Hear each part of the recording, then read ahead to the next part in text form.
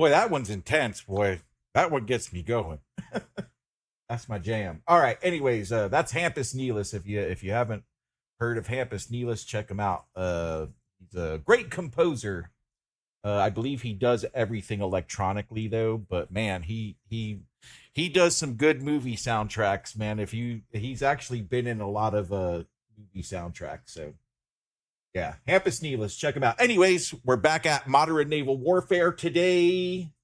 I've learned a little bit more. I watched it, like as far as the tutorial videos, like they aren't really that helpful. Like they kind of give you an idea of what's going on, but I've noticed that there isn't many mission walkthroughs. So yeah, we're learning here. We're getting our learn.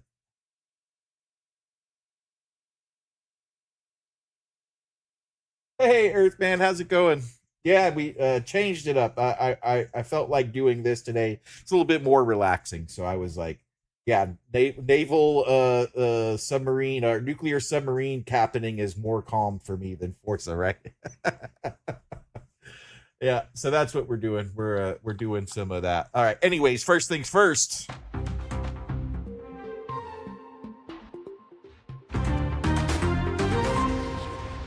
Top 10 gaming news headlines, May 29th, 2026. Garena Free Fire Max drops new redeem codes for free skins, diamonds, and rewards. Rockstar game workers from a UK union under the IWGB. So they formed a new union for the Rockstar Games workers. That's pretty cool. CD Projekt reveals new details about The Witcher 3 Songs of the Past. Call of Duty Modern Warfare 4 officially revealed, launches October 23rd. 007 First Light sells 1.5 million copies on day one. Man, that's pretty good. Heroes of Might and Magic Olden Era hits 1 million early access sales. Valve raises Steam Deck prices up 50% due to memory storage shortages. So what's going on there is the AI data centers are sucking up all the RAM. So RAM is becoming super expensive. Yeah, that sucks. PlayStation delists Destruction All-Stars and shuts down multiplayer servers. So boom, bye Destruction All-Stars, you're out of here. And Directive 8020 Supermassive's new cinematic horror game launches on May 12th. And there's your top 9, because one of them has already been beat to death and I'm not beating it to death anymore. So there's your top 9 gaming news headlines for today.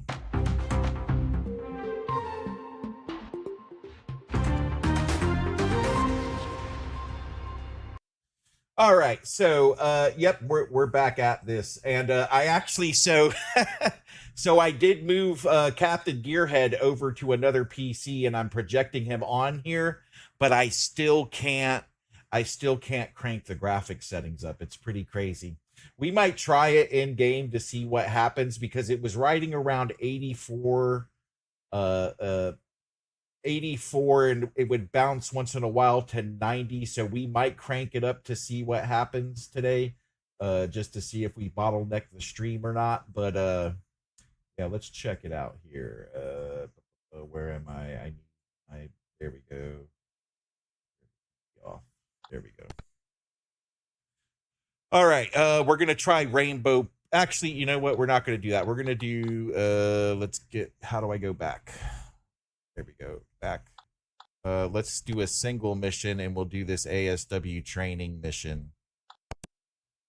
I've gotten a little bit better on torpedoes and a better understanding of the torpedoes and launching torpedoes last night. So let's see here.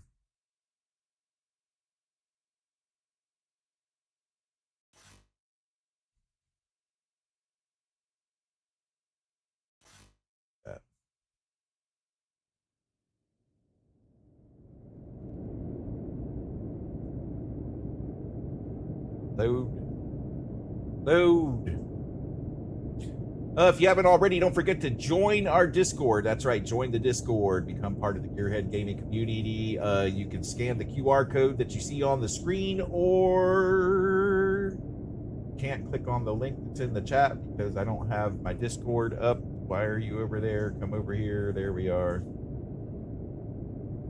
And I'm going to post a Discord link in the chat so you can join that way if you're interested.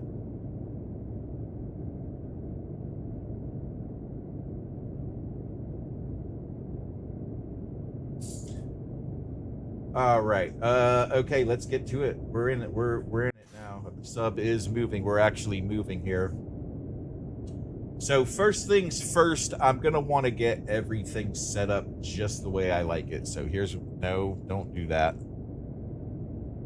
First things first is we're going to get our helm set up the way I like it to be set up. So on this screen, we're going to put mast, and on this screen, we're going to put rigging, and on this screen, we're going to put our depth.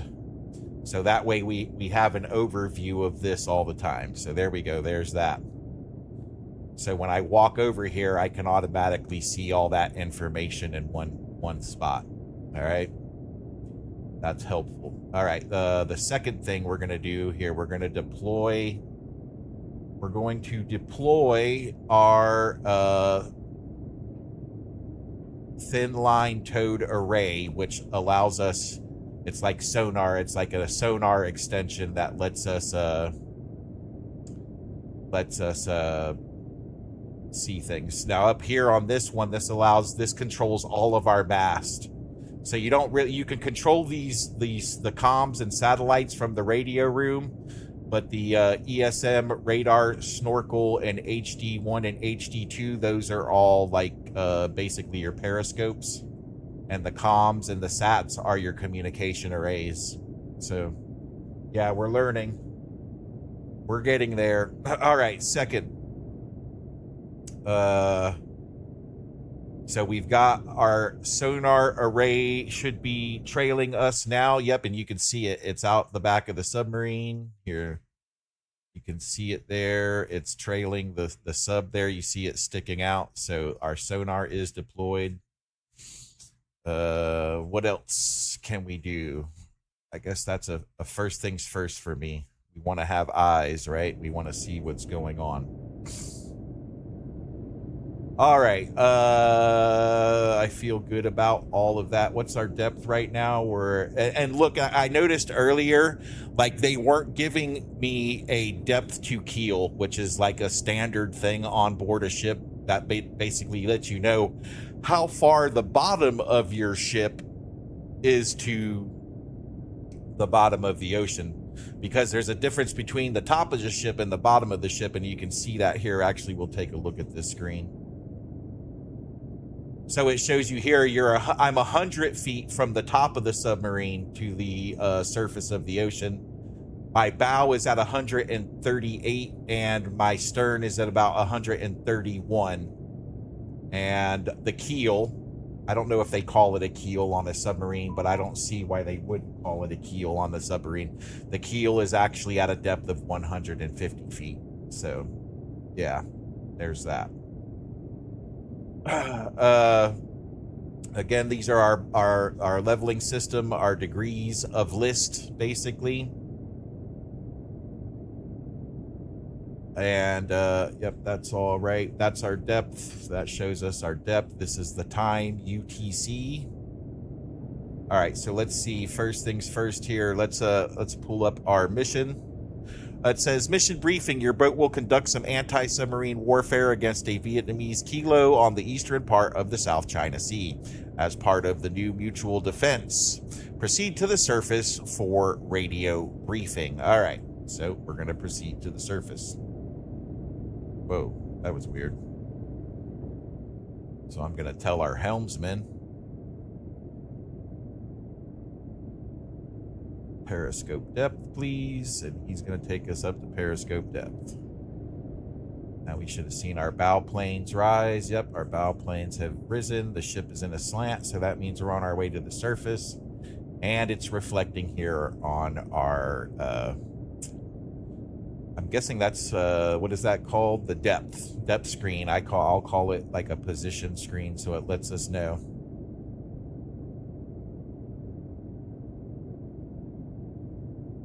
So we're on our way up. And that reflects, of course, with the angle of the ship being up also. So that's nice.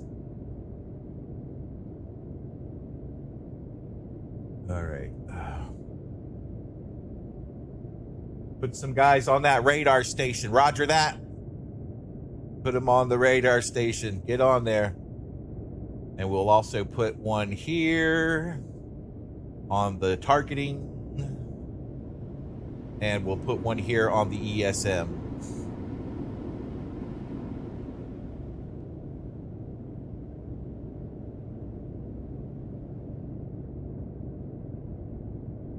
All right, where are we at? We're just about there. We're about to periscope depth.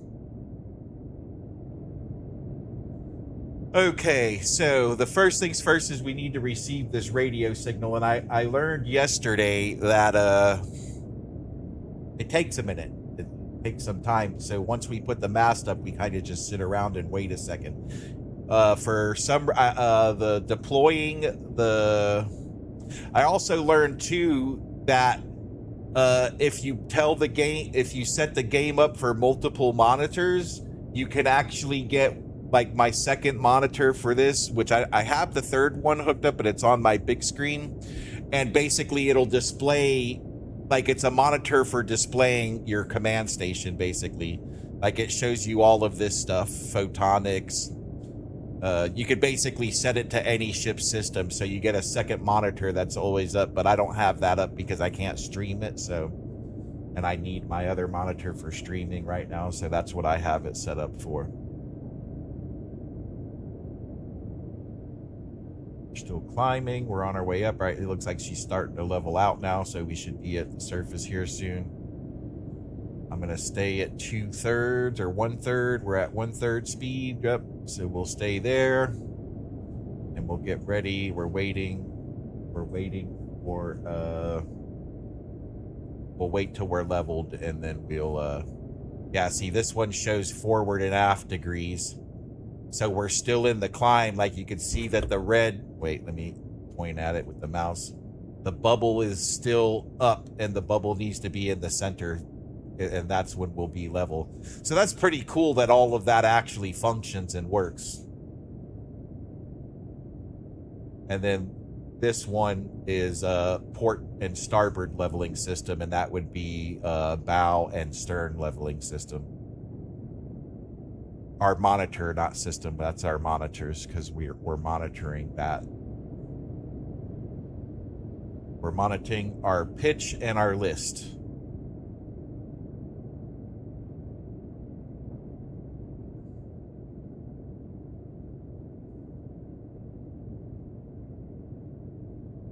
So I'm still learning here. Like I've tried to watch a couple of tutorial videos about how it all works.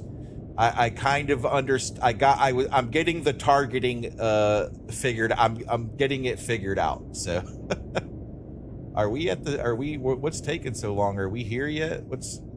Yeah, I think we're good now. Okay. It seems like we're off level there. Let's take a look. We're good. Okay, we're on the surface. We're on the surface. All right, so let's deploy our mast. I'm going to go ahead and go in here to do this. And antenna control. Now, I'm going to try just raising. I don't see why I mean, I guess if we have more out, that gives us a better signal. So let's see what happens. And then this tells us that what we just told the systems to do, basically. So now we wait. We got to sit here and wait for the signal to be received. Since we're on the surface, and if we look, we should, we can see all of our signal mast out.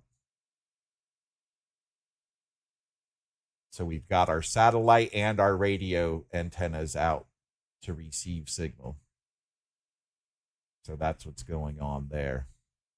I also learned this, like, remember the other day when I was like, we looked outside and all we could see was black water? Well, if you hit that, that gives you an infrared nighttime vision view from the outside. And we're still trailing our sonar array package there also. So there we go on all of that.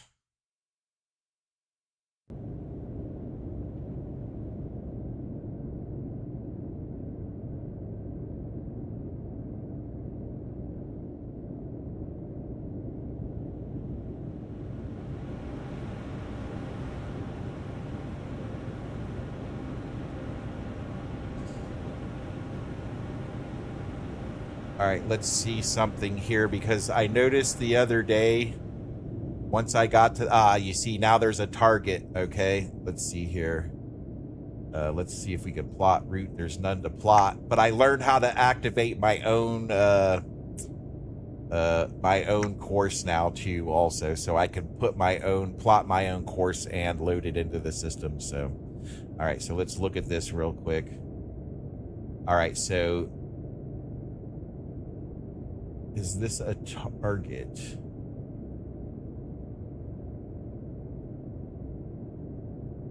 I would say that that's a target or a destination. So here's what we're going to do. We're going to load this. We're going to create our own route to that target. And we're going to set a waypoint, new. And we're going to click here to there. Save. All right. We're going to close that. Exit out of the screen. Plot route. No. Autopilot. No main route. Oh, okay. I didn't save it. I have to save that, what I did there. Okay. Let's close. So there it is. Save. We're going to set the speed. Can we do 1/3? Is that a thing? Yep. Or 1/3 at a depth of 152. Save. Route. Save.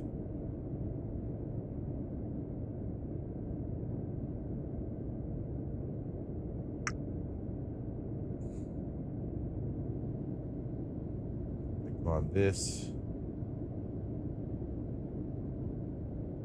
And there we go. Now we should go to that route that I entered, that new one. So let's look at it and see.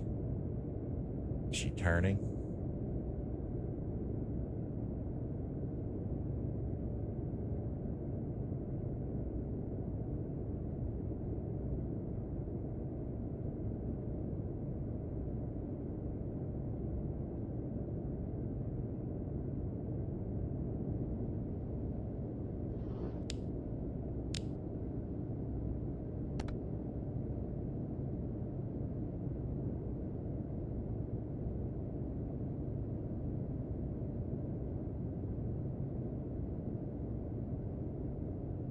Yep, she's turning. There we go.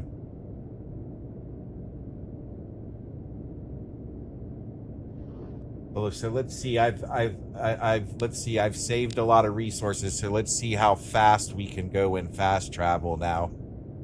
Because now that I've moved Captain Gearhead over to the other computer, we should have more resources to do this. And it seems like we're doing all right. Usually at 8 times we would shut down already. So yeah, we're doing good. So now we're moving to this target.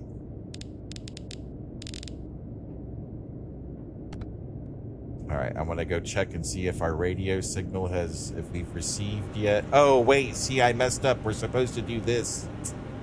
We're supposed to go back to here and click send receive.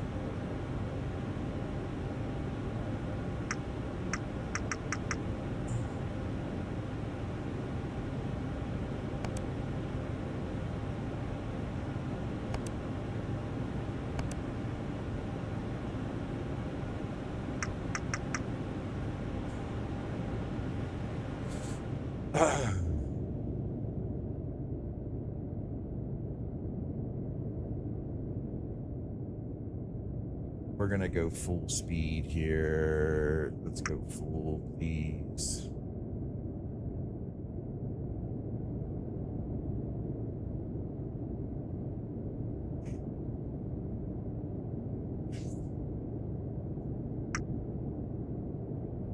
Too slow. There's a 5-hour streamer tutorial. Yeah, seriously though. Yeah. All right, we'll speed it up. Let's speed it up.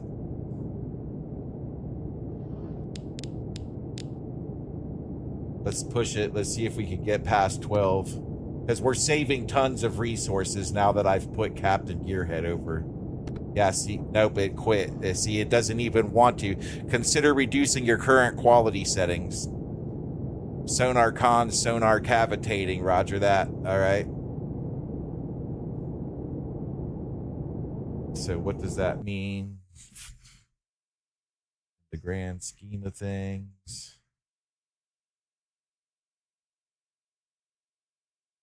All right, we'll try speeding it up. We know we can get away with 8, so let's try 8.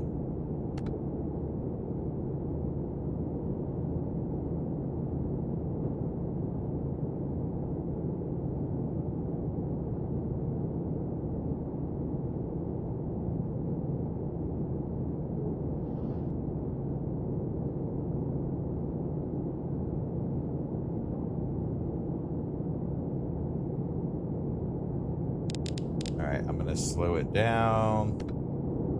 I want to slow down. Let's give your commands. Set knots.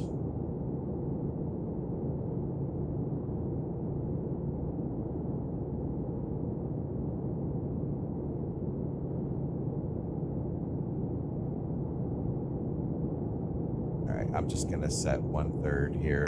That way I know what's going on. So now we should slow down. Let's see if we've received our radio signal yet.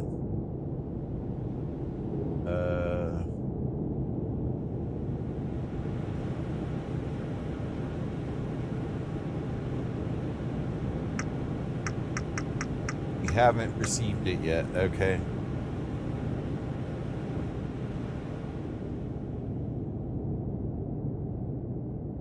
All right, we're right on top of our thing here. Let's are we slowing down? Speed 4.8, 4.5. Yep, we're slowing down. Okay. Well, let's see if we can see this guy. We're pretty close to him. Let's see if we can see that target or what it is. So we're gonna go to our mast.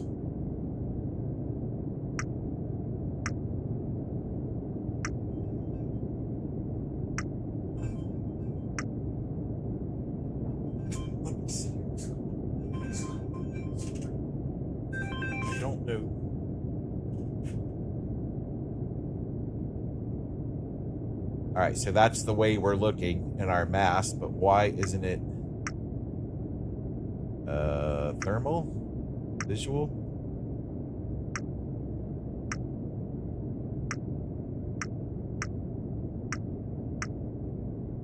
Oh, we got to raise the mast. That would help, wouldn't it? We can't do that when the... Oh, we can't do that when the signals are out. Oh. Quiet, you. Hey, Chris, how's it going? Yeah, I'm doing good. Doing good. Playing some, So for some reason, whenever we raise the mast... Ah! Please stop. Oh, God, that hurts my ears. There we go. Let's just leave that off. So let's wait a second here. Let's see. Have we received our radio signal yet? That's what we're waiting for. Stand by. Send, receive.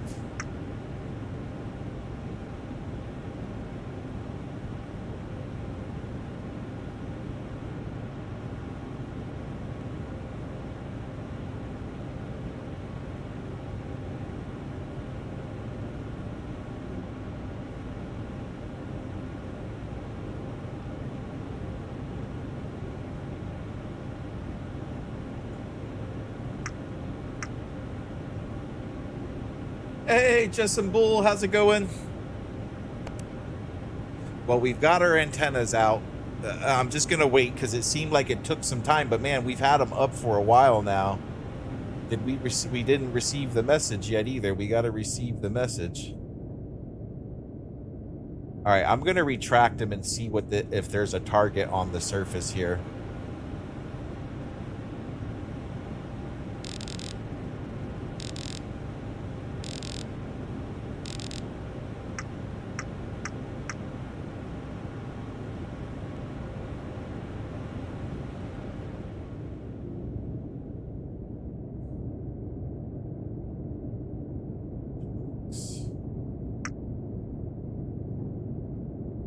Now we shouldn't get a crazy sound with it.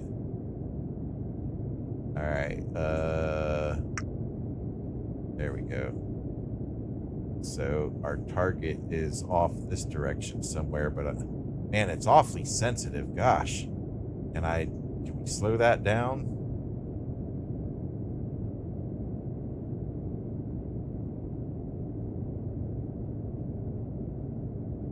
Can I zoom in? How about zoom in?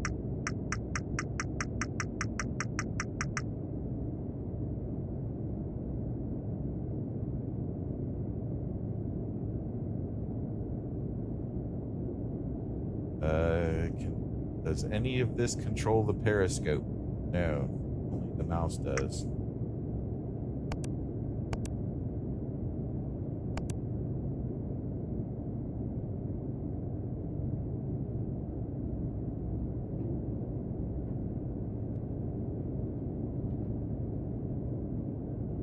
So I just gotta barely, okay.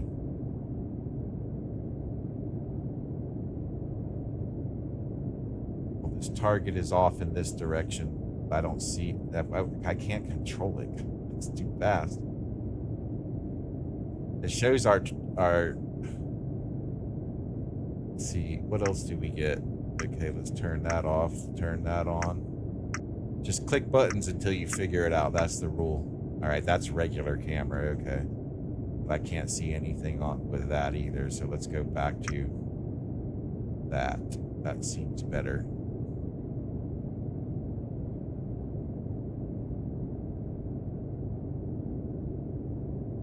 Well, I don't see a target out here. Let's see.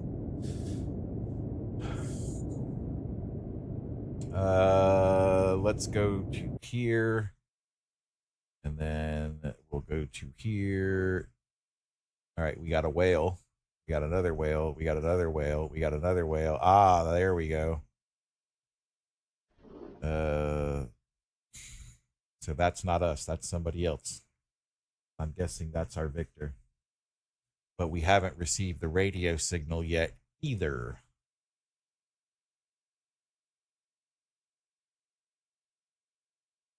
All right, let's see what's up with this radio signal.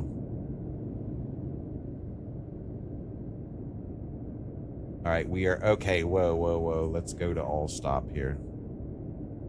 Let's go to all stop, please.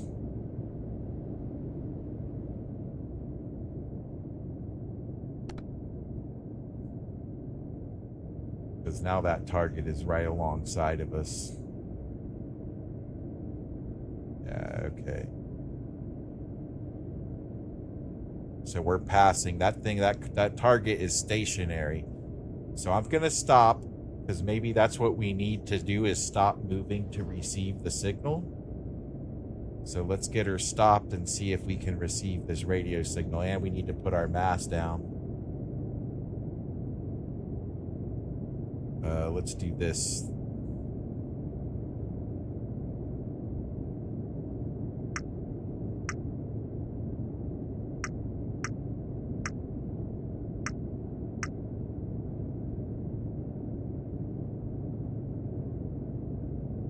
Let's look though and see if we can see, because that target is directly, is directly to our west now, so it should be, if I can slow down, please. Let me try grabbing it right in the center. Like, I don't see a target there, so I think this is where we're supposed to be at. to get our radio. Oh, there was lightning. Wow, okay. It's rough out there today. There was a whale last time, yeah. Well, it's the ocean. There's always going to be whales, right?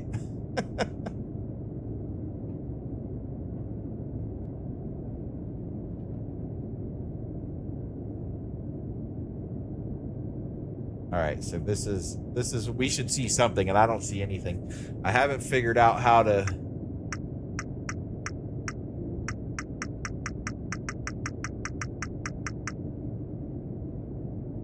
Anyways, okay, let's bring this down. We should be at a stop now, so let's see, are we still moving here? We shouldn't be moving anymore. Let's speed 1.1. So all right, let's go see if we can receive our signal.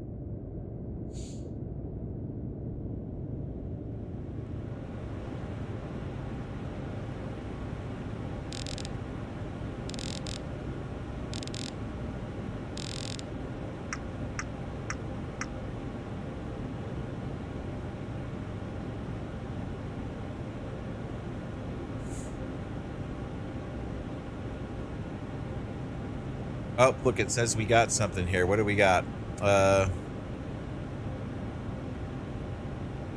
We got a new contact.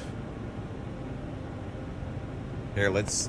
we're supposed to receive our orders, and it doesn't seem like that's happening.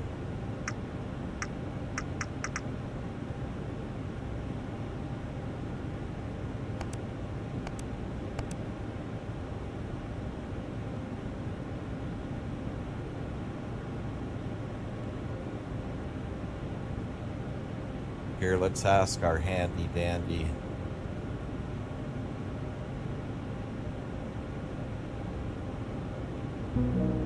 So I'm playing modern naval warfare, and they told me to go to the surface to receive a radio signal.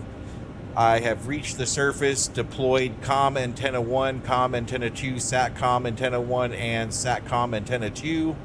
I've clicked receive or send receive messages, and nothing seems to be coming through.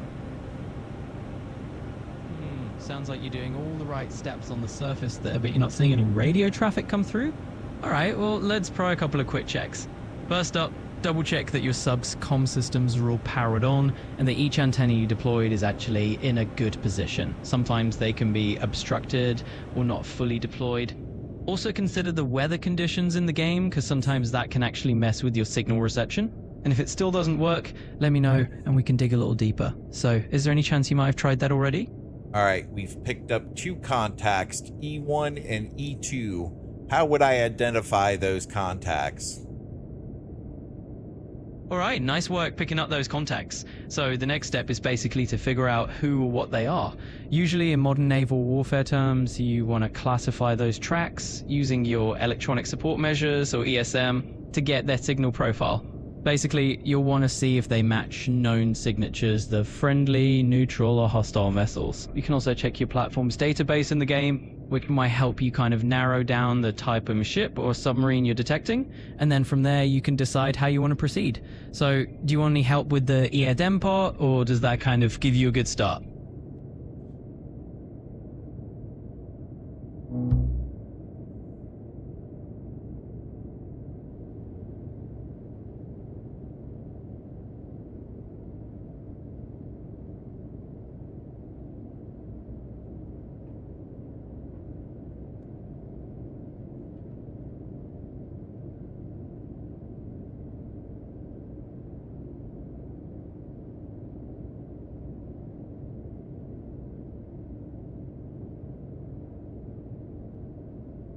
All right, so there they are. There's E1 and E2. All right.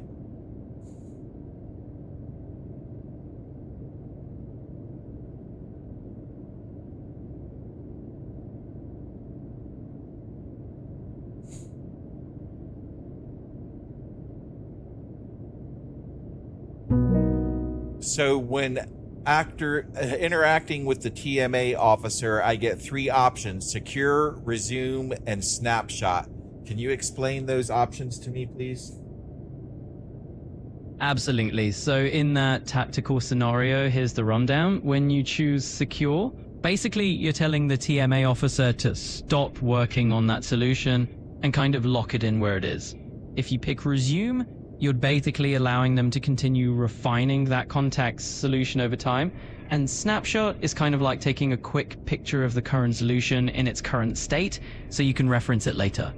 So really it just depends on whether you want to freeze the current track, let them keep working on it, or just save a quick reference. Does that help clear things up?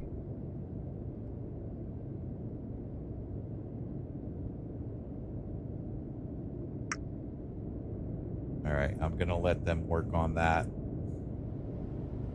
Sounds like a plan. Letting them keep refining the solution is a solid move, especially if you're not in an immediate rush. The longer they work on it, the more accurate that contact's classification and movement might get. And hey, if you need any more help while things unfold, just give me a shout. So, what's the next step on your mission?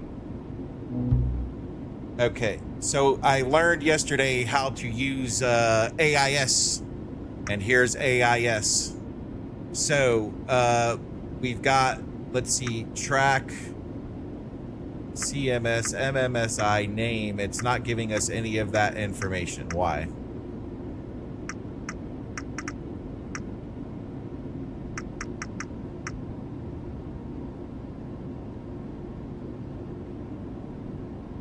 It's not telling us the country. It's not. All right, track.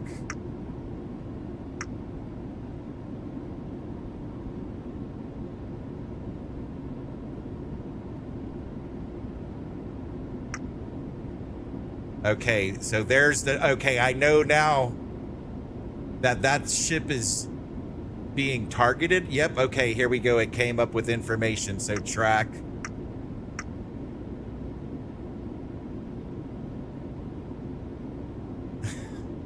This game, man. This is nuts.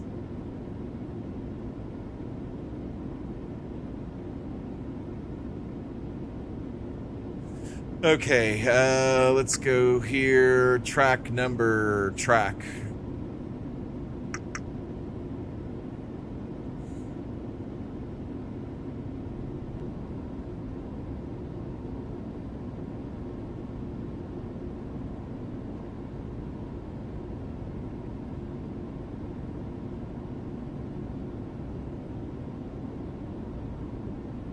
How come I can't see? Okay, so here's what we're gonna do. We're gonna go out. All right, so that gave me submarines. We want surface targets. Let's close this and turn that on and that off. And it doesn't give me any surface targets. So is that what we're literally tracking? Are these... I wonder if we can launch a torpedo at the...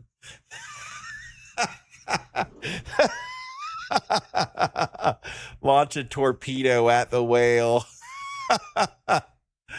Oh, that would be pretty funny. I don't know if we can. Let's see here. All right, so there's the see, now we know that this is not good. This, I think this is our Victor, but I want to identify it. Let's see here. This is the radios. We've got the antennas up to receive the message that we still haven't received.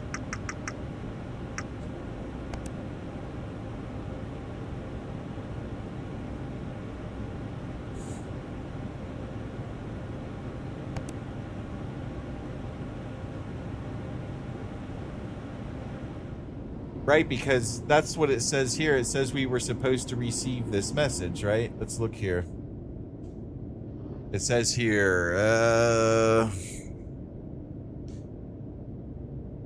manual sense, proceed to the surface for radio briefing. Pilot, make depth 56. Yep, okay, those are all the commands.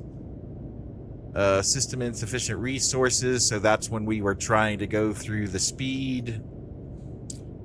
Sonar con, cavitating, that's them just letting me know about things that are going on in the ship. Snapshot, Echo 1, fire control I, secure from, okay, and that was all the stuff I was telling him to do, so. All right.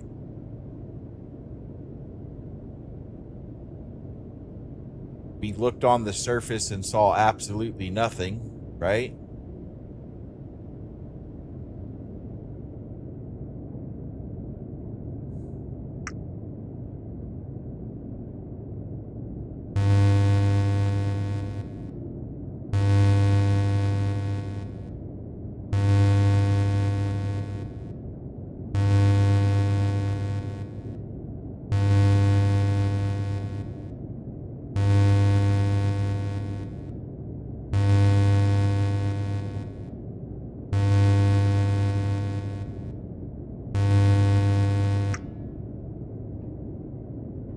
So I don't think the AI knows much about this game. Let's see here, because both of those targets are moving away now.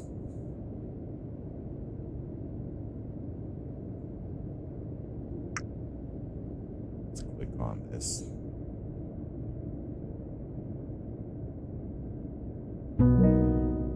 Can you tell me what E1 and E2 mean on this chart that I'm looking at, modern naval warfare? Sure thing. In a nutshell, E1 and E2 are just labels for the electronic or unidentified contacts on your chart. Basically, they stand for electronic contact 1 and electronic contact 2. It's kind of like saying, hey, we've detected 2 unknown signals out there, and here's the order we found them in. So you can use those labels to keep track of each contact individually as you go. Let me know if you have any other questions. How do I identify the contacts? All right, so identifying those contacts is really about gathering more data on them. What you'll want to do is keep your sensors trained on each contact, use your ESM gear to analyze the electronic signals that they're emitting, and then cross-reference that with your onboard database. Essentially, the more you track their behavior and compare it to known ship profiles, the closer you'll get to figuring out whether they're friendly, neutral, or potentially an unknown or hostile vessel. And of course, if you've got any questions as you're going through that process, just let me know.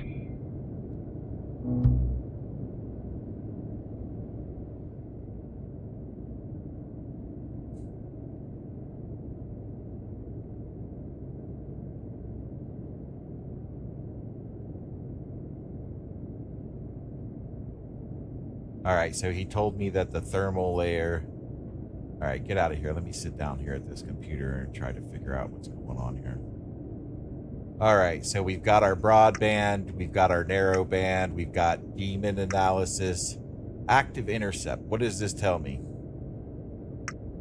Track, CMS, bearing, signal, frequency. Tactical decision aid.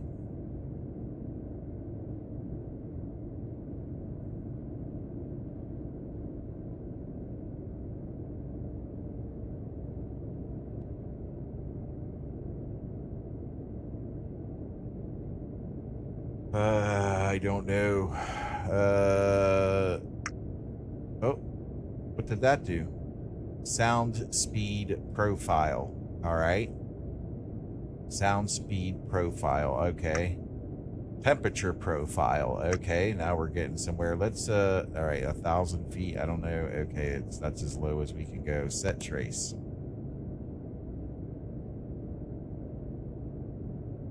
Let's enter a bearing at 030.0. Let's be accurate. 030 and a range of 2,152.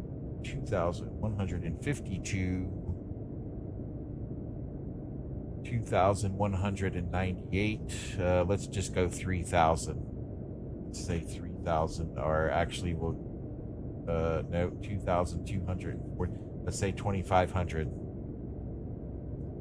So backspace, 2,500, scale, and ray trace. All right. All right. So now it's locked on to that. It's looking at it. Okay. All right. Now we're getting somewhere.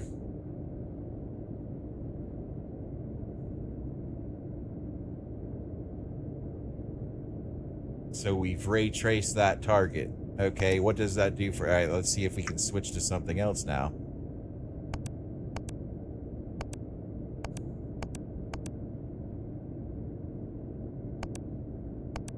I have no idea what any of this does. I'm just clicking away. Click away.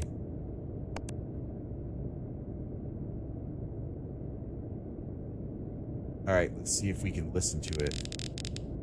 I'm not going to turn that up all the way.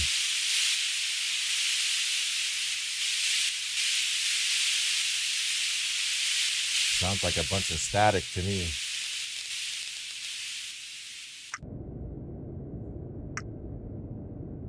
All right, narrow band options. What kind of options do we have for the narrow band? Demon analysis. No options really there. All right. Oh. Okay. So that's playing the demon analysis. All right. And what happens when we do this? And that's speeding it up, I guess. So it goes faster. Let's put it there on the normal. What is WAA? Blades 4. I don't know. Let's try this. Track ID. Can we get the track? Right, we're tracking one of them, so why can't we see frequency? All right, so we've turned on everything basically. All right. What does this do?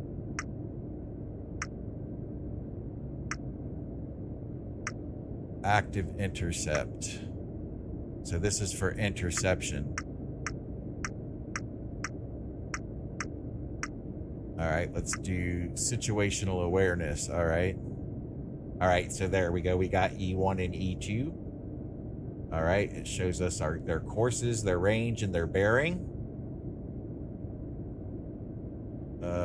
Descending. Newest, oldest.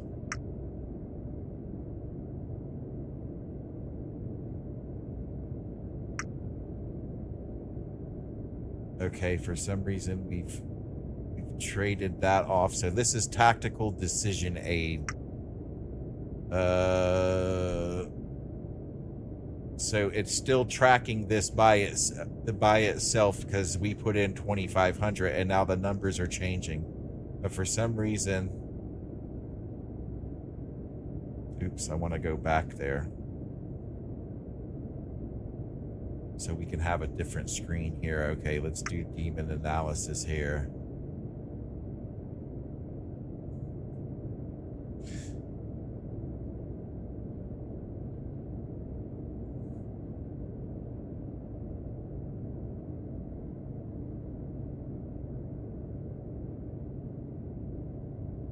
So what we're going to have to do then...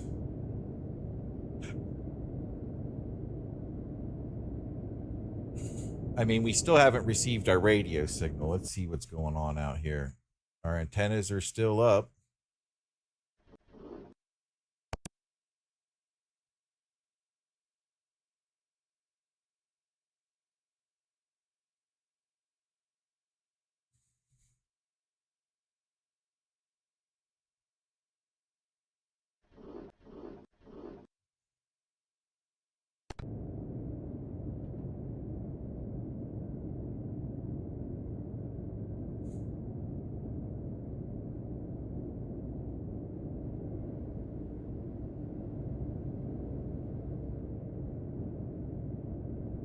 Now, what is this lady looking at?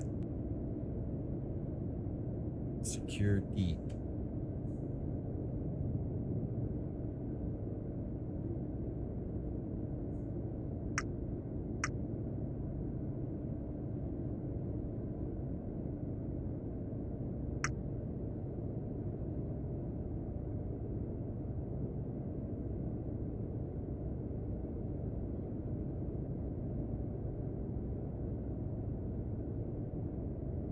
All right, here's what I'm gonna do.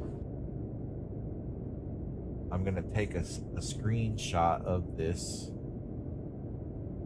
I'm going to send it to the AI and ask what it is.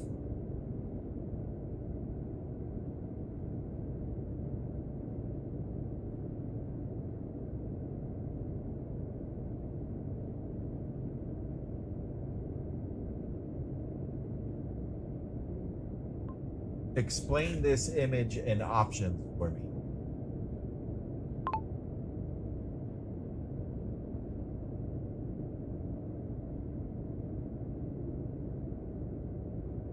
All right, got you, Captain. Here are clean, simple options that explain why this sonar style image represents, so you can pick the one that fits your... Okay. This is a high frequency sonar display. It shows what your submarine sonar is. Wait, why are we having issues? What's going on with the stream?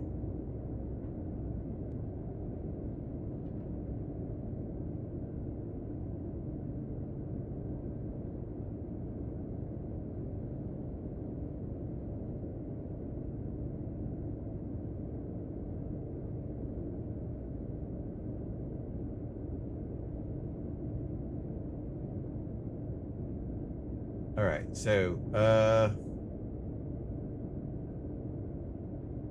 the arc is your sonar cone. The colors show contact intensity. The numbers on the right show your heading speed and depth. What numbers? Okay, yeah. All right, there's our heading, there's our speed, there's our depth. All right.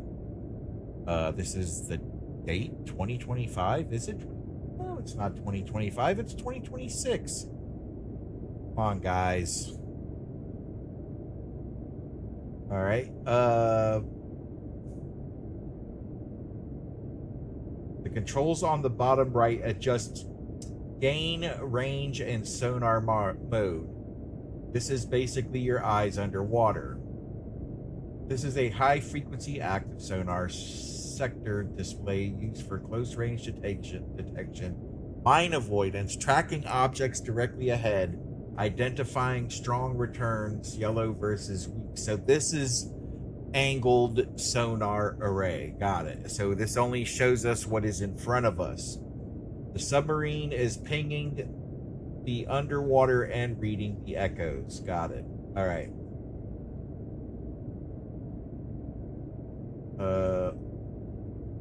Okay, so the range is set to full. The gain is at 1 decimal. Let's do 16 and crank it all the way up.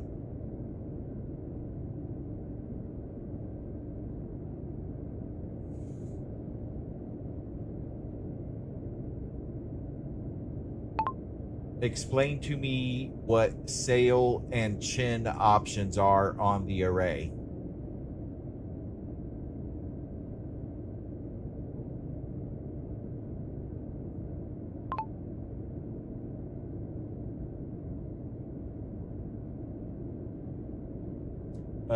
Here's the clean, no-nonsense breakdown of what sail and chin mean on a sonar array selector in modern naval warfare. These are real submarine terms, and the game models them accurately. Inside the sail, the vertical tower on top of the submarine, wide forward coverage, great for general scanning, best for surface contact ships and anything ahead of you. Stable, reliable, and used most of the time. Strengthens broad detection arc, good for tracking ships and large objects, less noisy than the chin array. Not as good at detecting low angle or deep contacts, slightly less sensitive to quiet submarines below you. When to use it: cruising, surface or near surface operations, general situational awareness, when you want a clean, stable picture. Chin array, mounted on the underside of the bow like a chin under the submarine's nose. Detecting deep contacts, tracking quiet submarines, better sensitivity for low angle sonar returns, excellent for sub versus sub hunting.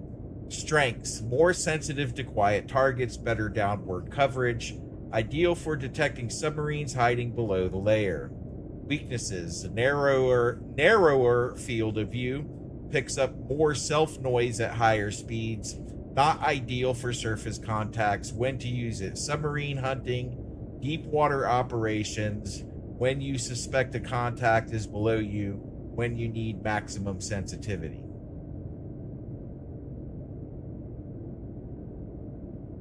Sail wide, stable, general scanning, chin sensitive, deep angle, sub hunting mode. Roger that. Okay. So we understand there. All right, we understand the difference between sail and chin now.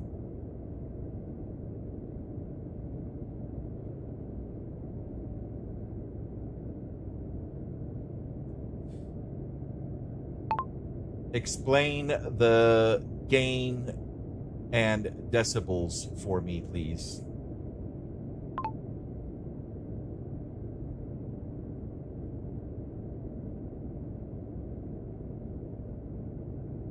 All right, so the decibels here, or the gain, it's basically how loud your sonar is listening. So it's like turning up the volume. All right. Lower decibels, quieter listening, fewer contacts, less clutter. Higher decibels, louder listening, more contacts, more noise. Think of it like turning up the volume on a microphone. Gotcha. All right.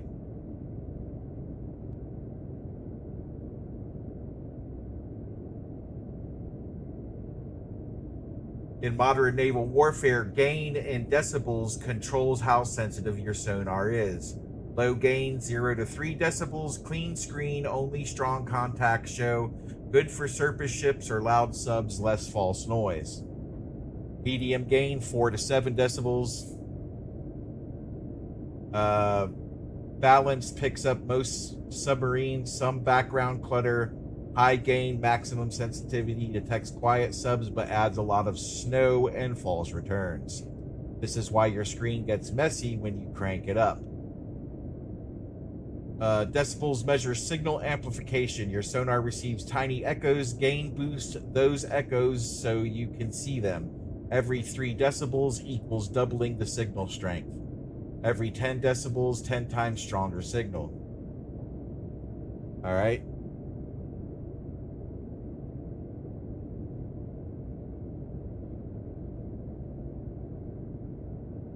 All right, so standby, single, continuous.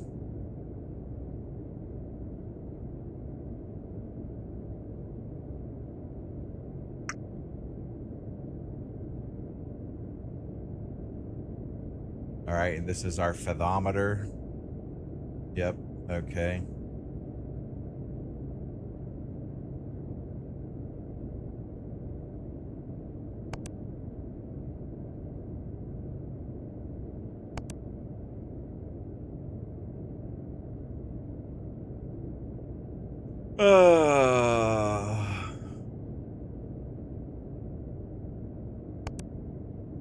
Okay, that changed that. Let's try the decimals. And that'll give us, so that warns us when we're 200. So that's basically setting your, it'll give you a warning when you're 200 feet from an object or something and a danger at 100 feet. Got it. And that's back to the array.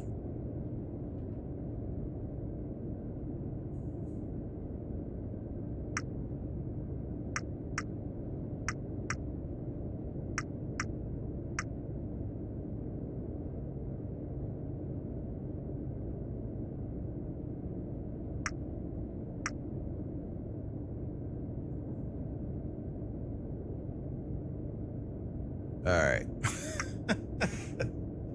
What a learning curve. Where's my sub experts that know all this stuff and can tell me how to do it? Because I'm lost, man. Freaking lost. Let's turn that on that screen, and let's turn this on something that gives us information. This, I mean, I don't know what information is. Let's Let's take a screenshot of this and ask the AI, what does all this mean?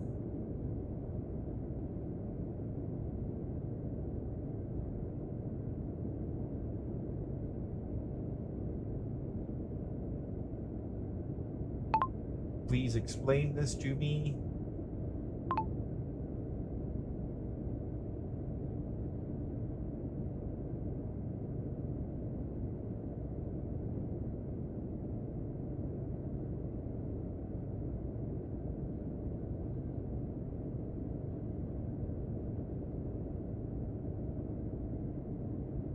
All right, so the ray trace shows how sound is traveling underwater.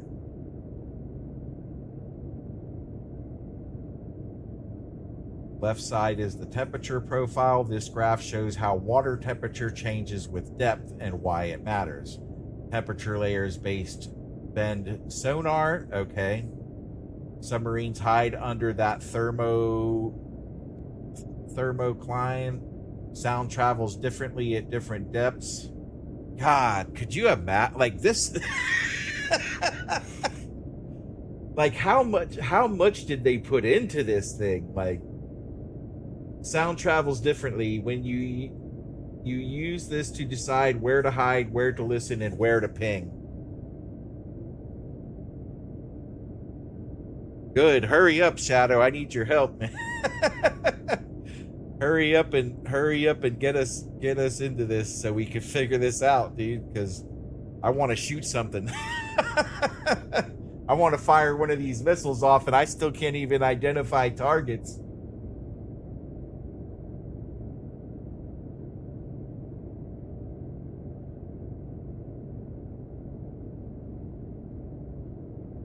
Okay, this green line shows how your sonar beam bends through the water layers. It tells you whether your sonar can reach the target, whether the target is in a shadow zone, whether you need to change your depth.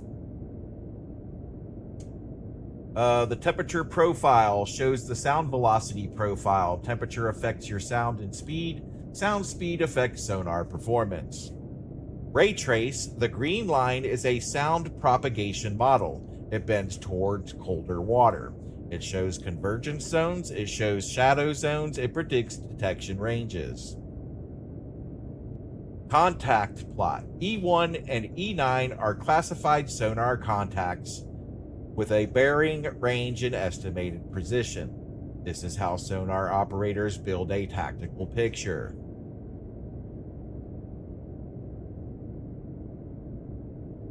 All right. So we're building a tactical picture. But I haven't learned how to build a tactical picture yet. So this one, I know we can listen. Let's turn this up.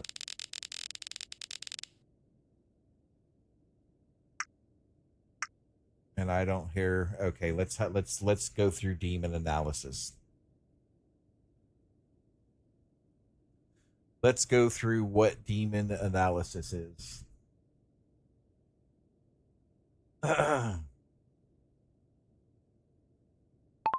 Please explain this to me.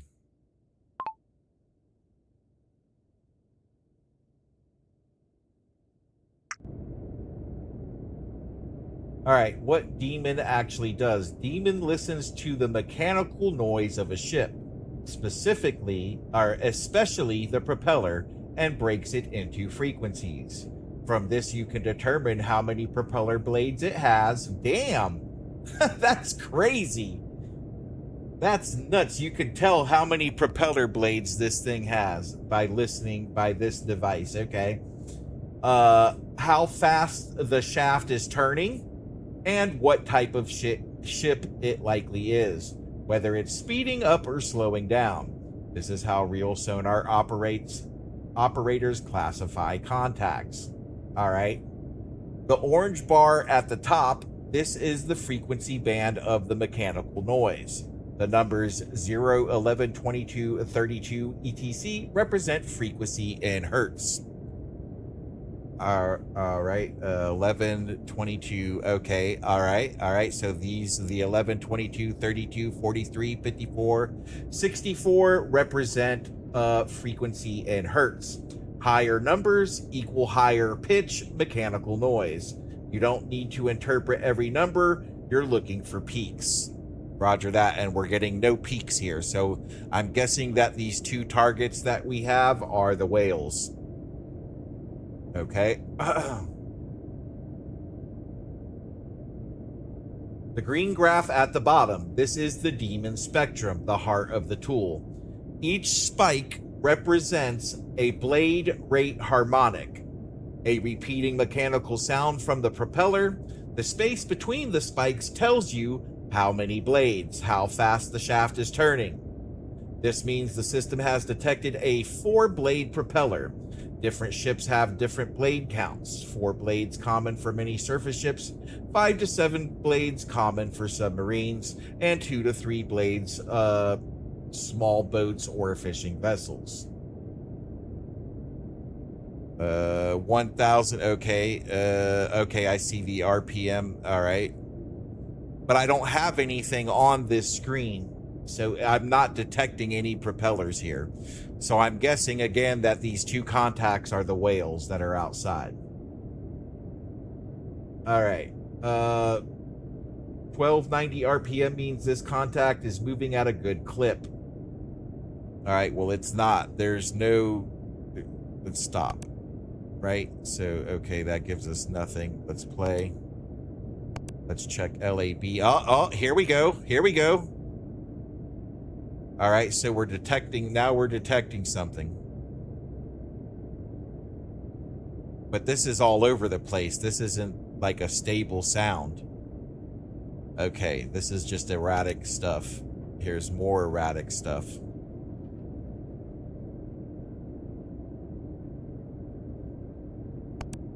I'm guessing this is just ocean noise because it's really not giving us a stable signal of anything. If we switch back to LAB, hey, what happened?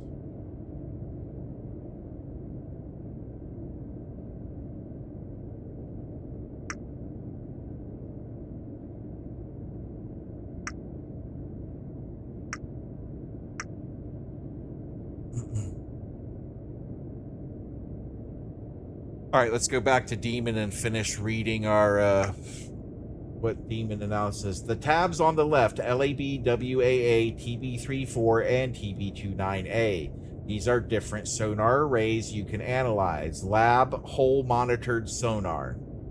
WAA, wide aperture array. TB34 and TB29A are towed arrays. All right, so here, that tells me something. So earlier, the only thing we did, we put out our, I'm guessing, our TB34. So let's put out our TB29A, which is the bigger array. All right, I think it's this screen. Nope. No, it's that screen where we were. Nope, it's this screen over here, the mast. Okay, so the mast. So let's extend our fat line.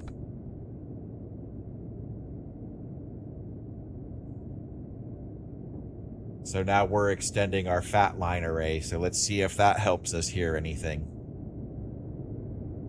So if we look at our ship now, underwater view, we should see 2. Okay, it still only shows 1.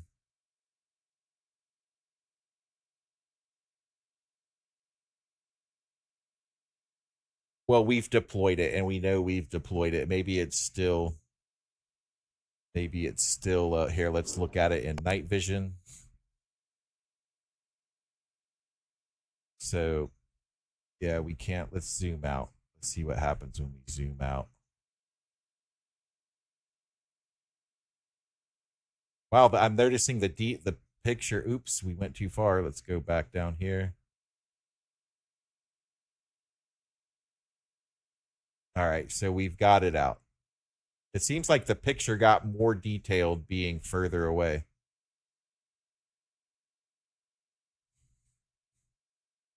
All right, so let's go back inside here. All right, let's go back and look at our demon array, demon analysis. All right,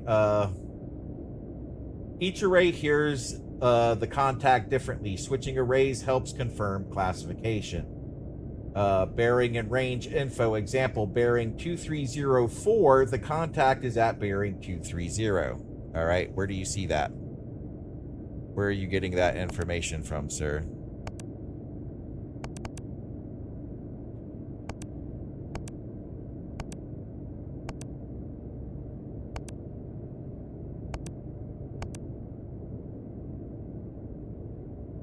Okay, so now we've done something and we're picking up something. Okay.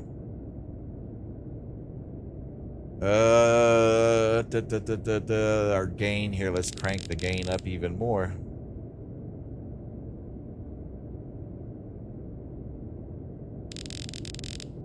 Let's turn it all the way down. Okay, so you see that? Ah, it changed. Okay. So now it's just cloudy and muddy. If we turn it up, that cleans up the signal. So let's crank it all the way up. Ah, so now you would be able to pick if something was there, you would pick it up. Ah, I get it. I understand that. Wait, why do we got 4 blades? Okay, wait, I think that's just an adjustment that we can make. So we'll leave it at 2 blades and 30 RPMs for now until we figure out what we're doing. All right, that seemed to have stopped it. This plays it. Okay, and this... and that turns it off. This turns it on. Got it. Now, if we hit the little speaker up here, we can actually... oh, turn that down. Wow, that was a little rough. Let's turn this way down.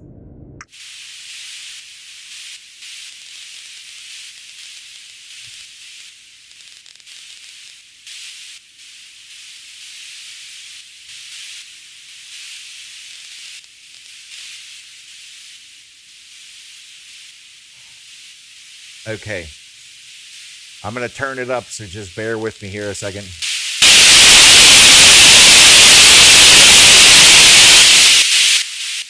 Okay, yep, all right. Now, I see all this is starting to make sense. Let's see if we turn the gain. Let's turn the gain down to here, and then turn this back up. Oops, I hit the button by accident.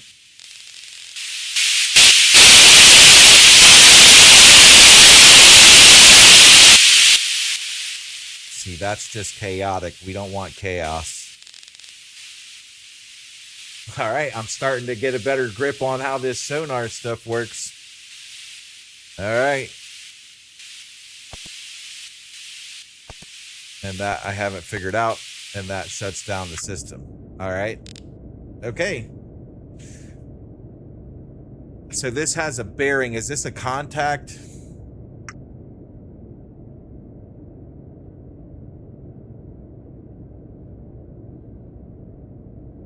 All right, what this screen is telling you right now, you are listening to a contact that has a 4-blade propeller, is running at 1,000. We know that's not correct. Is likely a surface ship based on blade count and RPM, but those settings I put in. Ultra simple summary. This screen tells you how many propeller blades the target has, how fast the target is moving, what type of ship it probably is, which direction it's in, how strong the mechanical noise is.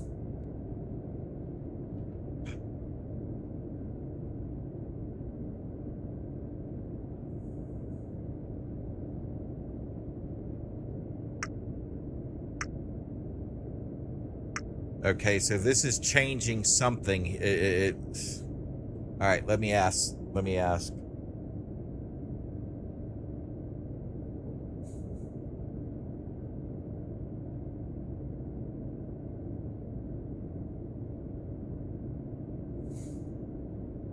Here, I should show this to you guys so you know what I'm doing here. I'll turn this on.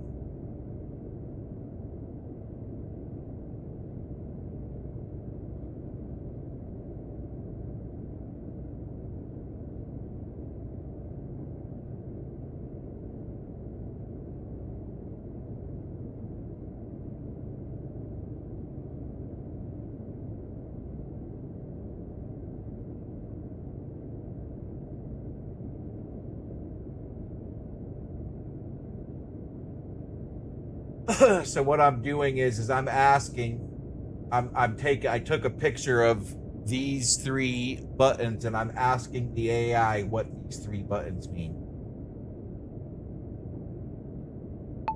Can you please explain to me what the three buttons are on this screen?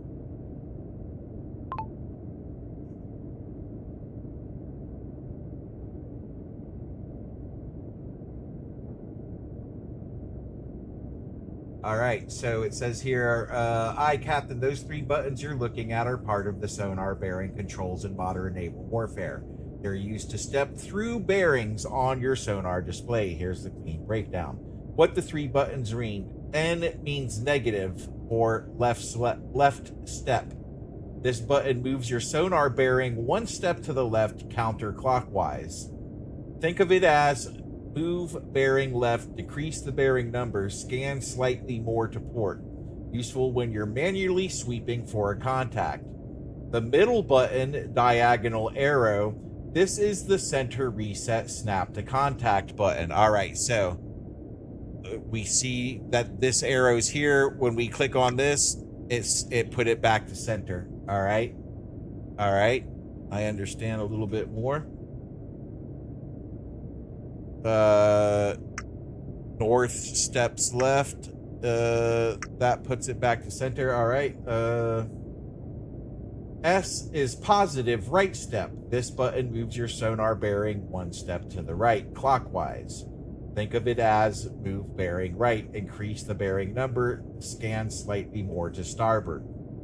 This lets you manually sweep the sonar in small increments. North step bearing left, arrow center reset the view, S step bearing right. So there we go. Now we understand.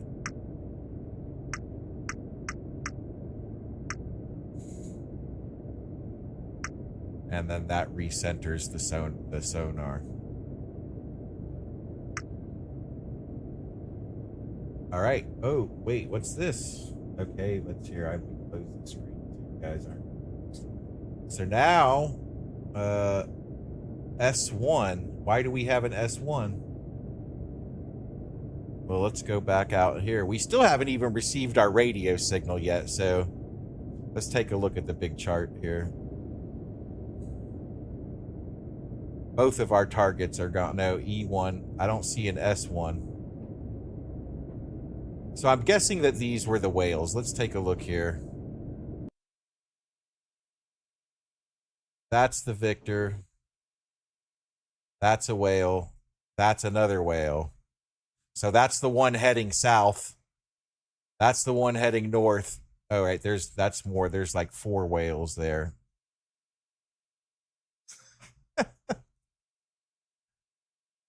This guy's on the move, though, but we don't see him anywhere.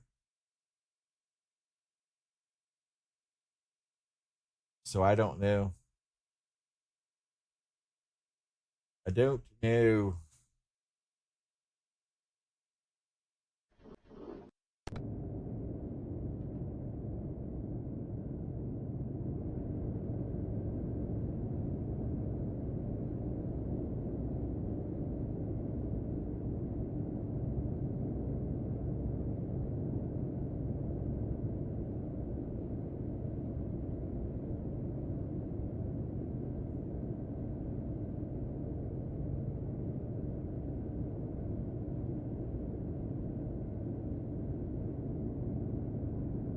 All right, let's try to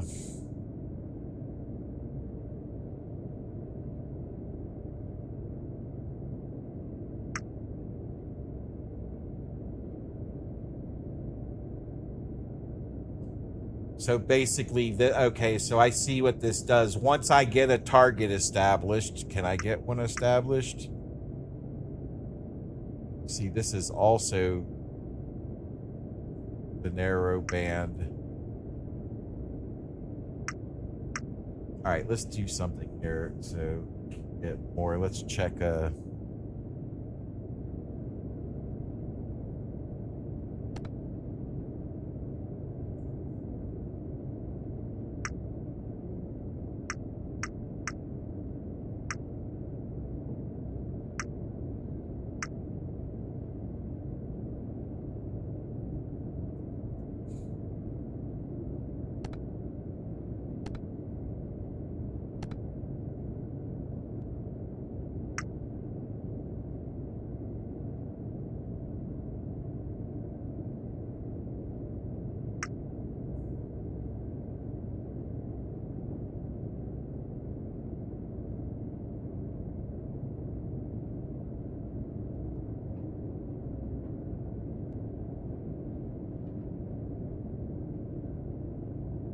Yeah, okay.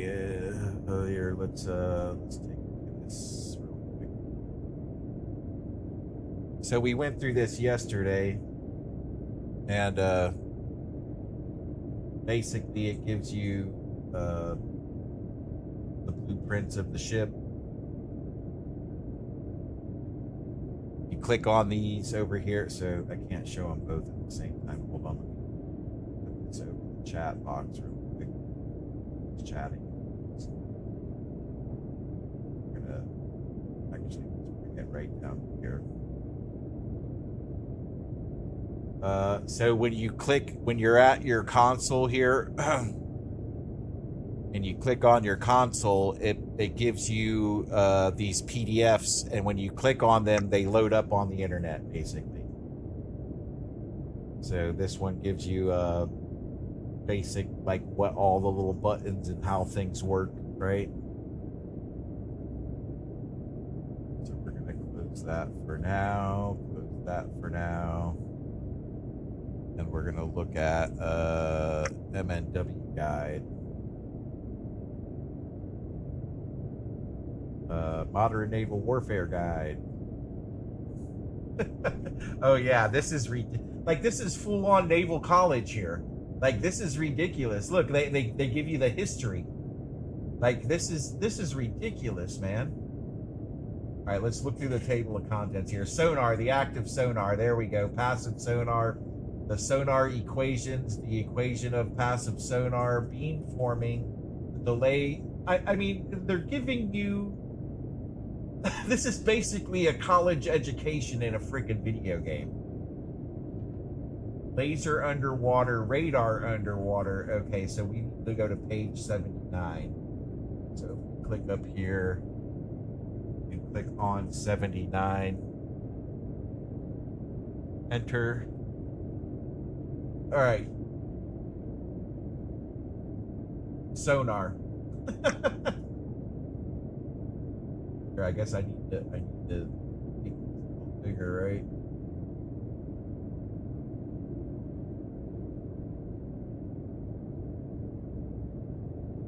The active sonar uses, all right, we've covered this. Sonar equations.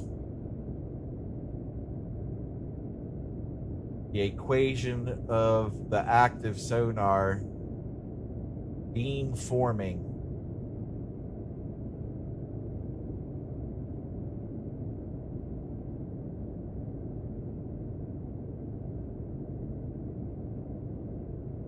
Listen to this. Beamforming is a digital process technology that you likely use every day without knowing it. For instance, your modern 5G cellular networks rely on it to focus signals between towers and your smartphone. Underwater beamforming takes advantage of the numerous individuals transducers installed across a sonar network, whether in a bow, flank, or towed array. While the underlying mathematics can be dry, the practical purpose of this technique is straightforward.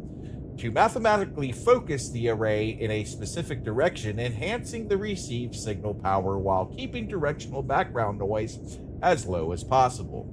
There are multiple algorithms available to achieve this goal, but for simplicity, we will examine the classic delay and some former.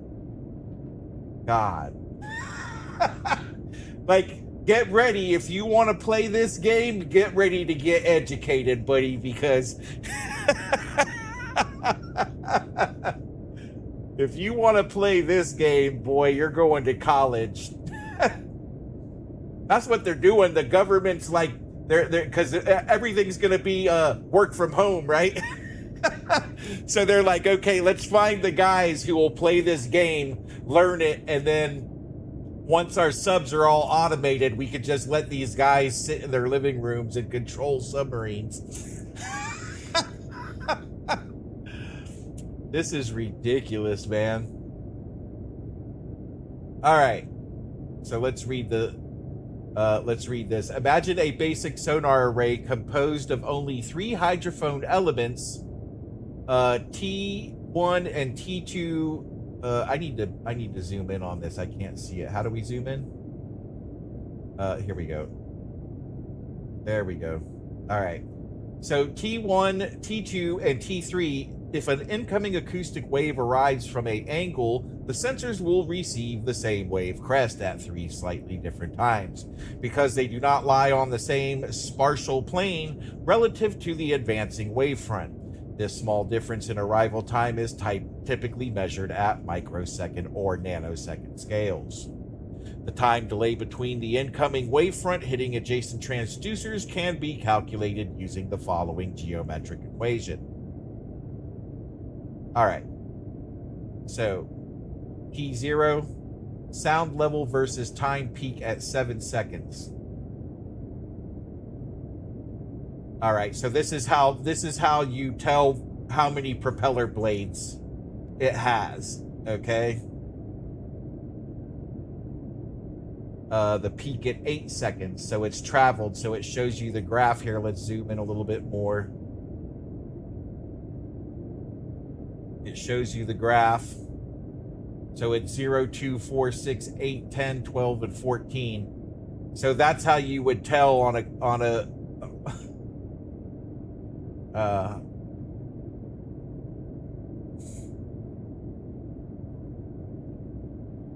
my head hurts. I got a headache. I'm gonna have to take some Tylenol to play this, man. Phew.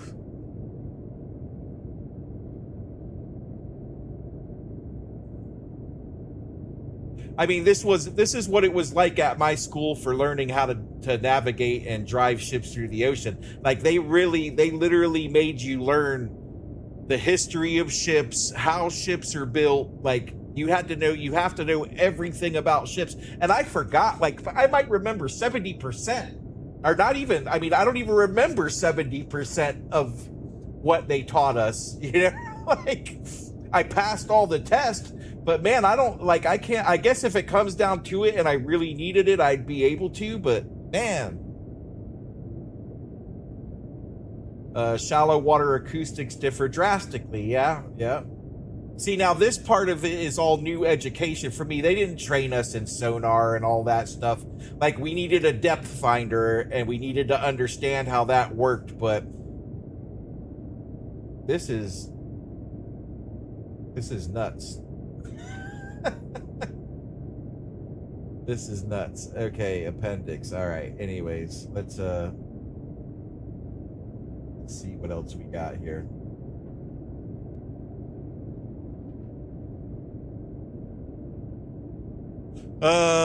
MNW recognition guide. Let's check this out. What do we got? Okay, so this tells us the different ships and the signatures. This is nuts, dude. Like, these people are nuts.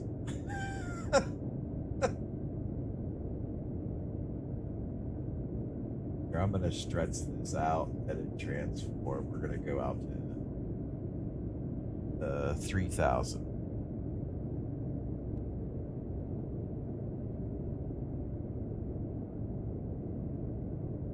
Yeah, this is crazy, man. And I'm like, I'm hoping to find something here that's gonna help me. See, I'm guessing. All right, so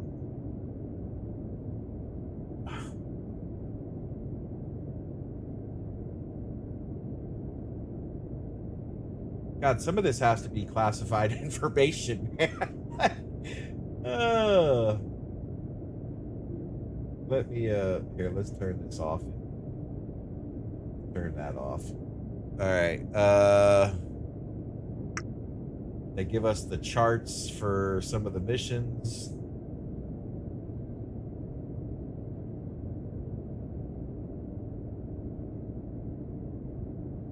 All right. Anyways. I gotta try to wrap my head around some of this stuff.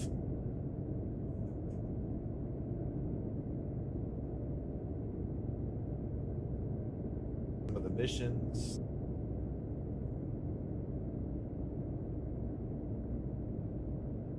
Okay, so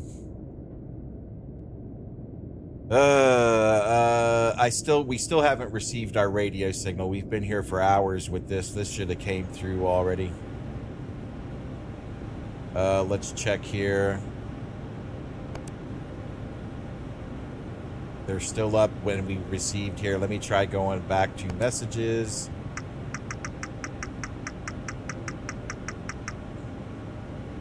See, we haven't received the messages yet.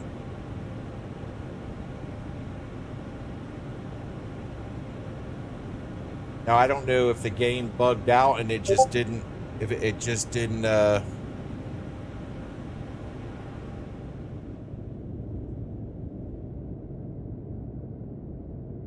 it's not working, but we've been at the surface for quite some time now. I'm guessing that those two targets are whales because they didn't show me anything, or we still haven't even gone through all of this yet. What was this? Yeah, we went through this.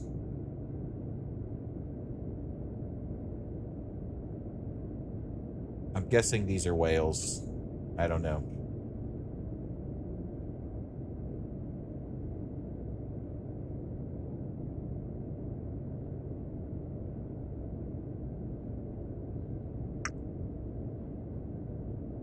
And that's the fathometer. This lets us know how deep we are. The current depth where we're at is 2,024.7 fathoms. And then if we kick it into feet, we're at 12,147 feet. I'll leave it in feet. I'm not going to measure in fathoms, so I'll just leave it in feet. Well, this game has pressed me hard now, though. I gotta learn how to do all this. I've got to learn how to do all this stuff.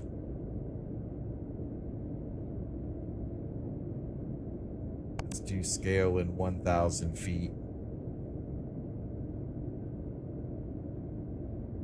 30 decibels. See, but having all of that on, that gives away your position. So you don't always want that cranked up. You're going to want it cranked down at some points.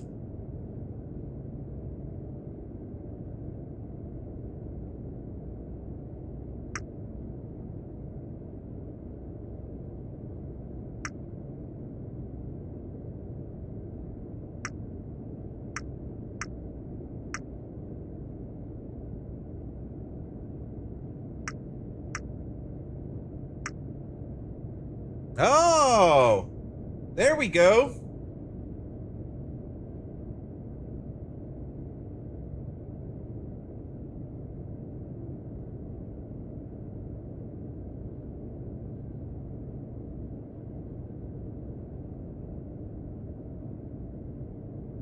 So we figured out how to make a blue line travel across the screen. All right, let's take a snapshot and figure out what all this means. Where are we at?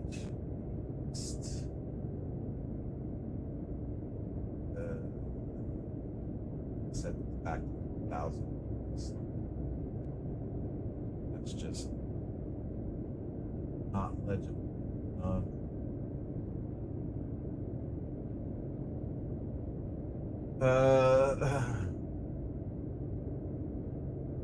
Oops, I didn't paste it twice.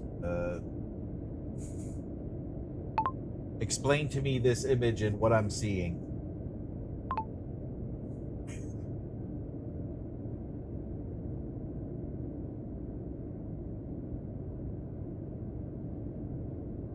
This is the fathometer depth sounder in modern naval warfare, and it tells you what's beneath your submarine and how close you are to the sea floor. The two big blue panels left and center, I'm guessing, all right, yeah.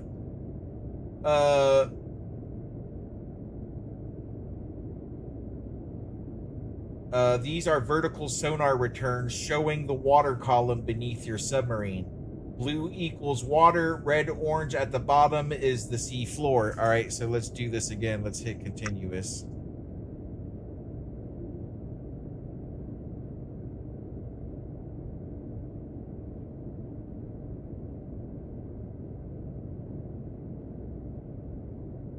All right, so those orange lines are the sea floor.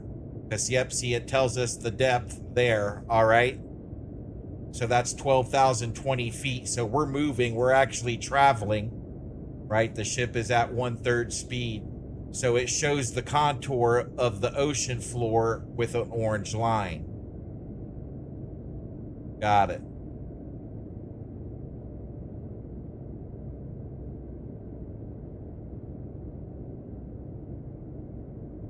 So we're currently at periscope depth. All right. So let's keep going here. The vertical streaks are echo returns from your downward facing sonar. Each panel is a time slice, meaning left panel, older data, middle panel, more recent, right edge, newest return. So that's actually where we're at and what's going on. All right.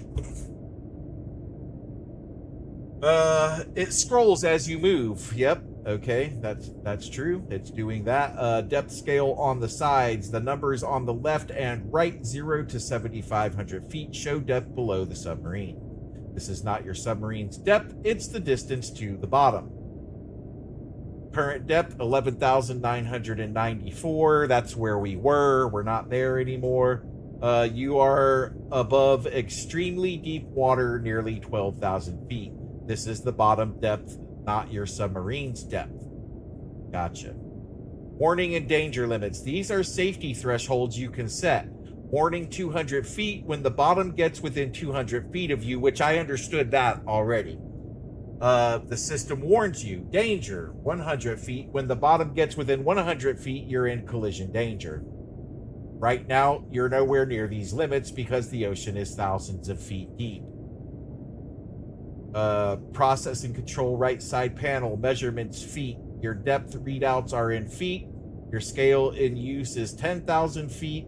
Each vertical panel is scaled to show 1,000 feet or depth at a time. Gain in use 30 decibels. This controls how strong the sonar return appears. Higher gain equals brighter returns, but more noise. Warning, danger in use. These match the limits above. Buttons at the bottom, okay? These control how the valvometer pings. Stop sending signal and pings. Launch all missiles. Buddy, yeah, I'm not even close to that yet, dude. Because you have to plot a solution, right? I got into this a little bit yesterday. In order to launch a torpedo, you have to plot a solution and tell that solution where to go. The only problem is to do that, you have to identify your targets, and that I have no idea how to do. So that's what we're doing. We're learning how to use our sonar so we can identify targets.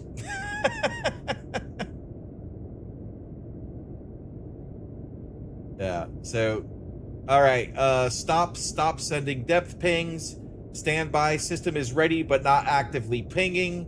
Single, and this is all important because if you're actually in naval combat with a submarine, you don't want to be sending all of these signals because that lets the other submarine know where you're at. So you don't want this running all of the time because it's going to give away your position. System is ready but not actively pinging. Single sends 1 ping. Okay. Continuous sends repeated pings. Normal mode. Continuous is what you use during normal operations. Yeah, normal operations are chilling. Once you go into battle, that's not normal operations. What you're seeing overall, you are in very deep water, almost 12,000 feet, getting continuous downward sonar returns. Seeing the seafloor as a red-orange band well above any danger. Using a 1,000 foot scale and 30 decibel gain, this screen is your bottom avoidance system. It keeps you from running aground or hitting underwater terrain. Blue equals water, red, orange equals seafloor, right panel, newest data, current depth, 11,094. Warning if bottom gets within 200 feet. Danger if bottom gets within 100 feet. All right, so we've said all that. So now we know, like, we'll get a warning basically saying, hey, you're about to have a collision. because you're getting too close, and that's the contour of the seafloor that we're seeing with the orange lines. Look at that. Who knew y'all were going to get an education in operating sonar today? I didn't know, man. I just wanted to learn how to identify targets, but I guess this all comes with learning how to identify targets. So, all right. Let's minimize this for a second. All right. So there we go. We've covered this, but I let's see. All right. It's set to let's put standby and continuous. It's on the chin. Let's turn up. Let's stop it. Let's turn it up to 16 decibels. Range is at full. And standby continuous. So there's no... This means that there's no targets directly in front of our ship. Because it's not picking up anything. I'm running it on continuous. It's not on a single ping. And we're not getting any targets. So that concurs with the data that we currently have, which is we're not near anything anymore. So here, let's try to track what I think is this whale. Let's go after this whale. All right, so we're going to select our route. We're going to clear what we have, and then we're going to select a waypoint, a new waypoint. We're going to click on our ship. Actually, we don't need to do that. We just need to do this. There we go. We're going to set our speed to 20 knots and our depth to 152 feet. We're going to save new route 2. We're going to save new route 2. And we're going to close this, and we're going to go back out and engage the autopilot. Plot route. Nope. Go back. Main route. New route 2. There we go. Now we should be engaged and ready to go. And I'm actually going to go over here and manually set our speed to full ahead. So now we're going full ahead.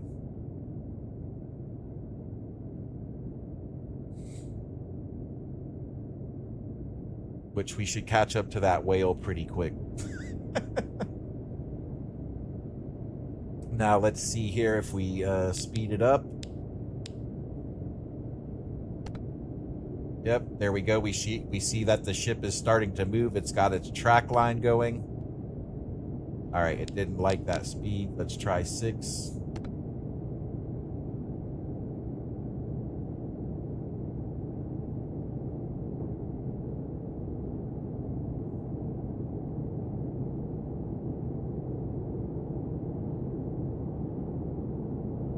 Why are we not moving towards the target?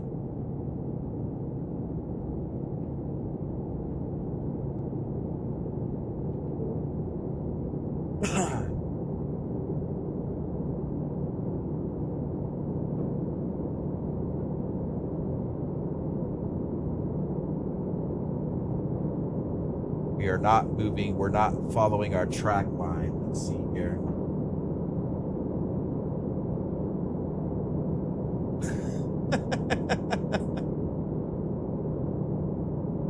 Okay, so we're not tracking, so we need to track. So no mountains today, huh, Swayze? No mountains? No elk?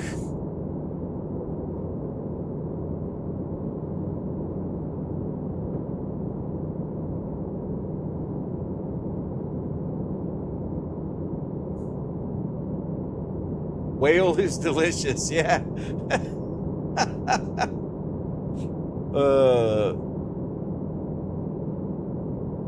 Okay, why are we not following our designated course here?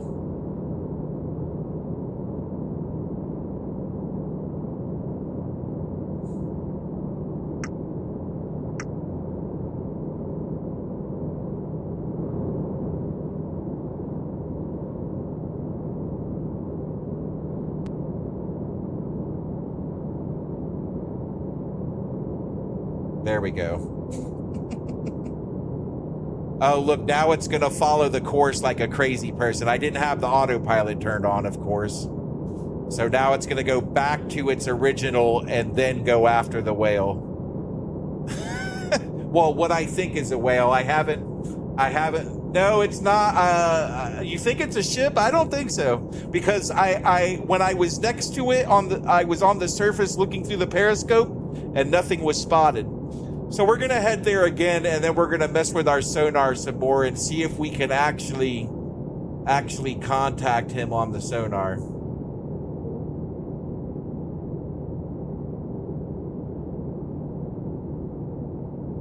The Wapiti are safe today, huh?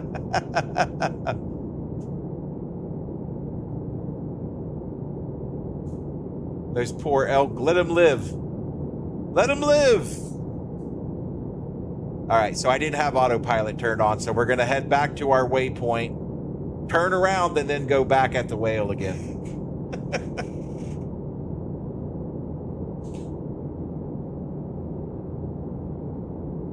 Here, I'm gonna set us to full flanking speed.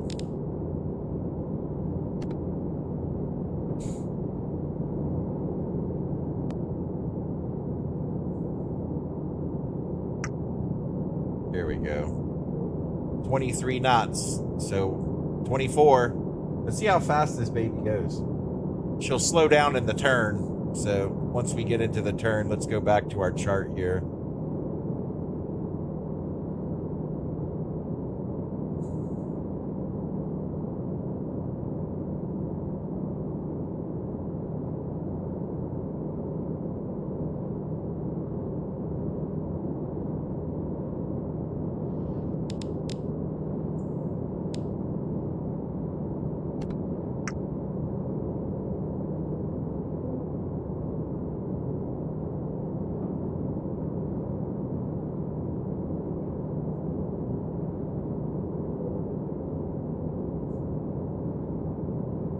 Yep, she's turning around. There she goes.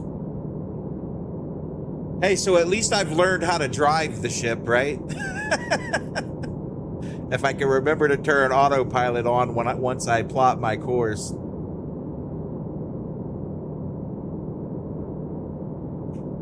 What happens when we look at it from this?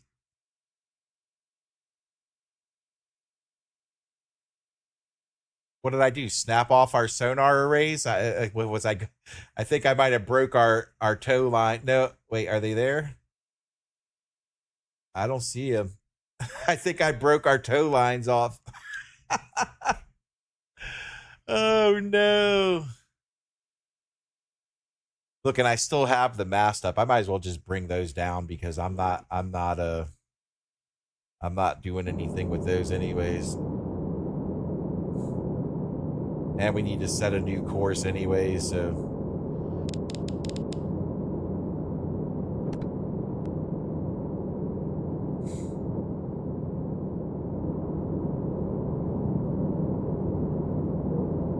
I'll wait till we actually get to where we're going. See, now this is, all right, so this, let's see if we can identify yet. All right, so this is AIS.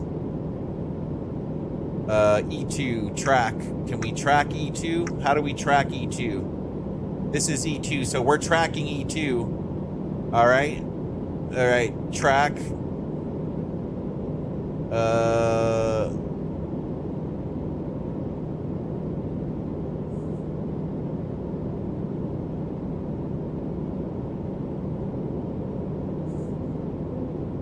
See, it gives us no AIS information. Which, so, I'll explain to you what AIS is.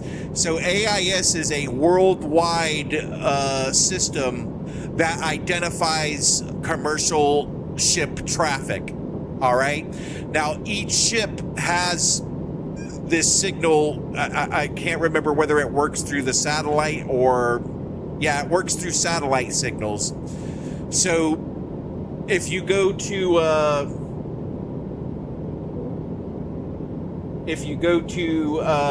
here, we'll take a look at it real quick.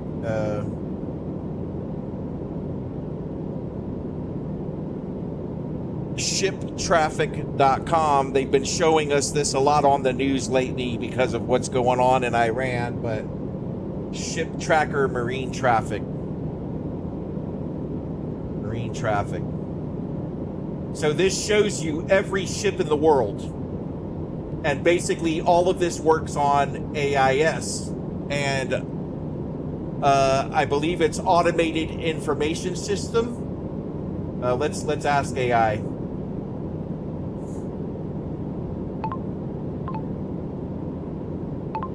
Define AIS.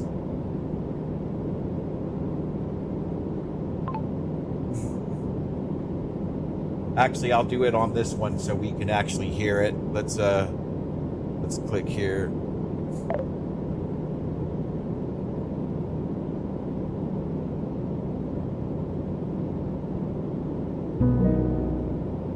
Define the automated ship tracking system, acronym AIS, please. Absolutely. So AIS stands for the Automatic Identification System. And essentially it's a tracking system used on ships and by vessel traffic services to... Oops, my bad.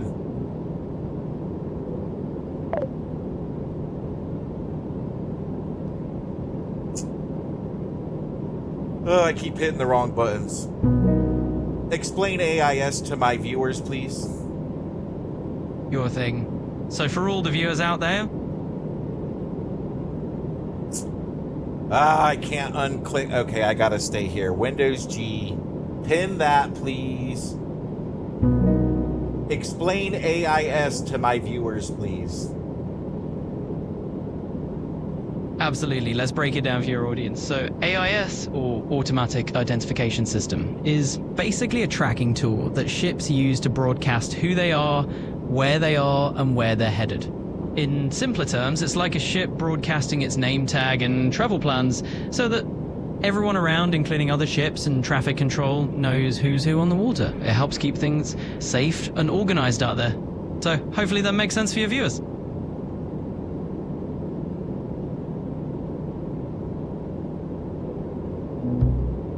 So basically, there it is. So the reason why I don't think that this is an AIS, because we have our mast up to identify ships, and this isn't coming up as a ship. And if this all works correctly the way it should, we would see the track.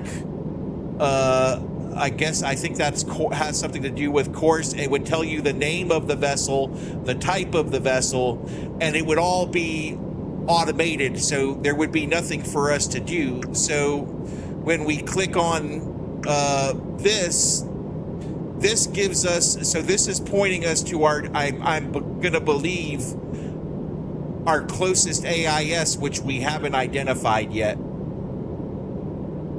So we haven't identified that ship, but it works like this, like you can see. So there, you click on it, it shows you the ship, it shows you where the ship is on its way to, its past track, its speed and course. And that's the information that it would give us on this, if this all works correctly on this AIS. But since these aren't coming back as ships, like I said, I have the mast raised, I'm at periscope depth, so we should automatically receive these as ship traffic. And we're not getting that, so that's why I don't think yeah, there's nothing going on there. This system should also identify our warship. So we've got different here. So here's vessels. They want me to sign in. Can I sign in easily? Nope, I can't. So we're not going to do that.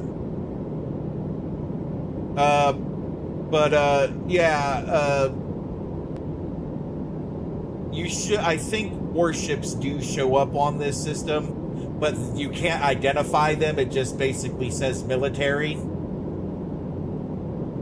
But I don't know how to make that work. But this is free software for everybody. They basically, because this is all government-owned satellite information, it's free to the public, and they have to give it to us. Like, it's not a, They can't say, oh, you're not allowed to have it, because basically as taxpayers, we pay for all this. So therefore it's free to use and access. Which is also a bad thing, because then it tells everybody else in the world where your ship is. So here, I'm going to search for one of my old ships. Alaskan Navigator. I don't think they renamed them. I think they're still the same. All right, here it is. So let's see. We're going to go to it. And there, oh, she's on her way up. So they're still running the same. But she's not owned by...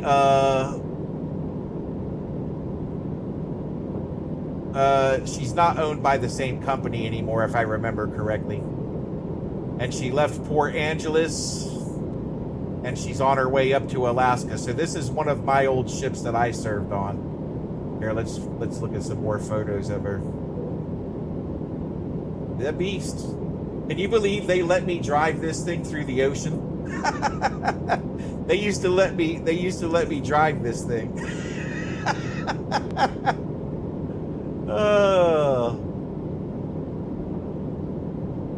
Anyways, I want to just picture. How do we picture it? Let's go back.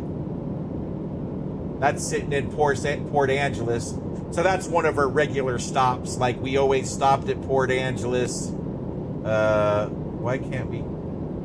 I just want to go back to the tracker. There we go. We go back to the map. There we go. So she's up here right now. If we go zoom out and zoom back in over here on the west coast, she's right around here somewhere. Where is she at?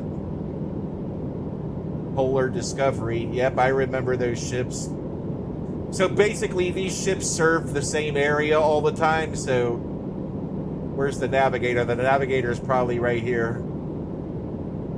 Look, this one has no AIS signal right now. It's not giving up its information. So they said she was off the west coast of Canada, so she should be over here. She was northbound, right? All right, we can just type in the name again.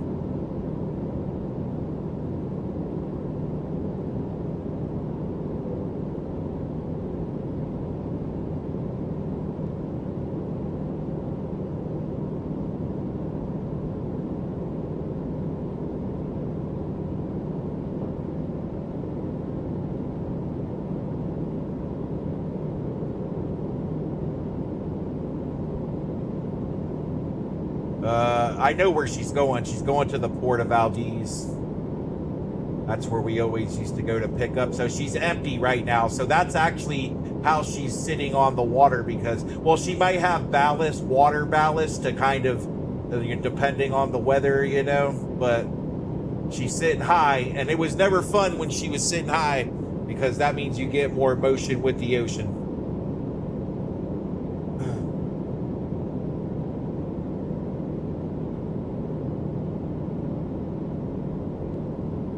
Who owns her? You have to upgrade to get that information. I'm not paying for it.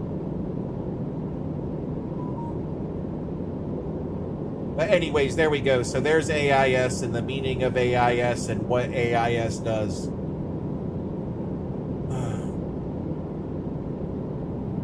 Just in case you were interested. Am I boring you guys? Are you guys bored? Are you guys bored to death yet?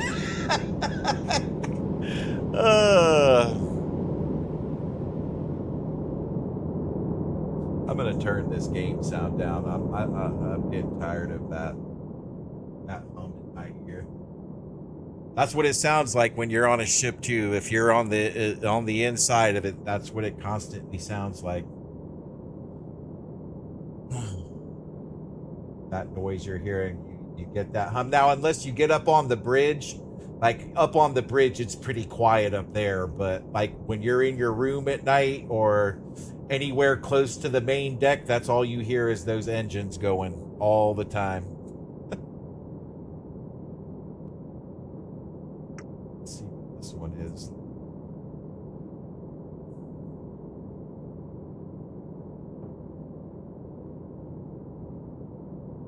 Oh, here we go. How come I didn't see this one yesterday? Oh, maybe we did.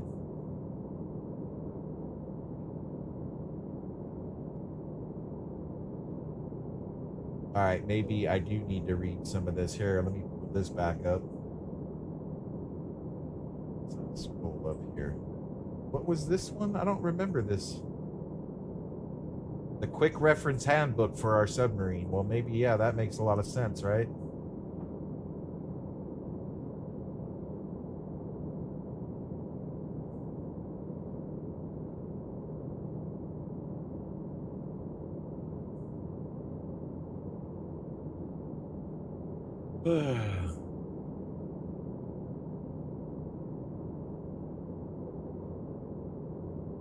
All right, you know what? I think we're gonna go check something here because I think I just figured something out. So, I've raised our radio mast, but what I haven't raised. So let's go to our mast screen over here. All right, let's do HD1, HD2, radar, and snorkel.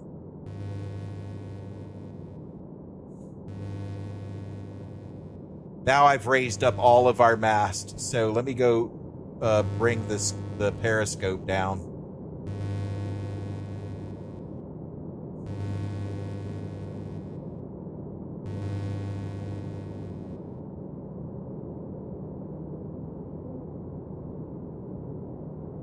All right, let me bring our mast up.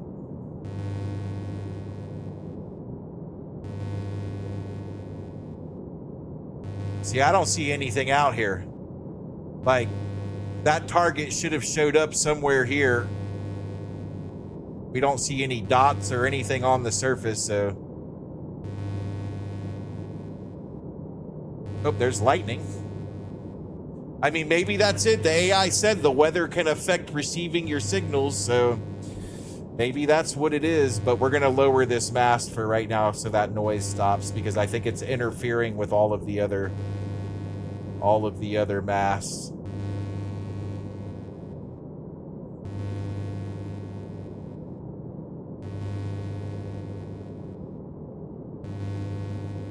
Now, which one is this one?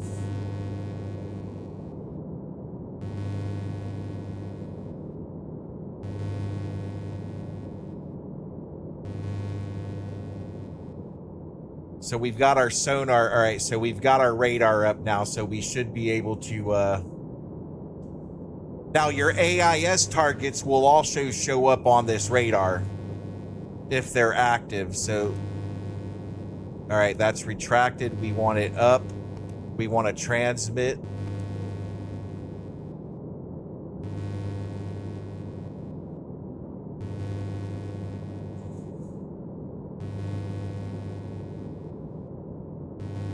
And there's no targets. So this, I know this, like if it's working the way it should be, we should be picking up targets. What's our range? We're set out to 12 nautical miles. Let's go further out. Ah, here we go. So now we have a target on the surface this way. So we've got a target bearing 08786. We're making contact something here at 96 nautical miles. And that's a surface contact right there. So there we go for that. We've established a surface contact.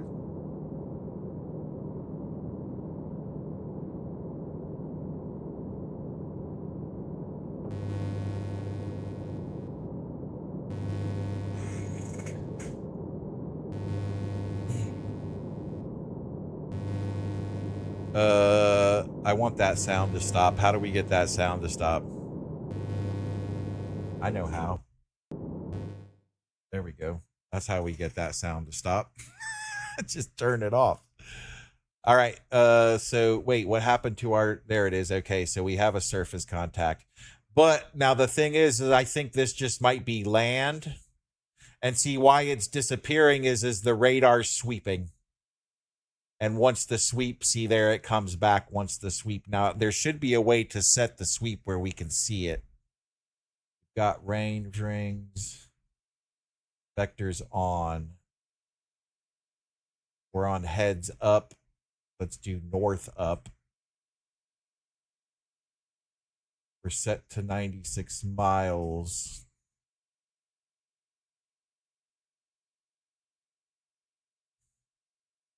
Target select. And we have no targets. So I'm guessing that that's land at 96 miles out. Now, how can we verify that? Let's see. Let's verify. Could we verify 96 miles out on land? Yep. I bet you it's the tip of this stuff over here. But let's measure our distance, right? Okay, so from here to there is 76.4 nautical miles. So that's what we're seeing on the radar. We're seeing that little chunk of land right there.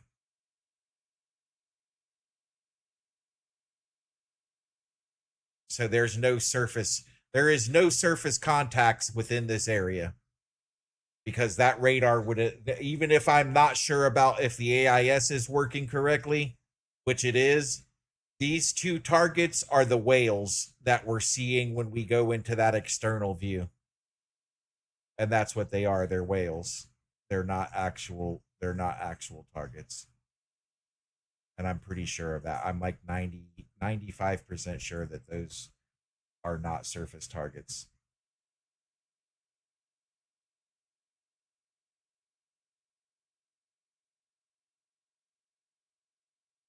I'm going to turn.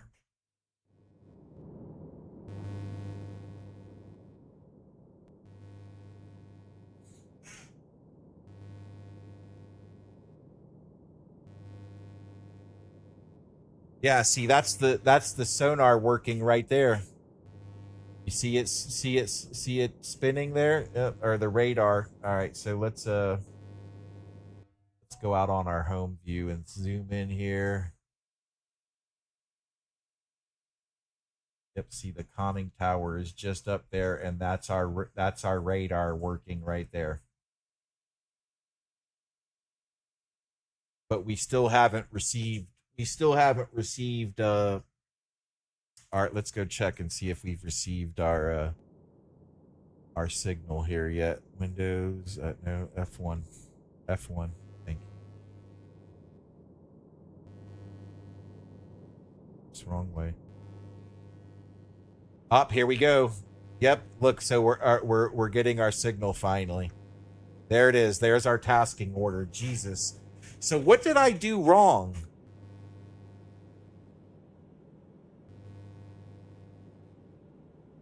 Was it because I had the mast up? I think that's what it is. The mast was up. All right, so now we got our tasking order finally. It's been 2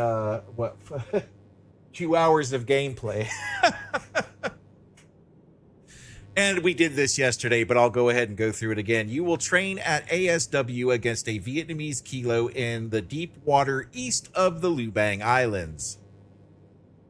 Op 4, only the kilo should be present in the area. Mission: detect, classify, and gauge the Vietnamese kilo with a training torpedo. For deconfliction purpose, your boat should stay between 150 and 300 meters. The kilo box it from the surface to 140 meters. Rules of engagement: SROE standard rules of engagement and SRUF standard rules of use of force are set to peacetime harmony 10. See below. The following rules of engagement has been authorized after review from the JAG, which is the Judge Advocate General. It's the same thing that works with law before, like when you go to get your concealed weapons permit. Not that you have to, it's not a requirement, but I'm not going to get into that. Never mind. You're trained on the right of deadly force, and basically the military follows those same rules in certain situations. So, like, do not fire until fired upon. That would be a defense posture. And basically, deadly use of force is only authorized to defend yourself. But the military can step outside of that rule and go on the offensive and go outside of those rules. Anyways, Use of force up to and including deadly force in individual self-defense is permitted. So that's the only time we're allowed to use deadly force is if it's to defend ourselves. So if we do run across another submarine that's an enemy submarine, we cannot fire until fired upon, basically, is what they're telling us. Use of force up to and including deadly force in unit self-defense is permitted. So basically, only to defend yourself is you're allowed to fire. Nothing in these ROE negates a commander's right and obligation to take all necessary and appropriate action using all authorized weapon systems in unit. These ROE negates the right to individual self-defense. However, when individuals are assigned and acting as part of a unit, unit commanders may limit individual self-defense by members of their unit. So there we go. We've got our tasking order. Okay, so now we can lower all of these. We can lower our comms antennas so it will stop making that noise.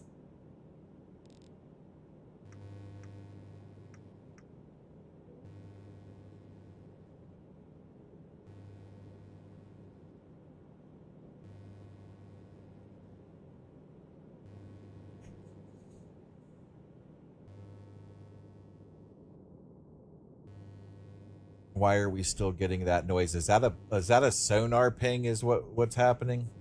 So see, we're still detecting those islands. That tip of that island way out there, which should correlate with our charts now. Like, yeah, see, we're well, really it should be according to the radar. But anyways, we're not worried about E2 and E1 anymore. We've already accomplished all of that mission. Let's get rid of our measuring tool. And let's get ready to engage our target. So we're going to delete our last route. Delete. And we're not gonna go to the exercise area. We're gonna go directly to, now you can once they assign you a mission, you don't have to plot your own course. You can just go outside of the navigation chart, the ECDIS, I should say exactly what it is, the ECDIS, Electronic Chart Display Information System. All right, so here we go. We're gonna main route. No, but they don't have one. Let's plot a route. The Vietnamese kilos last known position. So there we go. It's plotting the course for us. And then we click on autopilot. We want to turn it. No, we don't want to turn it off. We want to leave it on. So I think we're already engaged. We just have to, we're already en route, basically. So now we should stop chasing our whales and head on about our business. Is anybody still here with me? Am I streaming to myself now? Everybody just left me. See how you guys are. I bored y'all to death. So let's see. All right, we need to retract. Let's retract all of our other... we need to retract and head to our depth too, because we're not supposed to be at this depth. So let's retract all of our mast here. Let's see, which one is making the noise? Which I'm guessing it's the radar. All right, we're going to bring HD. Yeah, so it's the HD2. Let's get that. Let's get an explanation. Let's get an explanation of that HG2 so we know exactly what mast it is. Or we could just look on our guide. Where's our guide? Here it is. Okay, let's zoom in on this picture. I'll show it to you guys so you can see. Sonar, visual, torpedo, mass configuration. Description. Let's zoom out a little bit. Okay, our HG2. Our HG2.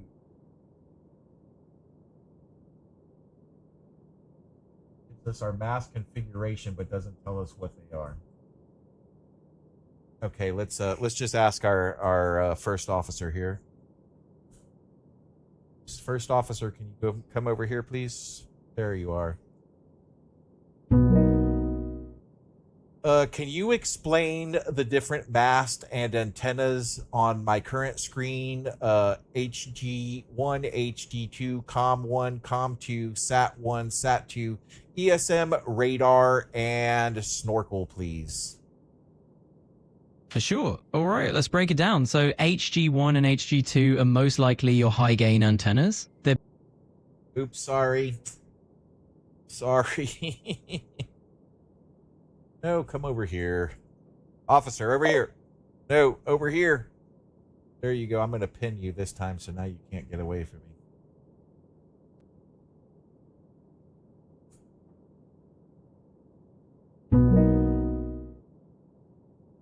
Please explain our mast and antennas.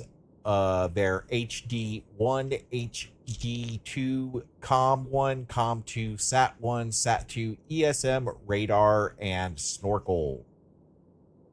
Absolutely. So let's break those down real quick. Each of these pieces on your master antennas is basically a separate tool. So HG1 and HG2 usually are related to your high gain antennas. Great for more detailed communication. COM1 and COM2 are your general communication antennas, so they're for your standard radio traffic. SAT1 and SAT2 are your satellite antennas. Those are for talking to the big birds up in the sky. ESM is your electronic support measures antenna, which is all about detecting other folks' signals out there. Then you got radar, which is pretty straightforward. It's for active scanning. And finally, the snorkel. Well, that's basically to let subs take in air without fully surfacing. So there you have it. Let me know if there's anything else I can break down for you. Thank you very much, number one. All right, so there we go. So we have a good understanding. So that HD one is the one that I believe gave me the signal. I'm not sure, but okay. We're on our way here. All right, so let's back out of this. And we'll head on over to our chart table, which we should be en route to oh wait, we haven't. Okay, no, we're still chasing. All right. We need to dive anyways, but let's get our route auto plot Vietnamese. We're gonna save that autopilot Vietnamese. Roger that. Let's get out of here. Go to here. Autopilot. Wait. Let's set that again. Autopilot on. Right. Okay. Okay, so yeah, I had to disengage from the last autopilot course, so I needed to turn it on and off. I can see the sub is turning now. Let's close this window. Yep, all right, so he's turning to get on course, but we have to be between 100 and 300. Was that meters? What did let's go see what that said. I think it was in meters. Let's look here.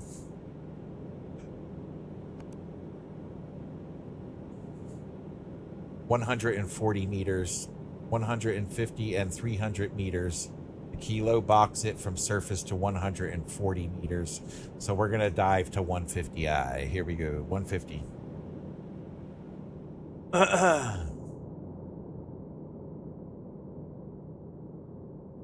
And order depth 150. 150 order. And there we go. We're 5 degrees down on the bow planes. And we're heading down. We're on our way down. Diving deep. All right, let's assign a crew member, auto crew. There we go.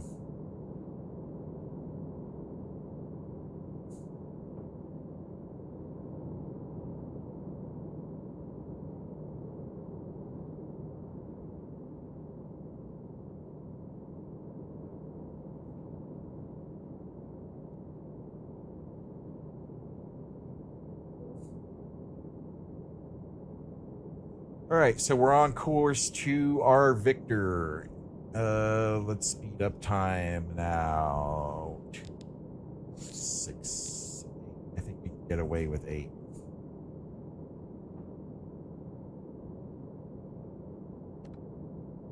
Nope, only 6.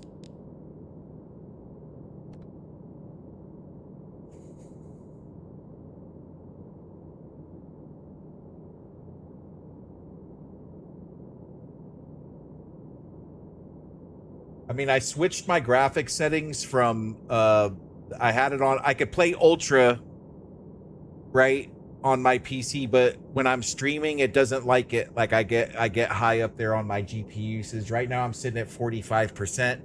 I moved my CGI avatar over to a secondary computer and am capturing it onto this one, so that's not using resources. I've turned the game down to medium, I believe.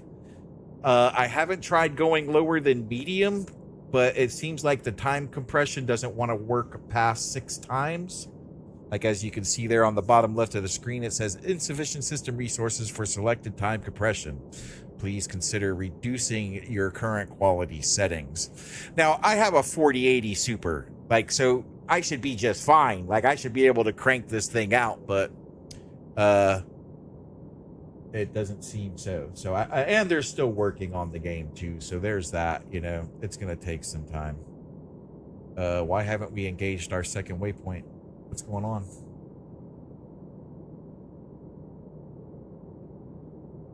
Why aren't you following course?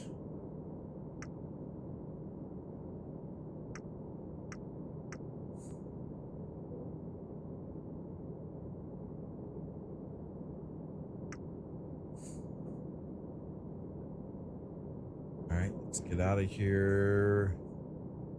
Autopilot off. All right, wait. Oh, wait, where you go? Okay, there we go. All right. So it's going back. Okay, I still haven't figured out this yet, but it's going back to the waypoint now. So I'm guessing I didn't have the autopilot engaged. Let's see if she turns once I hit this waypoint, and then we'll know for sure.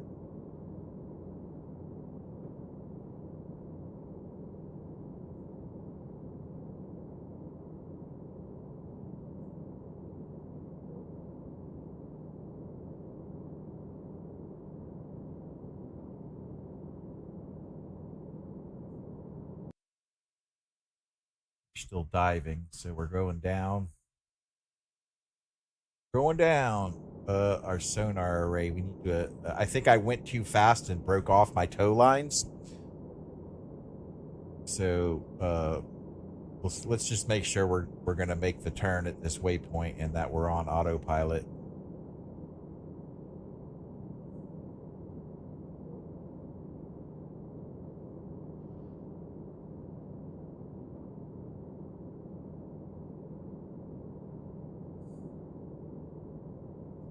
I guess that's a stopwatch for when you need to time your turns, but like we're not back in World War II. This is all automated. Yeah, so she's making the turn on her own. Okay, so we're in autopilot now. Let's slow down and go back to regular time.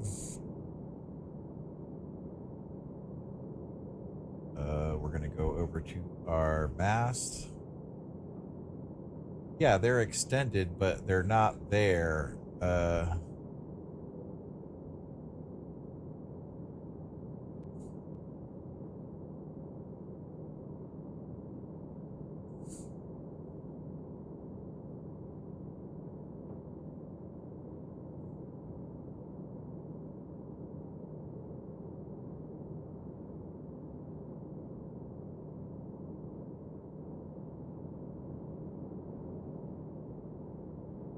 So we're en route to our victor.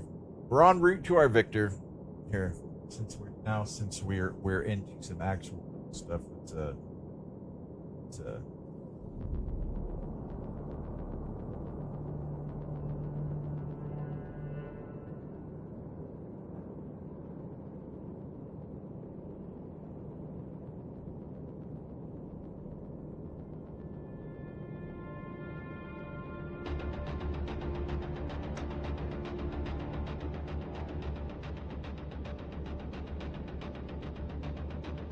We're en route. Speed it up. Oh, we can't do 16.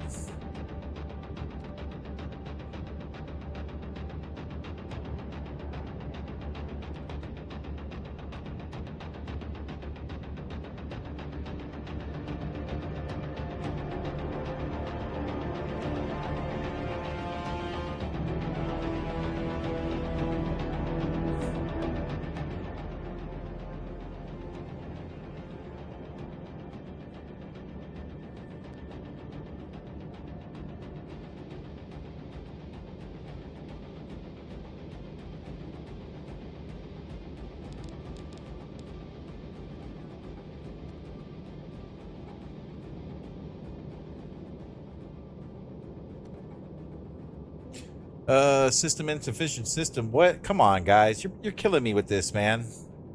Like, the game doesn't work. How far? Like, I got a high-end GPU here. We should be able to cook this, no problem. Nope, it shut down at even 6. When it's been running at 6 fine, but now it doesn't want to do 6 for some reason. And my GPU is only at 51%. So what's the deal? All right, let's try stopping the stop.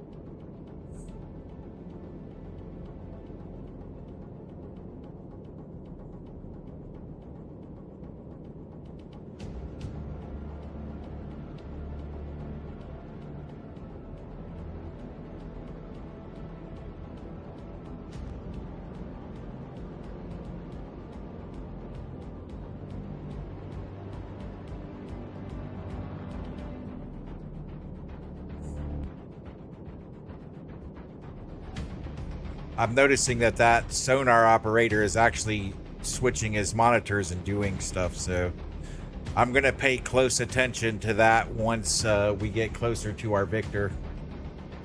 All right, well, now it seems time compression is holding at 6 pretty steady, so we should be all right.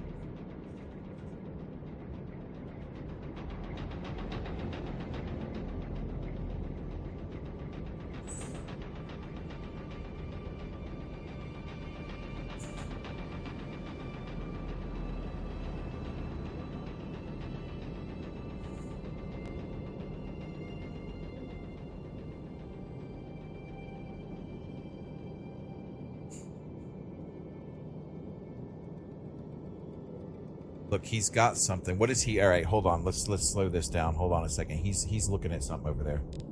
I want to see this. What are you looking at, buddy? Okay, that's us. You're looking at us. And he's got the not chin sonar, but he's got his forward facing sonar bottom screen, so he's looking for targets. What has she got over here? What does this guy got? What are those targets you're looking at, sir?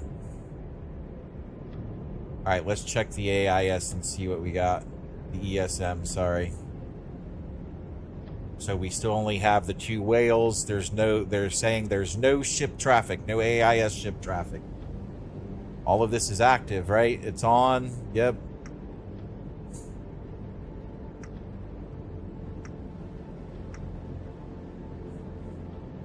All right, so Geo gives us our map, our world map. Okay, that's our own ship, and this is our bearings, I'm guessing. Or no, this would probably be actual course bearing north up. Yeah, so this will show us the direction of any target near us. What do we got here? Communications.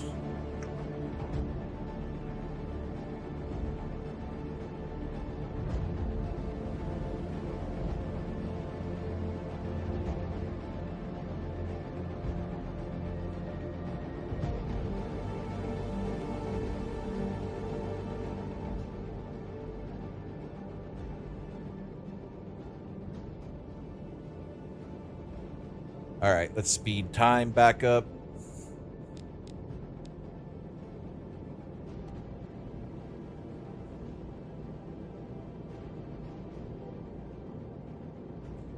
Can't walk when time is sped up, though. You're locked into position once you do that.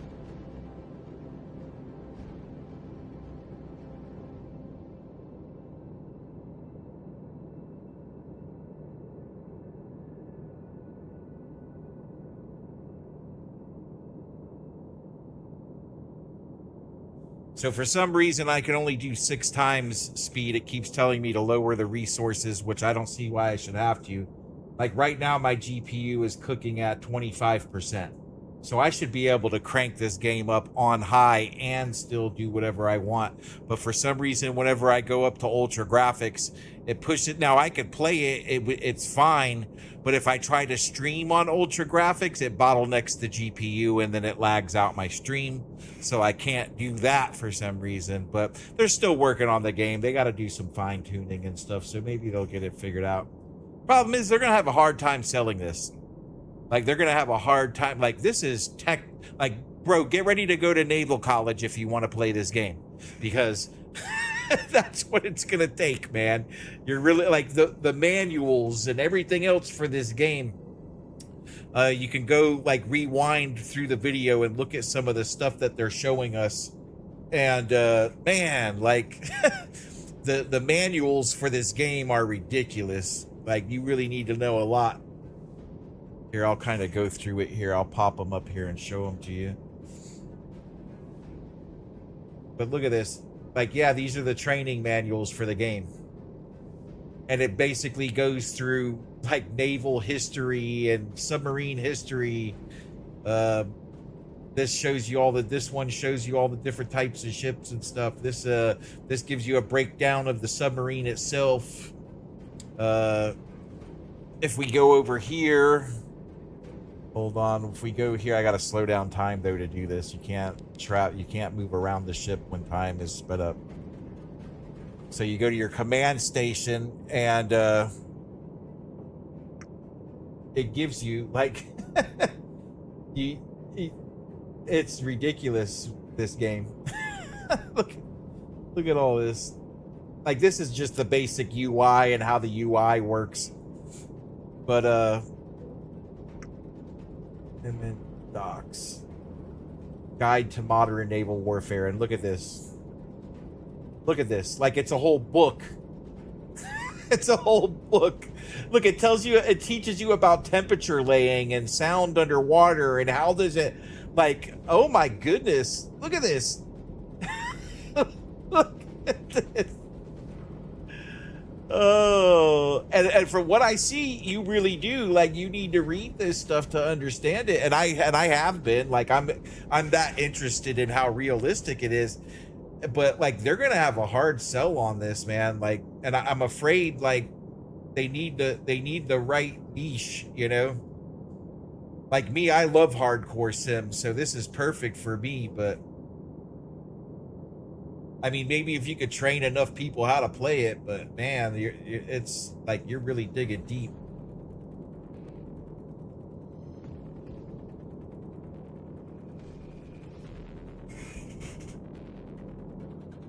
All right, we're on our way to our Victor here. Let's speed. I want to get the right view so I can kind of like see everything. So let's do that view. Once you speed up time, you're locked into the position. Like, you can look, but you can't move, so.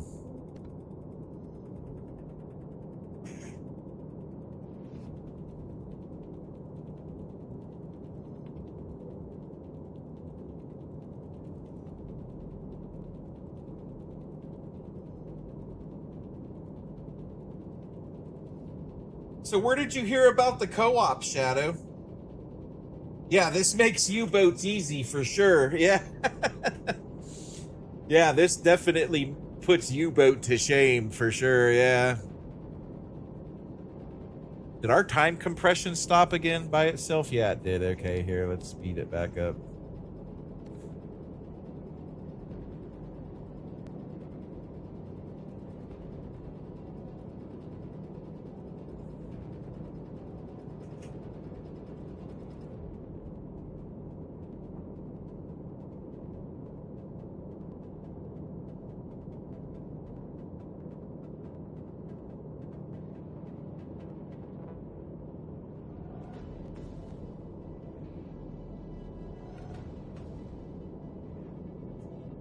I really want to pay attention to this sonar, though. Once we get, I want to see what the automated guy does as far as tracking the target.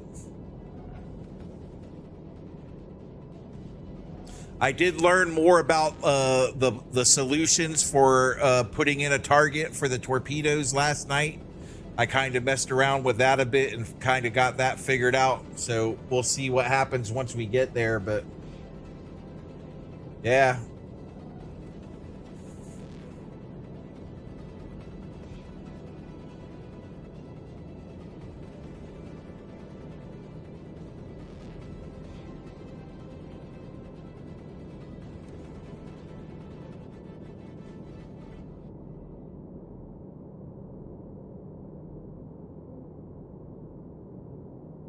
Yeah, for some reason the time, and I even did what I said, like Shadow, I moved my avatar over to the other PC and now I'm capturing it. So it's not using resources. I've lowered the graphic settings, and whenever I try to go up past 6 times compression, it says that I need to lower resources. So it looks like we're stuck working with 6 for now, which I don't mind, dude. Like me, I'm the kind of sick person that'll sit here and do this in real time, dude. Like, I'll do it. You know? You're going to figure, though, like, the further you get into this, the more, you know, you're going to get more targets, more land targets to attack, more ship targets to attack.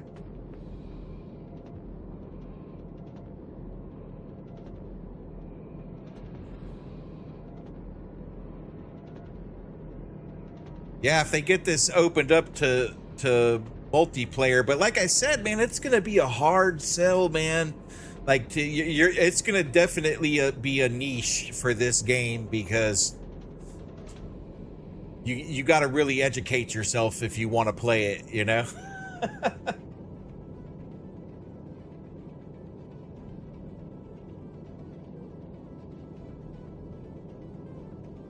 Like what we spent 3 hours this morning just learning how the sonar worked, you know?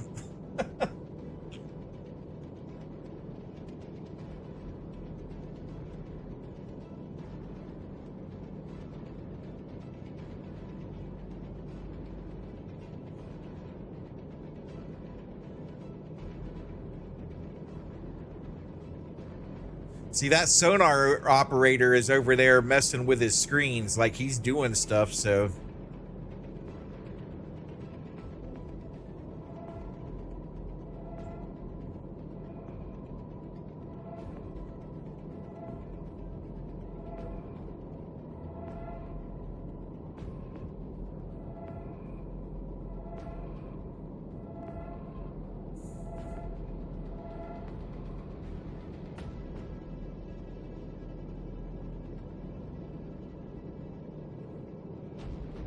Yeah, I hope people get interested in it and start trying, like, maybe, and then maybe they'll even, you know, expand it into multiplayer where, you know, other people can be enemy submarines and we can attack each other, you know. That'd be sick, you know.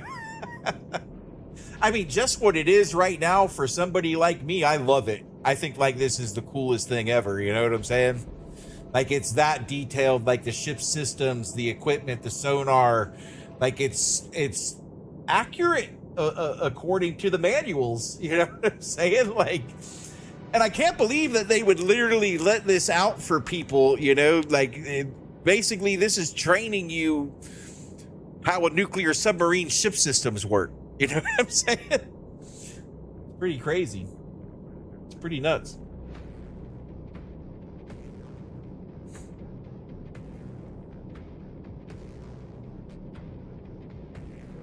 All right, we're on our. All right, let's slow down. We're about to our Victor. Let's get down into real time.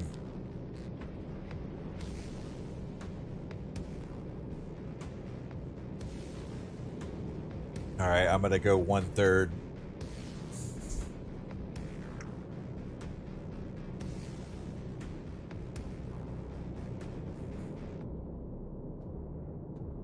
All right, let's see how far away we are from our target.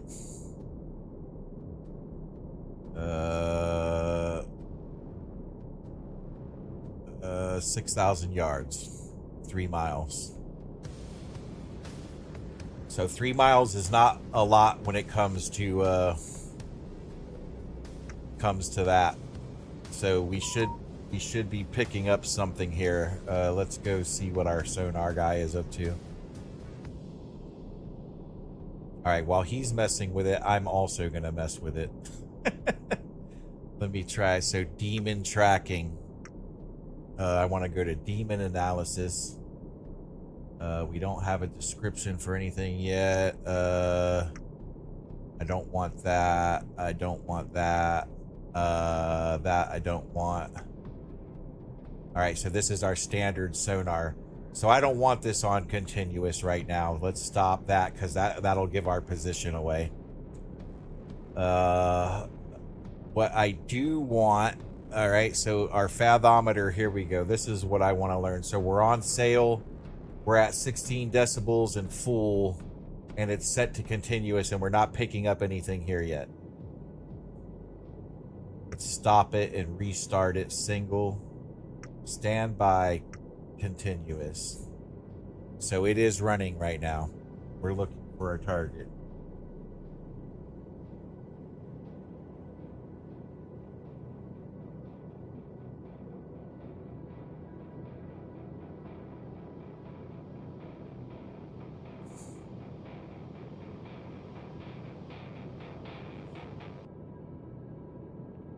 All right, let me set this top screen.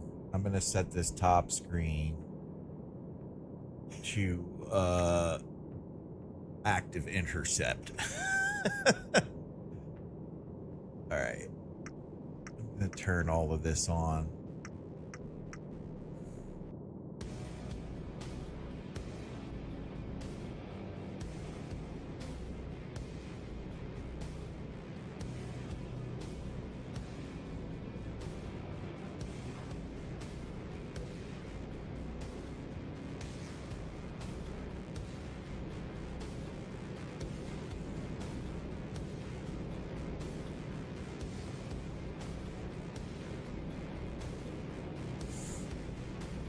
What's up, man? Are you gonna find something for me? See, like, okay, report thermal, but you're gonna give me the thermals of the water. That doesn't tell me anything. I want, like, there should be an option for report contacts or find contacts. I don't care about what the temperature of the water is. What is this guy? Let's take a look at our fire control. Okay. So, okay.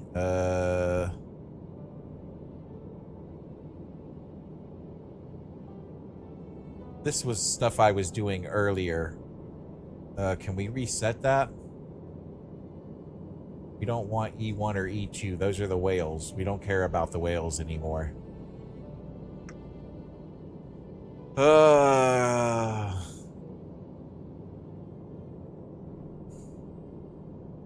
We have no targets there. No targets there.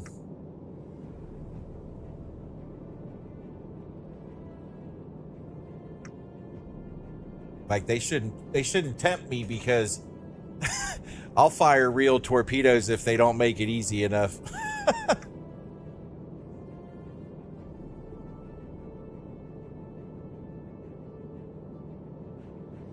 And these are, so this is for setting your solutions for your torpedoes. And they're still giving me E1 and E2, which I know are whales for sure. So we haven't got a victor yet.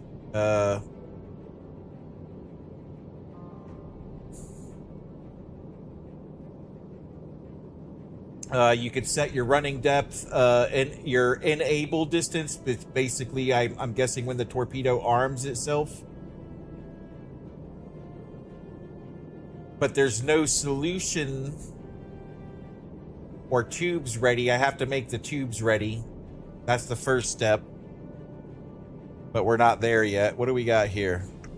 That's zoom in, zoom out. Own ship. Okay. Target motion analysis. Can we clear this target motion analysis? Oh, wait, whoa. There we go. Okay, I'm learning.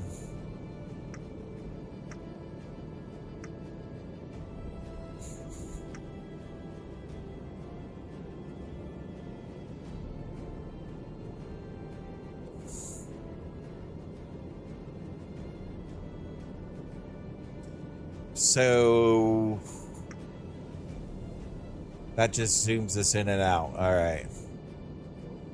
What does this orange line mean? I'm guessing that's this.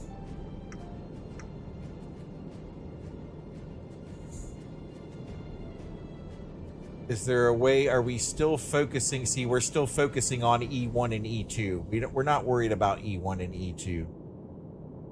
We can enter a description though. So we haven't found Victor yet. So let's go back out of here and go see if we can find Victor. Where are you, Victor? We're on Victor now. I'm just gonna go all stop.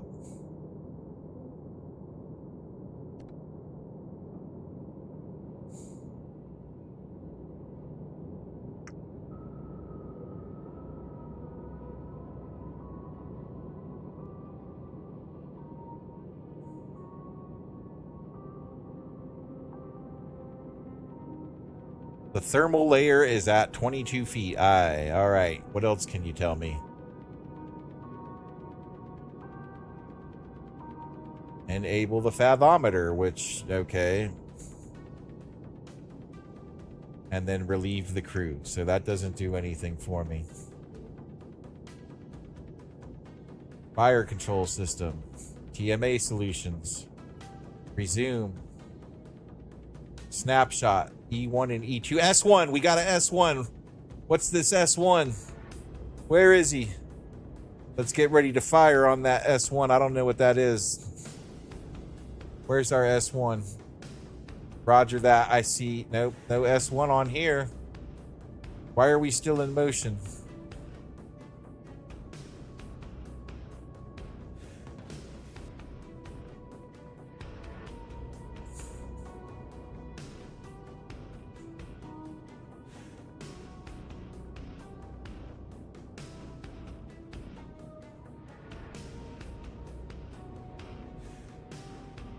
Secure.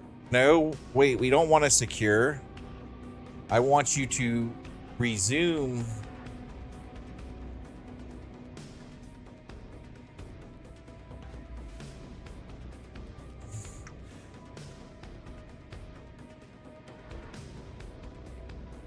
Resume S1, but where is S1? I don't see an S1. Is there an S1 over here?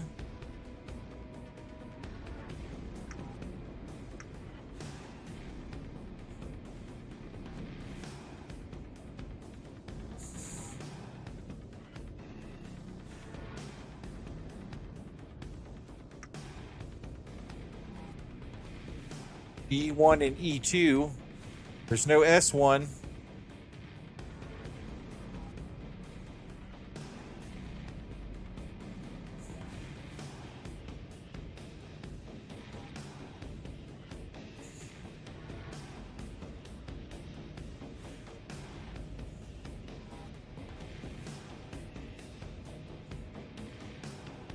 All right, so we got the whales into the targeting computer. Not that we need the whales into the targeting computer.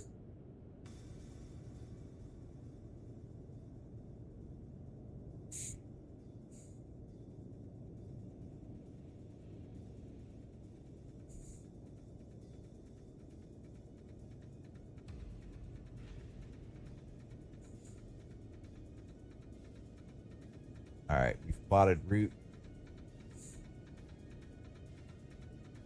Autopilot's on. I'm going to go ahead and execute 1/3.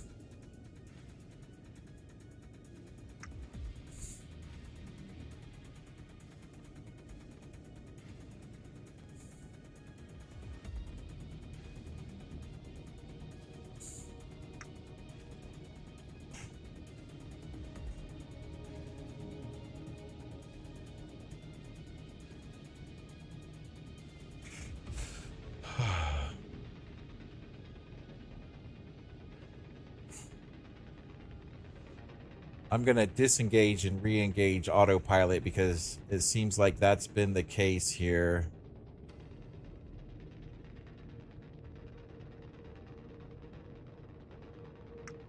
And then I'll go, I think we're at 1/3 already. Yeah, so we're slowly grinding through. We're not at a dead stop.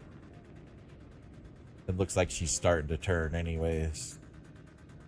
So we're just going to move along this position until we run into our Tango, our Victor.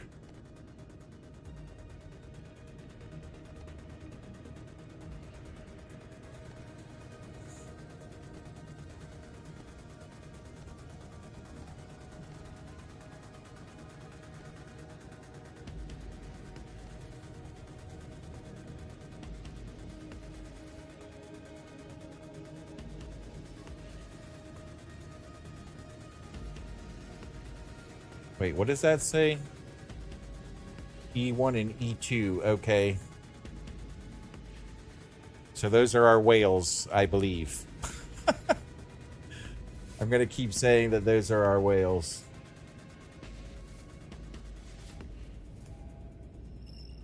Yep, we're turning too. Okay, we're doing good.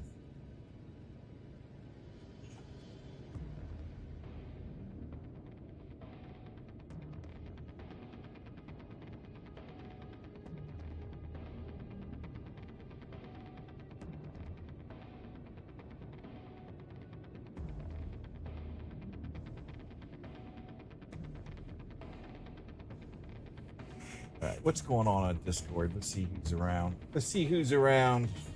Getting bored here.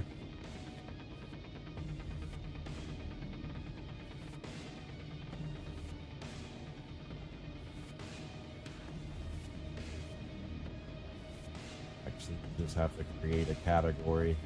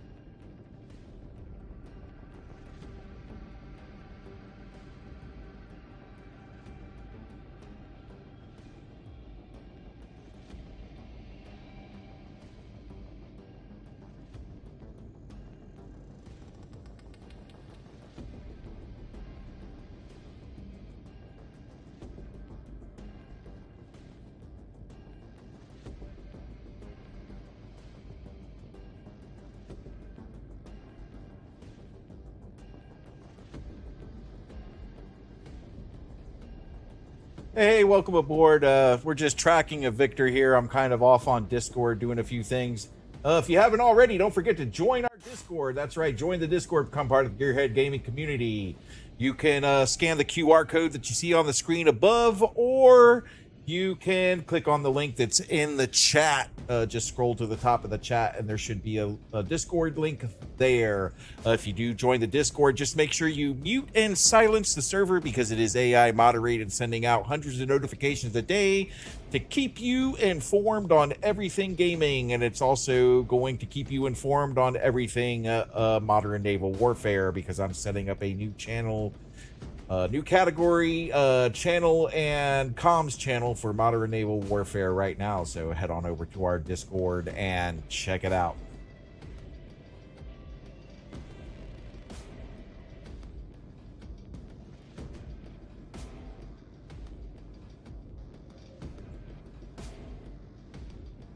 I am going to be playing this game. I've decided that it's pushing me to my challenge point. So I got to see how far this thing goes.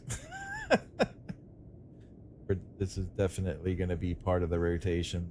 All right, so we've created our MNW news. So now I have to go over here and add modern naval warfare to. Let's see.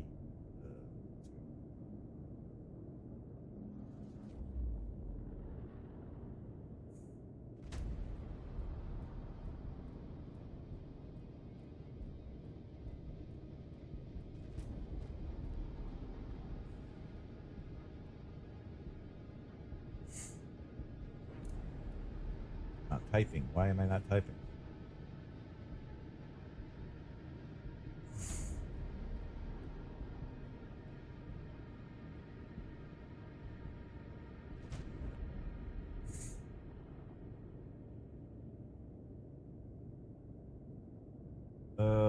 Modern naval warfare tutorials. LT gaming. I hate these people who make these videos like because it's too complicated for them, it sucks. You know, get out of here.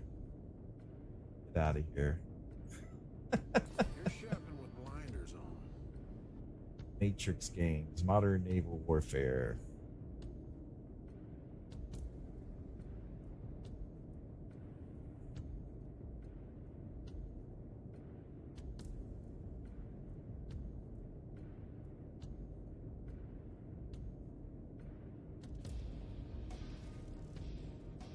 How to surface the boat. They haven't, I don't even really want to link this, but I'm going to link it anyways. Oops, no, go back here. We'll link Modern Naval Warfare Official. I'm going to subscribe to their channel, and then we're going to go to, we're going to link them. It's called Matrix Games. Matrix Games, okay. So Matrix Games. Go to 6.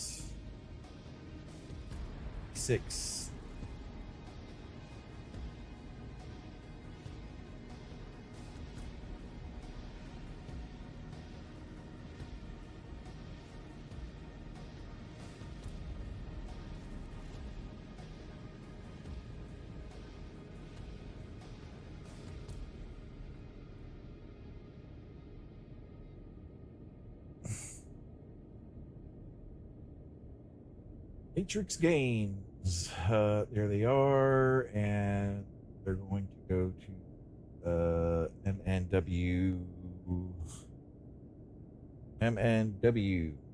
News and save and close.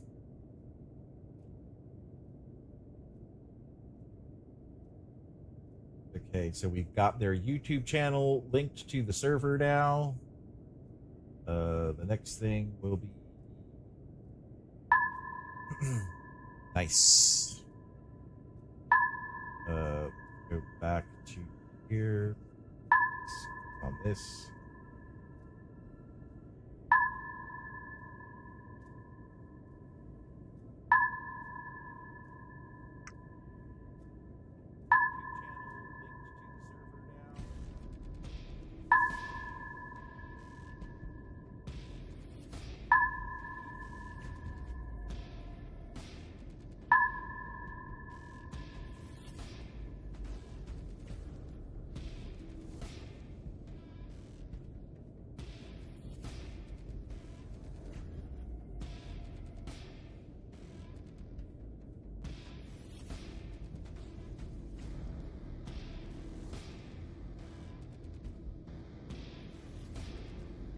All right, so there's that. We've got that done. Now we need to in Discord. I'm lost. Just give me a minute, guys. I'm kind of like getting the Discord set up for this game now, since we're going to be playing it. Have we spotted our victor yet? Let's see. Have we spotted our victor? I don't see a victor showing up anywhere. Let's try making sure. Extend, cut, retract.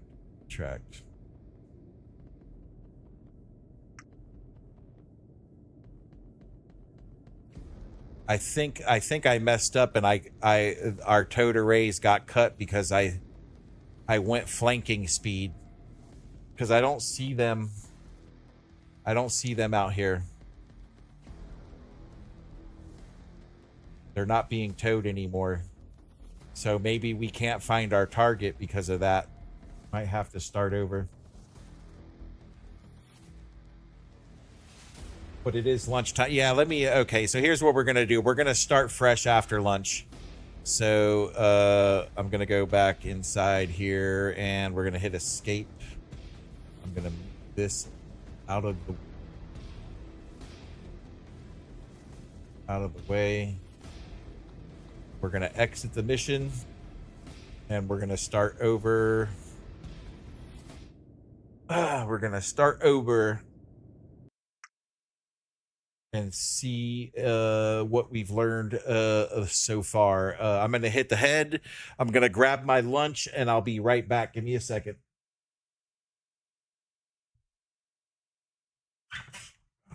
Oh.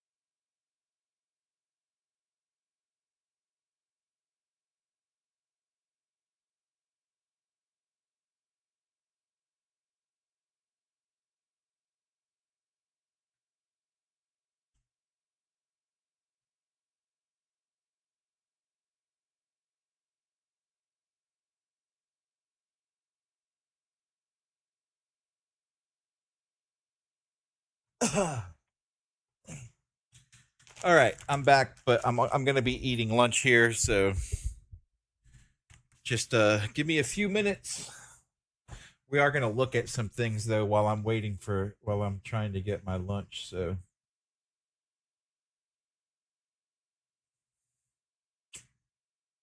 why are you doing? Don't be. Stop it, you. It's like right here.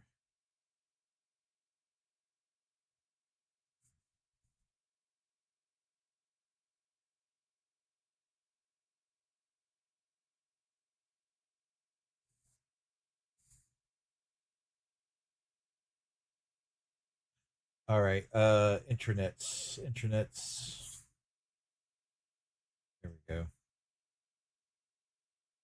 Some screen small. Fix that.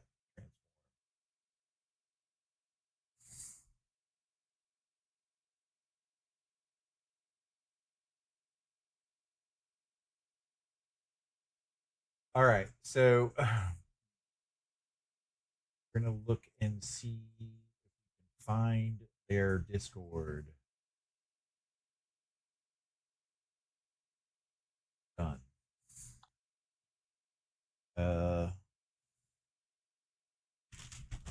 I gotta start eating lunch though because I already took my meds.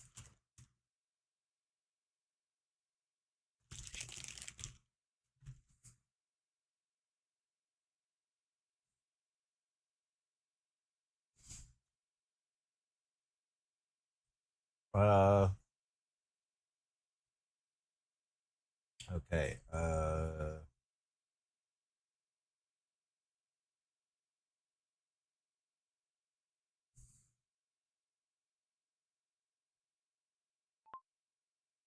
Does modern naval warfare have their own Discord?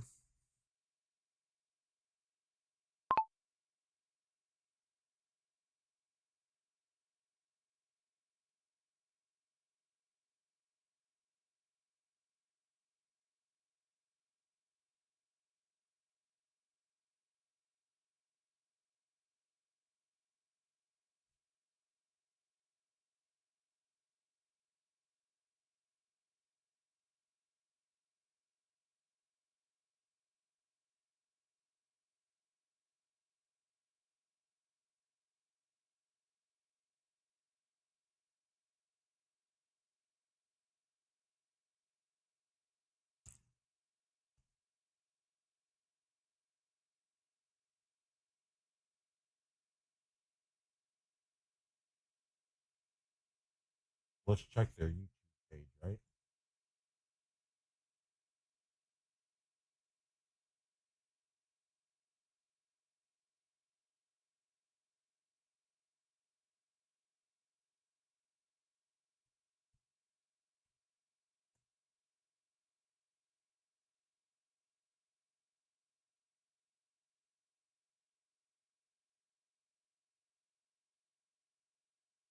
There it is.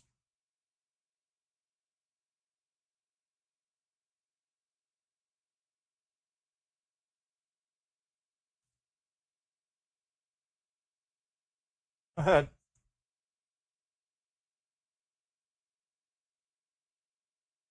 All right. Well, we found the Discord, but there's nothing here. It just says that it's locked. All right, here we go.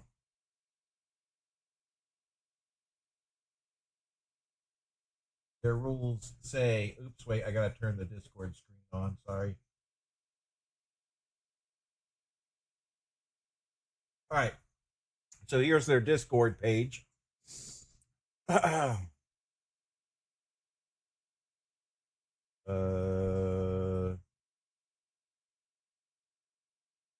There's their Discord page. Sorry. I'll get it eventually. Like I'm a little out of whack too. Get that straight out. There we go. All right. So their rules say be respectful, maintain an appropriate language.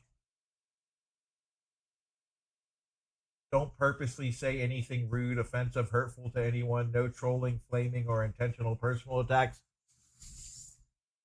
No talk, and you would be amazed how many people don't understand what that means. No talk images, signs of politics or religion. Common sense. This isn't about politics or religion. Yes, I agree with you 100%. Use the appropriate language in the language channels. No NFSW.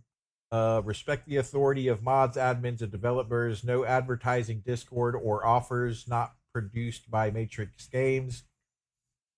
Spamming the chat will have consequences. Need help? Suggestions and feedback. Subscribe and follow. Please support the following channels.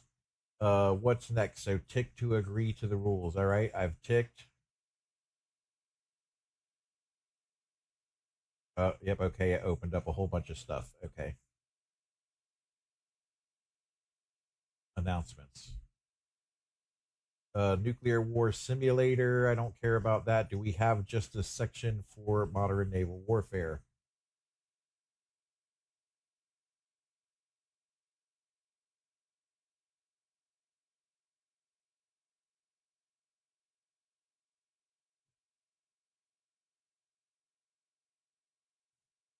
You've had your lunch already? Well, yeah.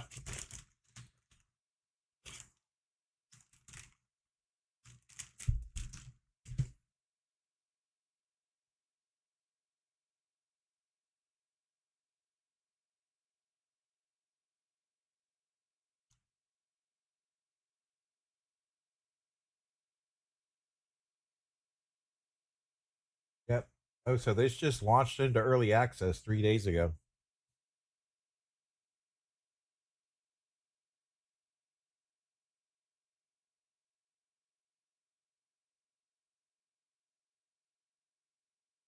Official servers.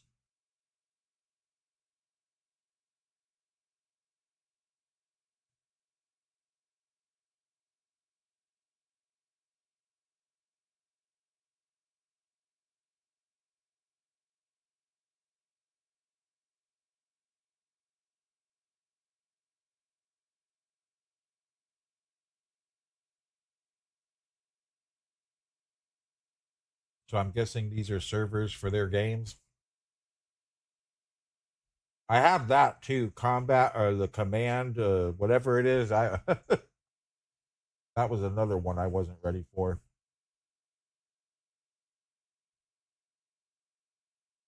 I actually like this chat rooms.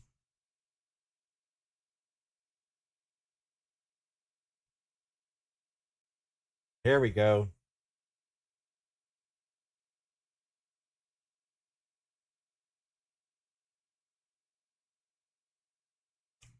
So there's their official server.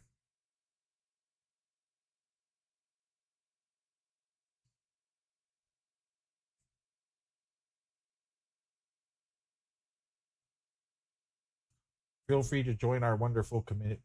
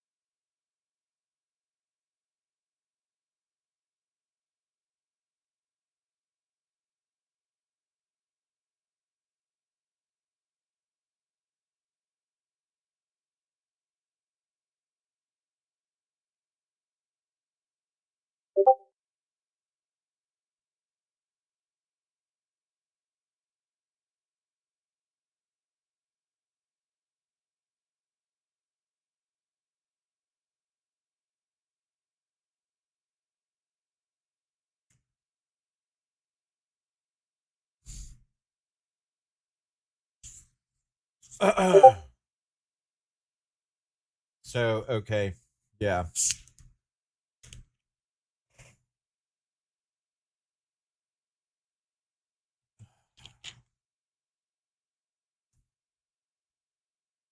I'll go ahead and link these to our server. So whenever they post something, we get it.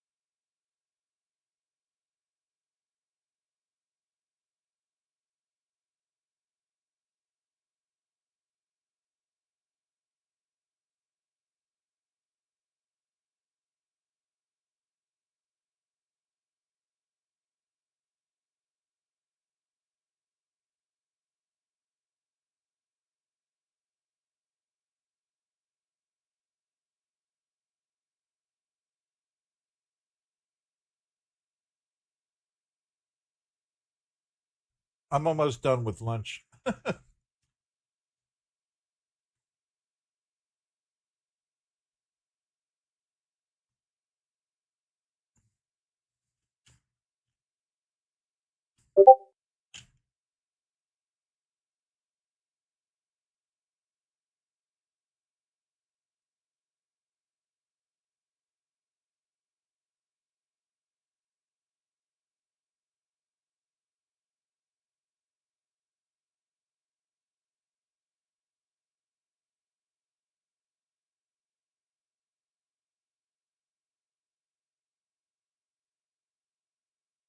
Oh.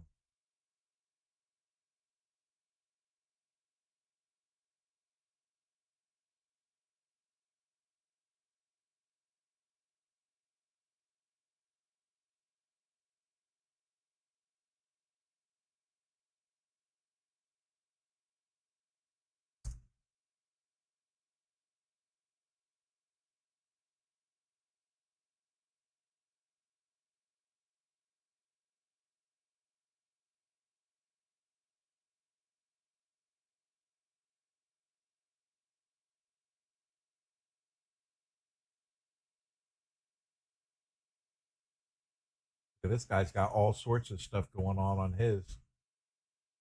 I'm guessing these guys are mostly developers and they've been doing it for a while or something.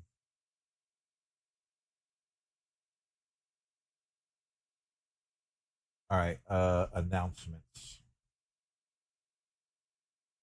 So I want to attach this.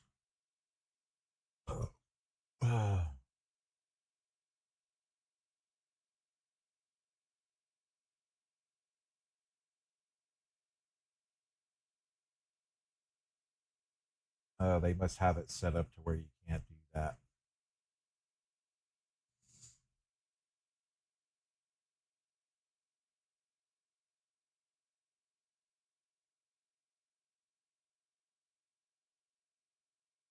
I want to add this channel to my server. How do I do that?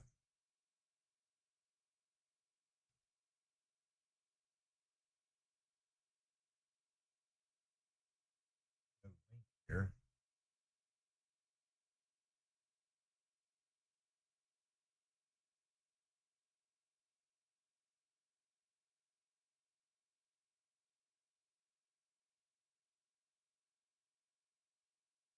All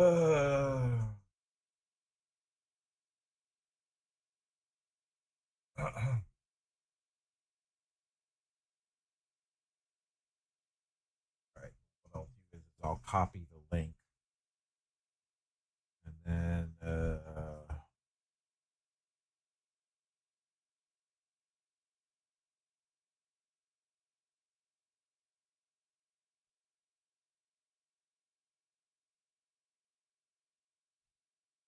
I'm so tired of you, Deadpool.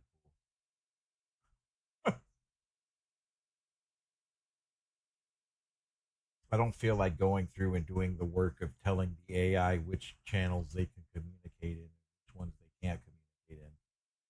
But anyway, I've posted a link here. I've also linked their YouTube channel. Let's see here, Modern Naval Warfare Official. If I find somebody that seems like it seems like all right, Modern Naval Warfare First Look Mini Guide and First Combat.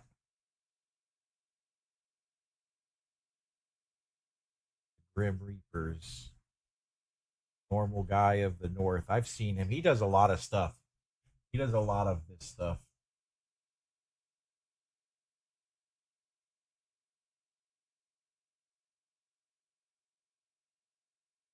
11 days.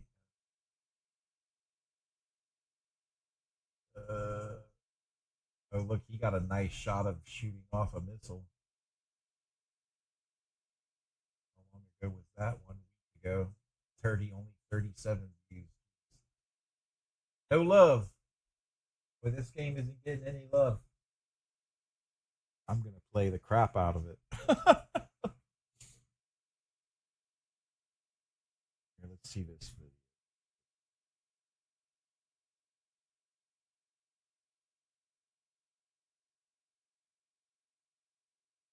No, this is not. This is not the right game. Stop it.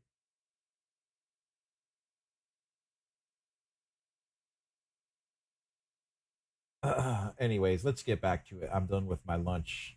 I want to mess around with it some more. Like I said, there's not much. Like there's really not much out there. Uh, for playing this game. Like,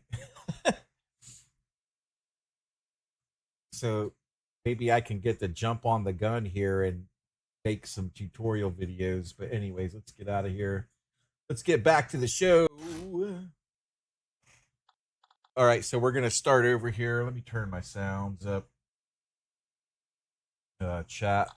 We're gonna. I don't want to get directly into the action. I want to learn how to play. I wish I wish there was a tutorial. No, I don't want to do the campaign either. Let's go back. Sorry. I made the wrong decision. We're going to do test your skill. Gray Fleet Spec Ops. Nope, nope. Nope, nope, nope, nope, nope. I'm going to do this training mission. Start mission. Basically, this is the same mission we've been doing, but I'm using this to train myself because they say it's a training mission, but no, it's a train yourself mission.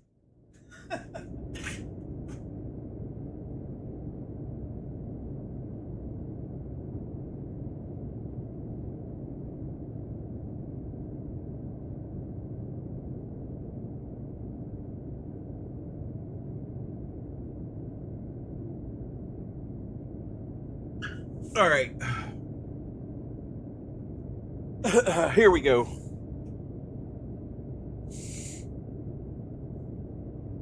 Oh, what screen is that? Hold on a second here. What screen is this?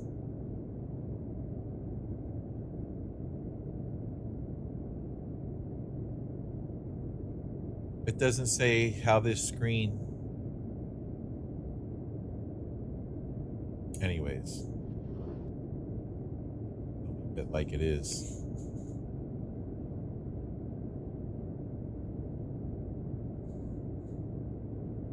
All right, let me get this all set up the way I like it.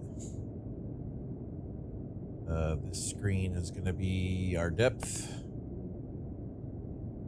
This screen is going to be our rigging. And this screen is going to be our mass.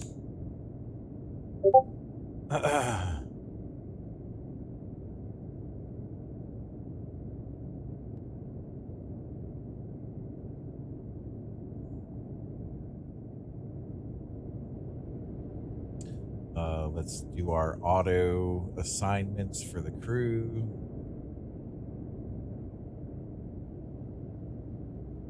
And auto crew.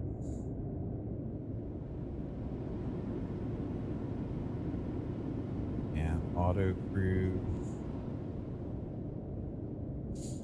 All right. So where are we currently sitting? 150 up 100. Okay. We're not at periscope depth.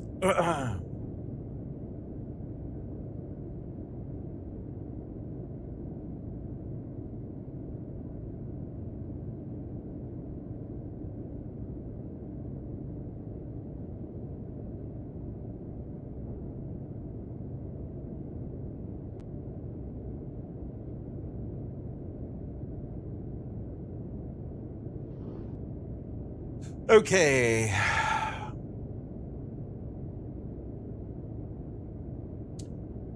First things first. We're gonna need to. Okay, let's do our mission briefing. Your boat will conduct some anti-submarine warfare against a Vietnamese kilo on the eastern part of the South China Sea as part of the new mutual defense. Proceed to the surface for a radio briefing. Roger.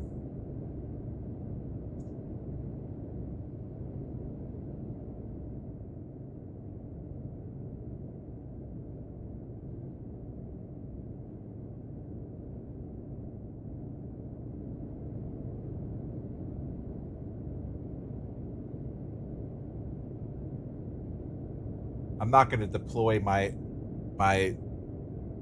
tag sonars until I know it's necessary, because I think running at flanking speed made them break off.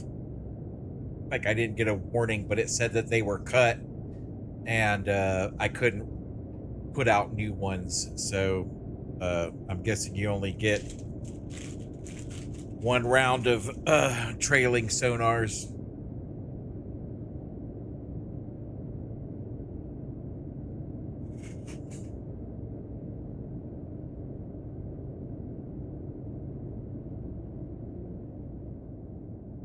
And we're on our way up.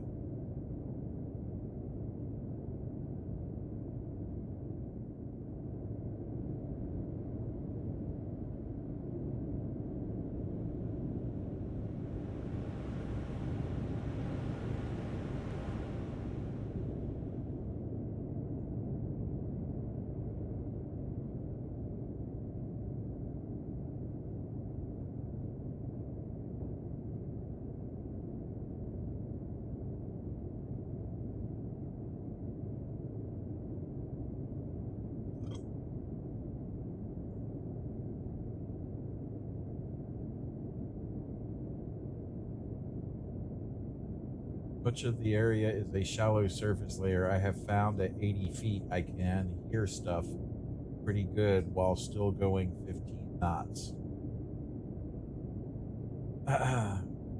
So I've got their Discord, like I've got the Modern Naval Warfare Discord up. There's some guys in there talking about ray tracing and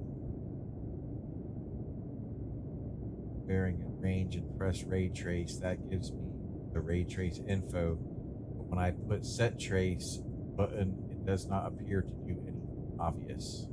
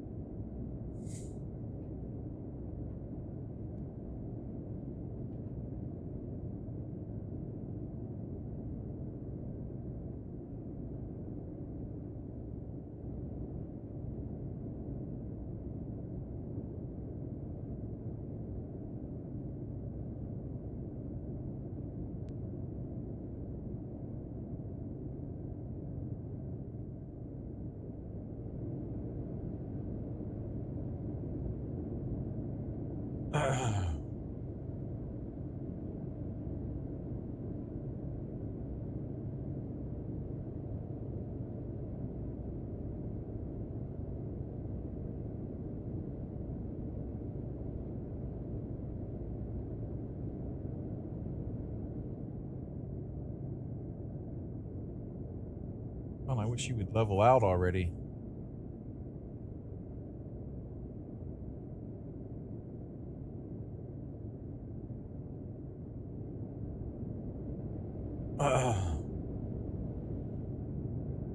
It's just another, that's just a clock. Okay.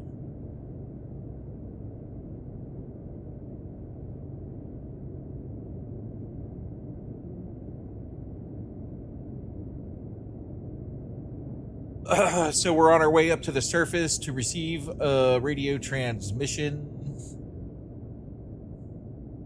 Looks like we're just about there. We're leveling out now. Once we get nice and level,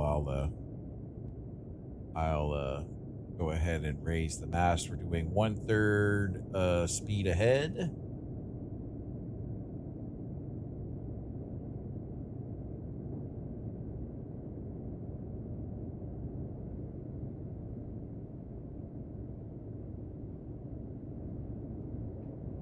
We're there. I'm gonna raise these masts. Let's see. Let's do HD, Com 1, Sat 1, ESM, and radar. And we'll put our snorkel up since we're here anyway, so that way we're getting fresh air.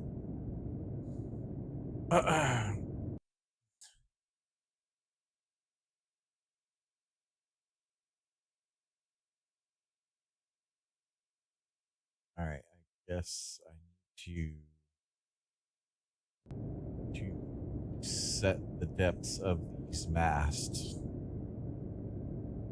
So let's get our radar up and see if there's any surface contacts.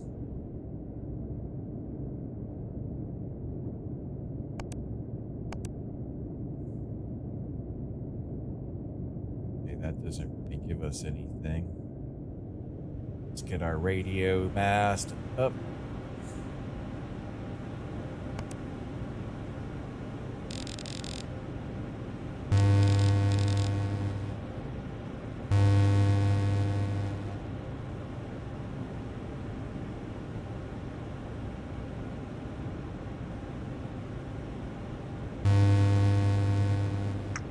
I'm going to go ahead and raise them all because I'm not sure if that matters. I mean, I don't see why you would.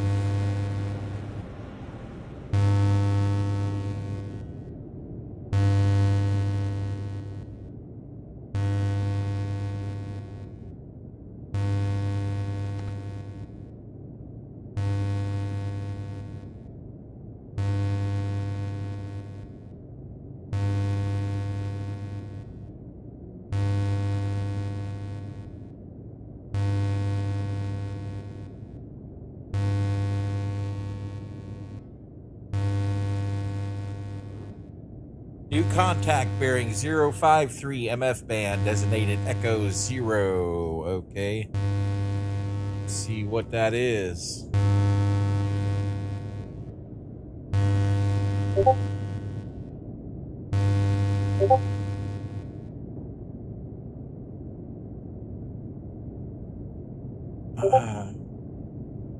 Let's do north up, course up, head up.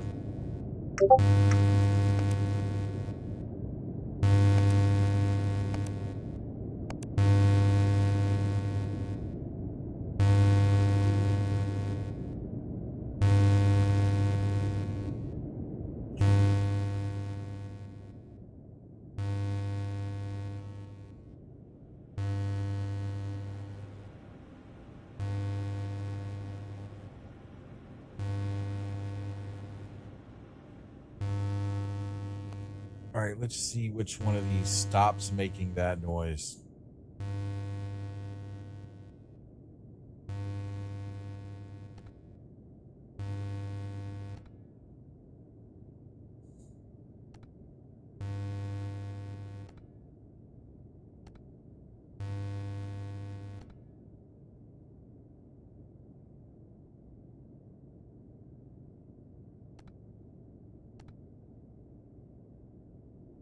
So you can't have the radar. Nope. Okay.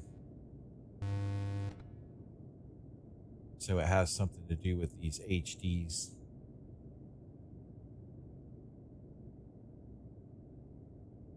It has something to do with those. So let's check something here. Let's see if we go over here.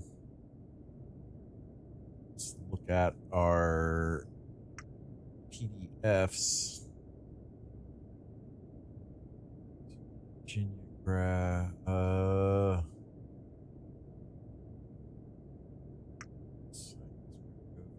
one by one thing. Actually, we're going to want to look at the Virginia blueprints, I'm guessing. All right, I'll turn this on so you guys can see it.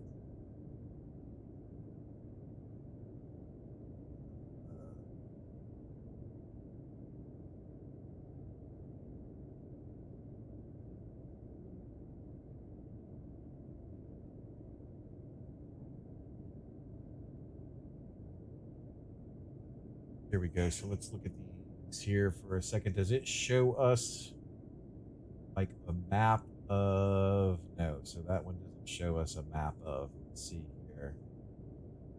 Just show us a map of our screens and their buttons and their meanings. All right, which new Discord server is chiming? So like this one.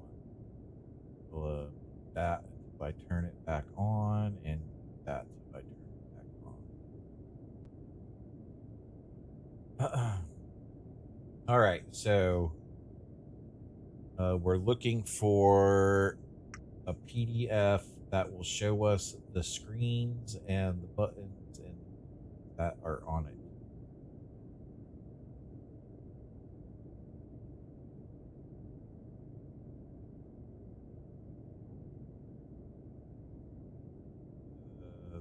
All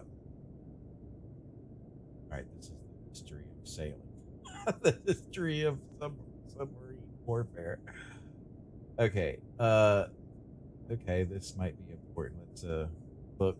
Like, this is what it's like to go to, like, I know I'm repeating myself here, but radio. When I went to the Merchant Marine Academy, it was like this. Like, they gave you so many textbooks, and basically, yeah, you had to learn everything, how it's built, the ribs, the frames, you had to learn everything about it. Even if you were going to just be a cook on the ship, you had to learn all of this stuff. So we're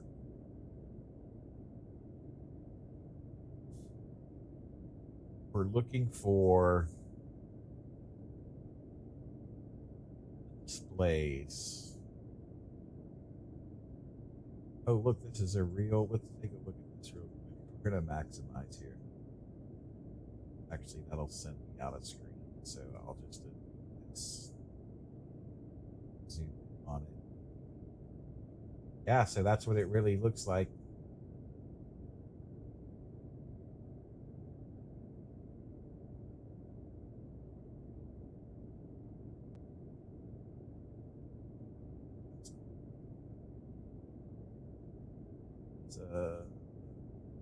No. Thought I saw something that was yeah, so the mast. Let's go up here and see if we can find or there it is. Okay, so periscopes, radar, communications, ESM, ECM, and then the snorkel. And the one is radar. Okay. All right. But it doesn't explain what the HD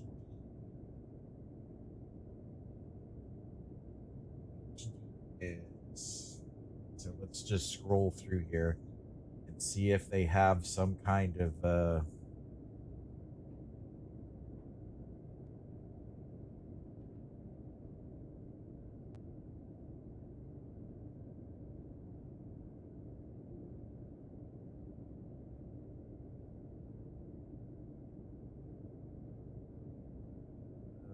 what are they getting into there? It's just like they tried to go deep with this. Is it really necessary to go that deep? I mean, if you were planning on going to the Naval Academy, and this would be a really great game for you because, yeah, they went pretty deep. Like, they probably just copied and pasted this stuff from the naval warfare manuals, because they did the same thing for us. Like, basically, you got like, if it had to do with maritime training, shipbuilding, they gave it to you. But what I'm looking for right now is I'm looking for something that explains to us what all of our monitors and so on and so forth are. So this is just ship recognition. We're going to do a quick scroll to see if that's all it is.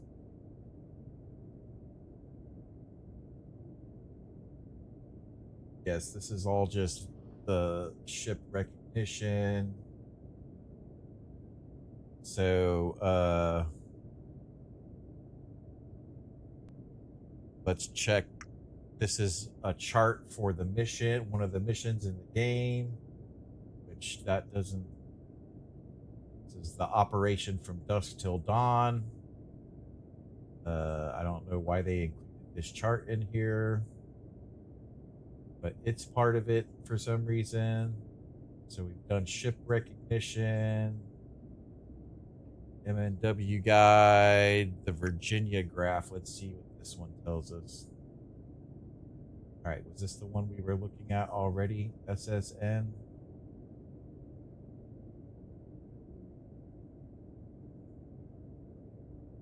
Ship description and ship performance data, basic symbology.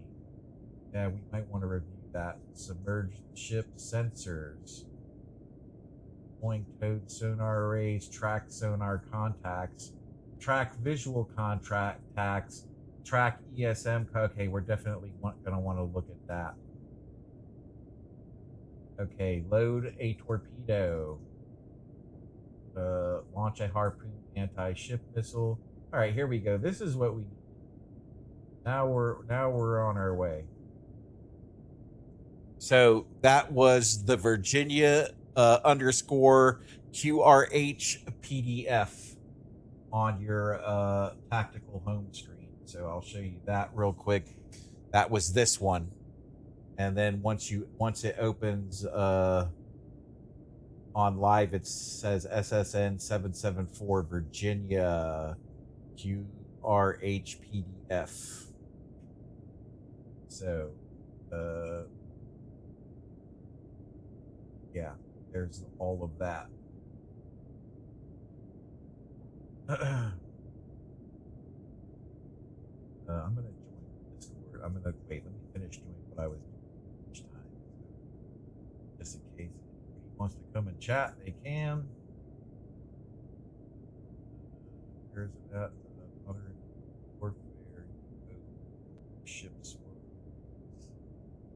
modern warfare news.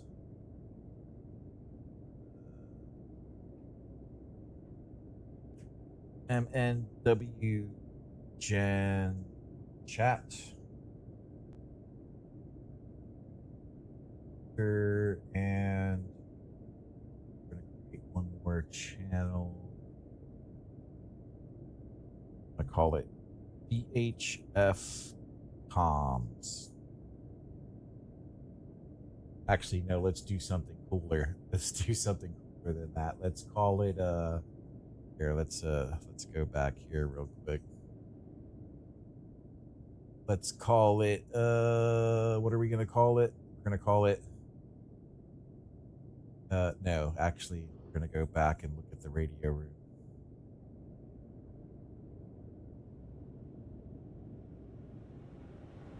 We're going to call it Satcom Chat. There we go. Satcom Chat. That's what we'll call it.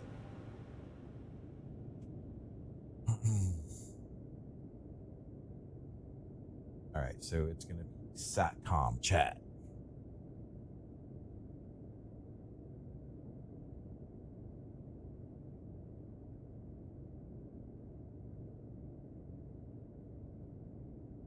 We'll add a satellite emblem.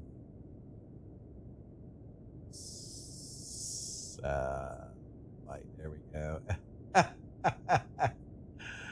Nice. All right.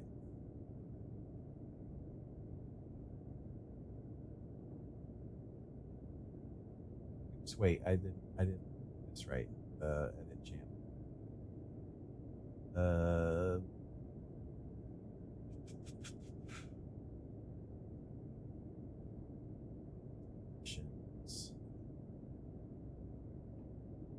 I have to wrong. All right, let's that channel. Beat that channel and create a new channel. Where are we?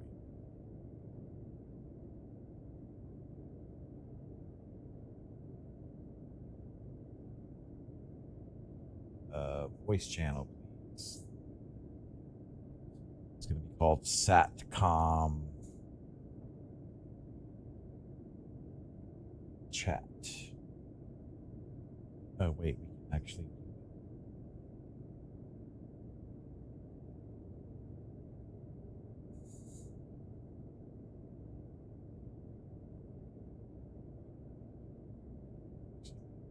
underscore.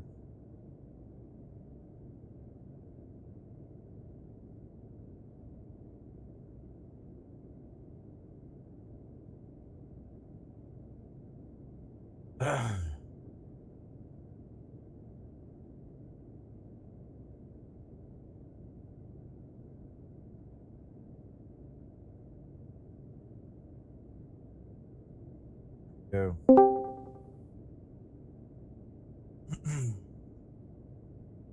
All right, so there's that. All right, so okay, I can around now. All right, so we've got our Discord created for just this game. Let's see here.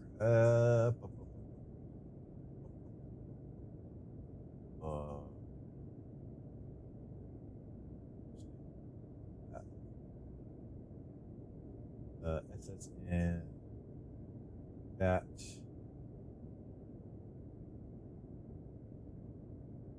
Okay, so we're going over this manual here to see if we can find anything. All right, here we go. Ha ha ha. Ha. Yeah, this is what I needed. All right.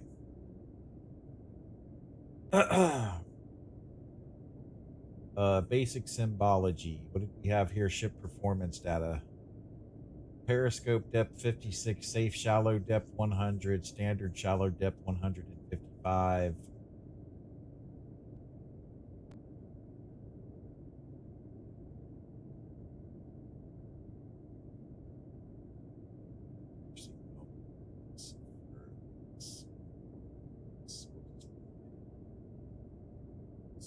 Hey, get out of here. That.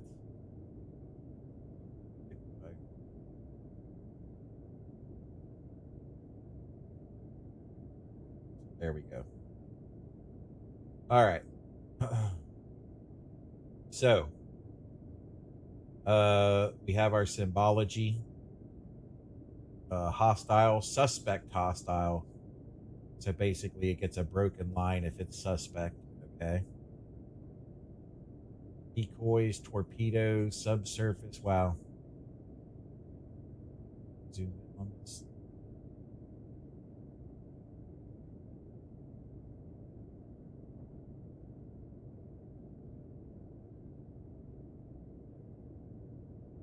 Okay. Out.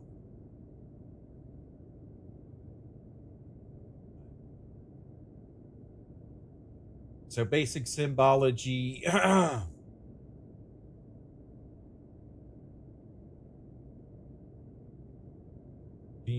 The Virginia class communication mast and wires, bands and systems. ELF communication codes. All right.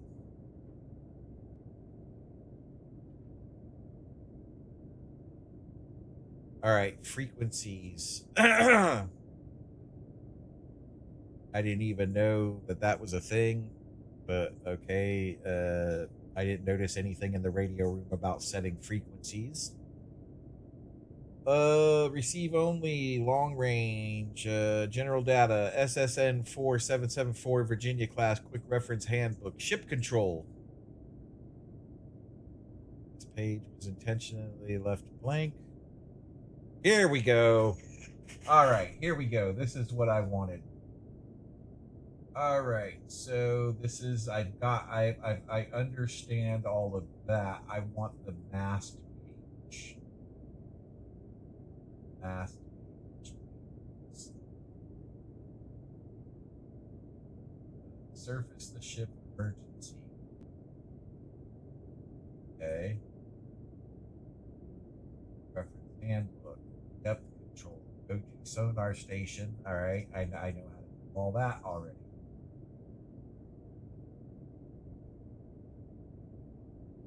Sensors. Sensors. There we go. This is what I want.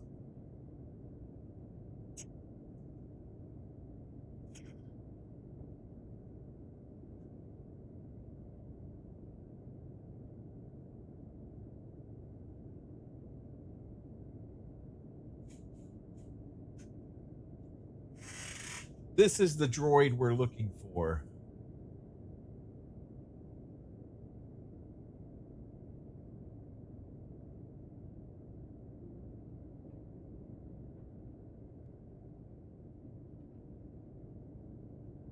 All right, so that's the droid we're looking for.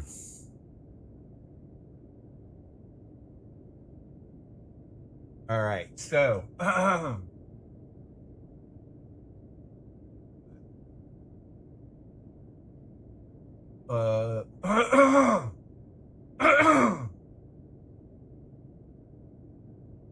Click go to the sonar station F5 after some notes. Both towed sonar arrays can be deployed at the same time, but they must be extended one by one. High speed and rapid maneuvers might cut the towed sonar arrays. Then lines are in general more sensitive than the fat line ones. After any maneuver, the tow needs some time to reach the new ports to stabilize. See, so I was right about what I said. They broke due to the high speeds and the fast maneuvers. So there's that. Here we go. Tracking sonar contacts. Select the broadband tab first icon for the top left of the station screen. On the selectors next to one of the waterfall displays, select any sonar array. It could be LAB, WAA, TB34, or TB29A. To use the towed sonar array, the last two, they must first be extended. So those are the last two. Okay, so let's take a look at that, because this is important. I want to close this. All right, and let's go over here to the sonar array. All right, I can use this one. I don't want to kick the person off. So here, let's try to get this. Let's fit this in. So work. There we go. I want to try to get this in so you guys get a gist of what I'm having to do to figure all this out. You stop and just let me pick the one I want. I want to do it and give you all the kind of picture. So I'm just going to minimize that down to there. So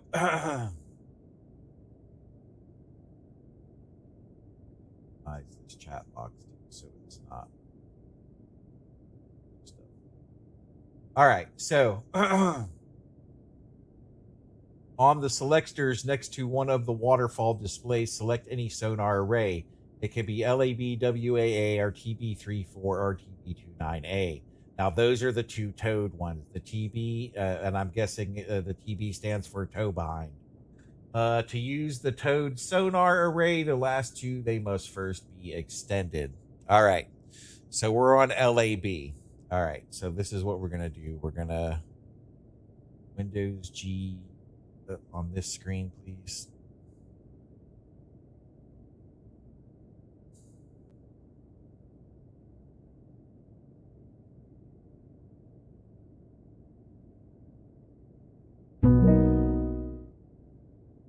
Can you explain to me what the acronym LAB stands for on my broadband sonar? How it works and what it is?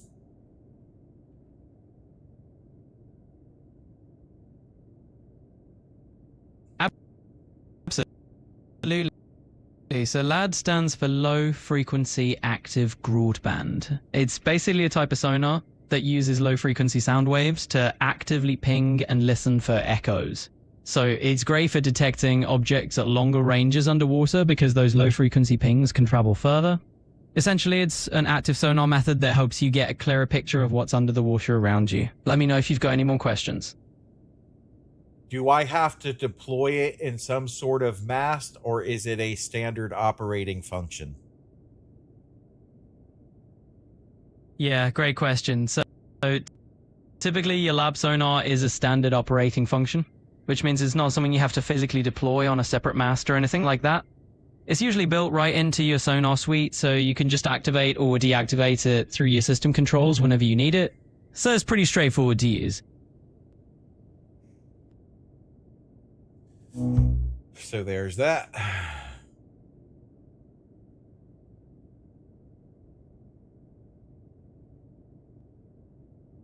All right.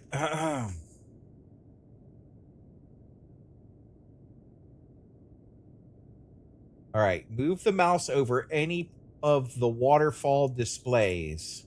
A white cross line follows the movement of your mouse. The mouse position is the white square. Okay. All right. Click on the screen where the mouse is. A yellow inverted arrow appears on top of the heading display. This is the selected bearing. Okay. Okay. So 90. Okay, so that's 360. Okay, so let's say the target is at 090. If I click here, and there we go. Okay, all right, okay. Now we're getting somewhere. It's amazing what happens if you read. Okay.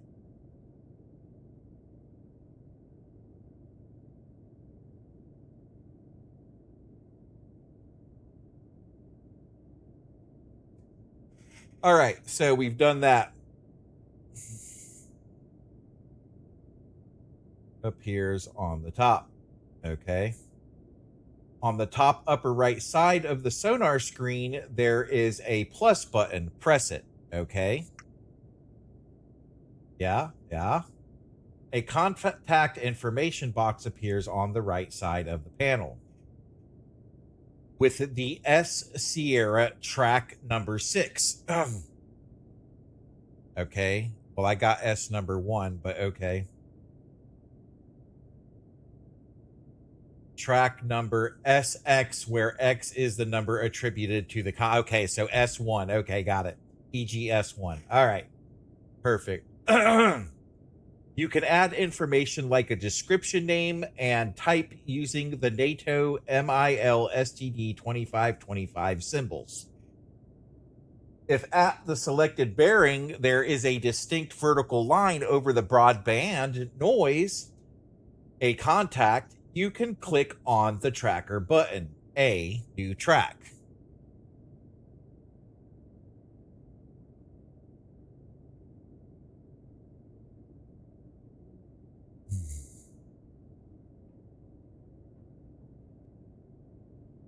With this here, okay.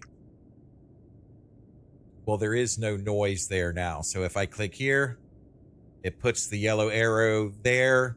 So this is like where I think a contact is. Okay. All right. So let's put this into practice. So instead of just guessing at what we're doing here. So we're on the surface here. We're still waiting to receive. Let's see. Are we receiving our signal yet?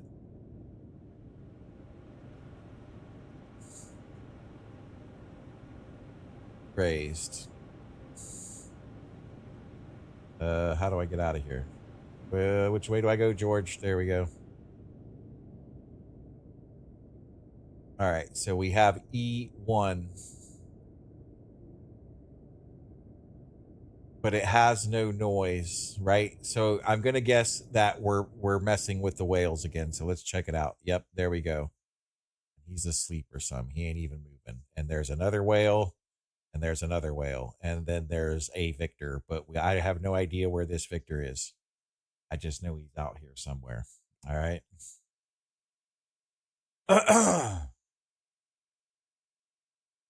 Okay. Let's keep reading here. You can add information like a description name and type using that. Okay. If at the selected bearing there is a distinct vertical line over the broadband noise, a contact, you can click on the tracker button. A new tracker information line should appear with a Sierra contact box. The contact is now being automatically tracked and sent to the ANBYG1 combat system. So that's your target motion tracking, whatever you call it. So let's go over there and look at that. So basically what they click and assign as a target there, it comes over here. All right. Good to know. We're learning things today.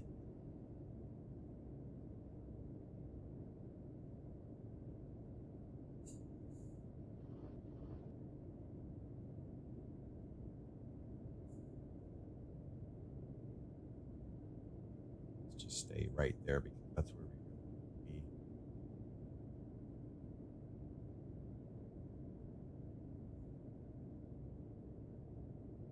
All right, so there we go. All right,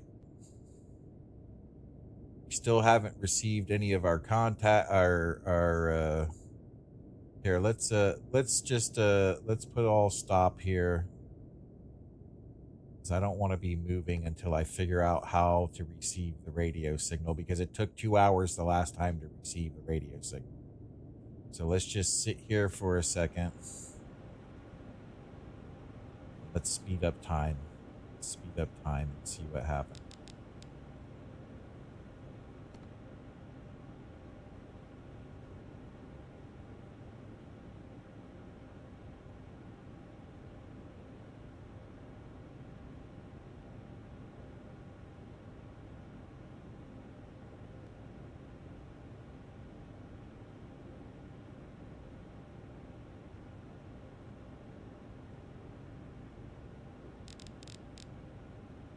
All right, that's not working. So it seemed like last time when I raised these other two masts, the signal came through. So let's do this.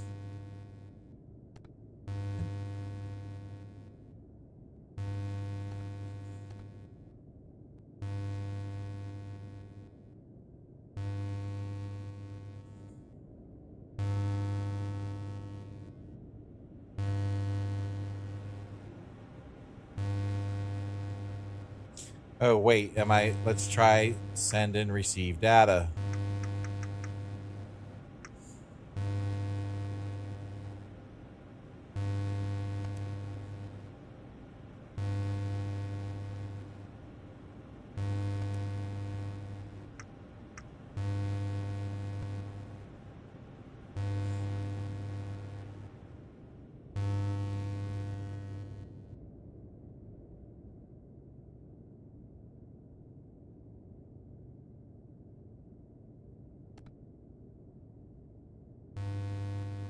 I still want to know what HD stands for.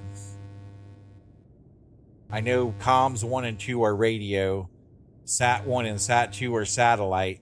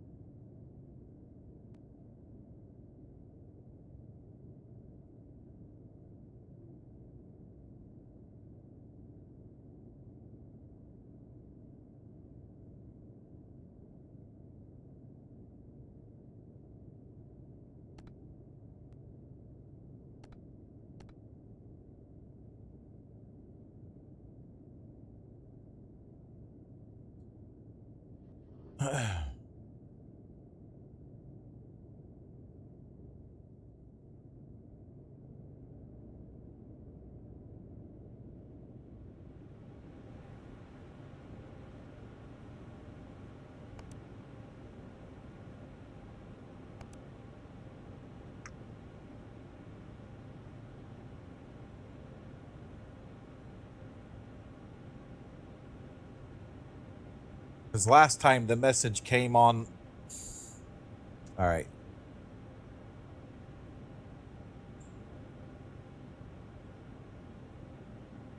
Let's just scroll through here. Let's scroll through and see if we can find something that helps us with this radio stuff.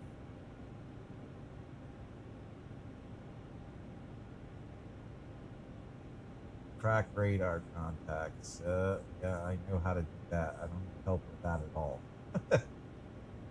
And I know radar. That's one thing I do know. Thought I knew radios, but apparently.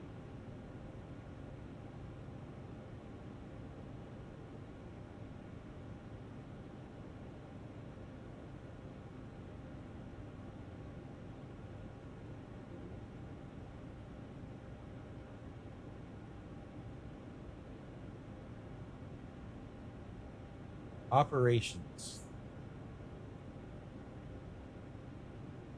Here we go. All right. Receive mission orders or mission updates. Okay, press F10 to go to the radio station. On the bottom, there are 3 buttons: antenna control and information. Click on the antenna control. On the top left panel, mass control. Click on the raise button on any of the 2 SATCOM masts and drag the cursor to the right. The mast will be fully raised. If there is an available satellite, one of the radios on the bottom left panel will connect and its status will turn to receiving. Since SATCOMs have relatively high data rate and the connection might last only a few seconds. Okay.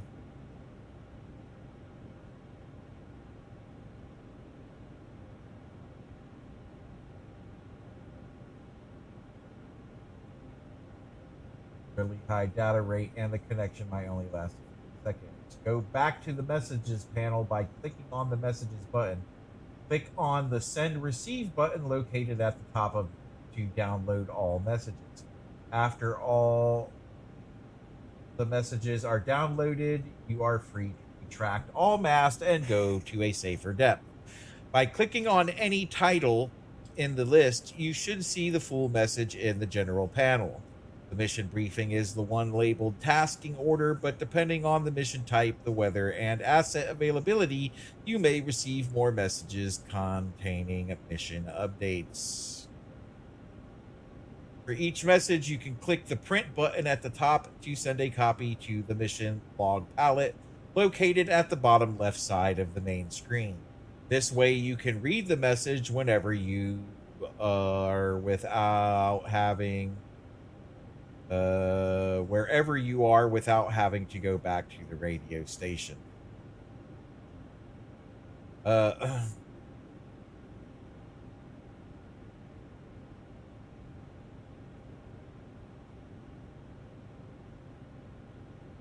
Verify that you are no deeper than periscope depth to raise any of the communication masts.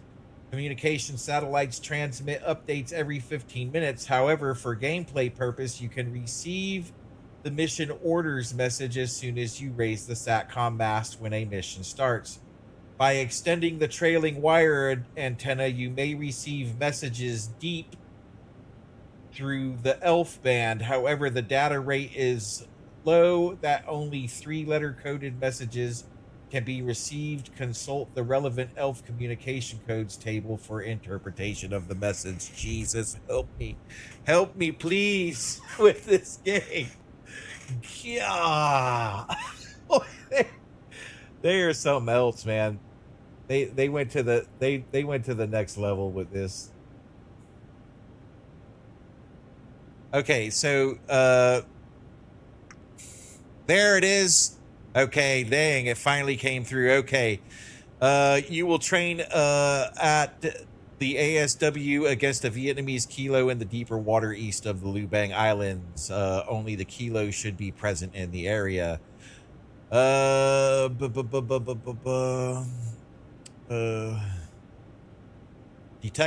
Detect, classify, and engage the Vietnamese kilo.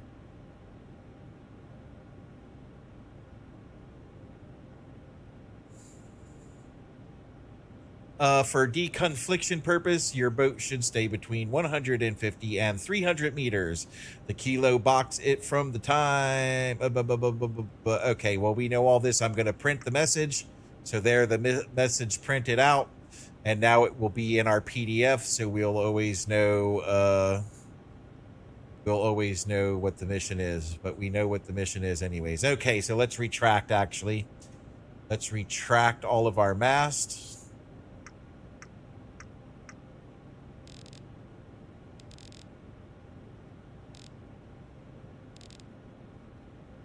And we're good. Okay, so now we're going to do the boot scoot boogie. We should have our training area should be here. All right, so we're just going to auto course. We're not going to put it in manually, even though I do know how to do it manually. So we're going to plot route to Vietnamese kilo's last known position. And we're going to autopilot off and then autopilot on. We're going to set our depth to 300 meters. We're going to run deep. Depth 300 order. And we're on our way down. And I'm going to go ahead and say we're going to do full speed ahead. Actually, we'll do flanking speed. All right. Let's make sure we're following our course and going the right way.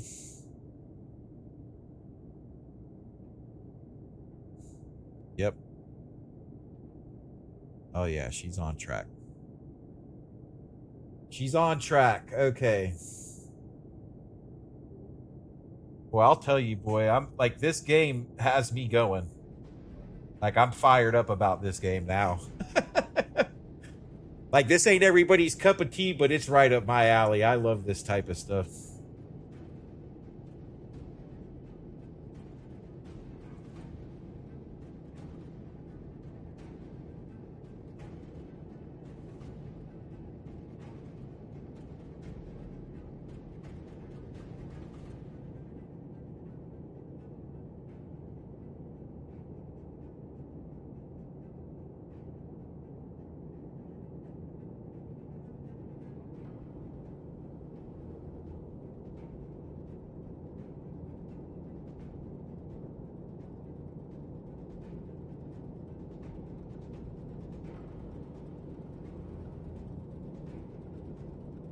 All right, so we're tracking our waypoint. I've got a better understanding of our sonar and how it works, so I might actually be able to track this bad boy.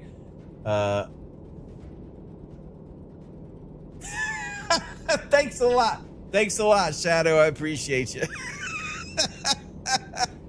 Come over here and show me how it's done.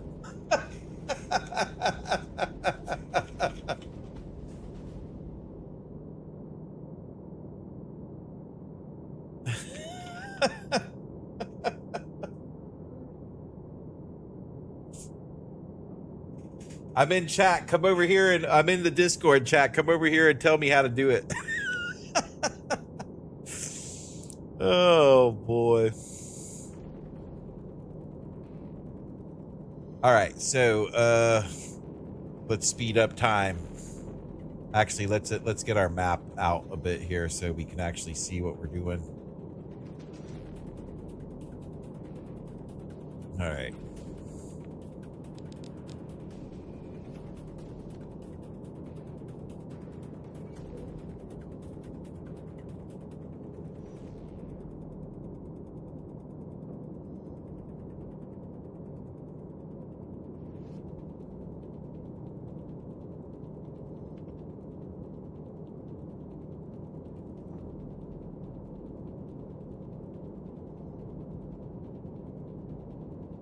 All right, seems like we're handling 8 pretty good. Maybe we can bump it up a bit.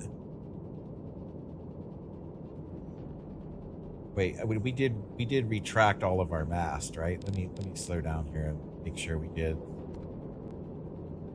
Oh, nope. See, we still have stuff. Yeah, see, I don't want to do that. I don't want to run with all that stuff open. See? I'm not doing my job. All of that should have been retracted while we were in motion. I hope I didn't break anything.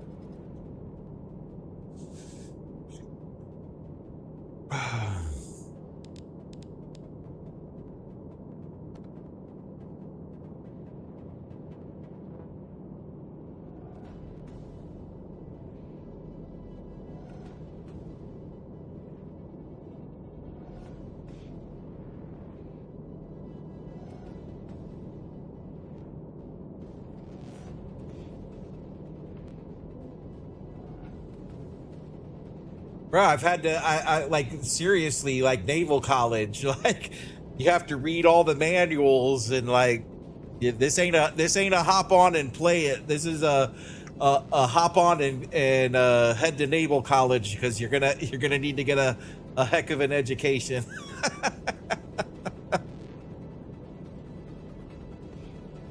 Why does it seem like we're not following our course? We're off course. What's going on? Did we? All right, let's reset. Autopilot off, autopilot on. Look, and it's gonna go all the way back. Oh, why does it do this? All right, here we go. We're not gonna do this. We're gonna cancel that. We're gonna slow down time. Slow down time. We're gonna go to the Ectus station. We're going to delete the route that's in, and we're just going to plot our own course. So we're going to go to waypoint. We're going to call this route Victor Hunt. Victor Hunt is our new route. We're going to save it. The waypoint, we're going to put a new waypoint, and we're just going to click right there. And there we go. And we're going to save that. We're going to close this, go out. Click here. Main route, Victor Hunt. Check. And now we should follow that.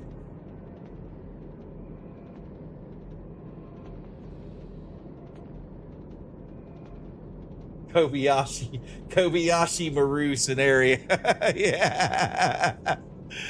Yeah. All right, so let's make sure. Let's go ahead and click. Nope, wait, I clicked the wrong way. Autopilot off, and then autopilot on. Now let's see if we speed up. Is she turning around?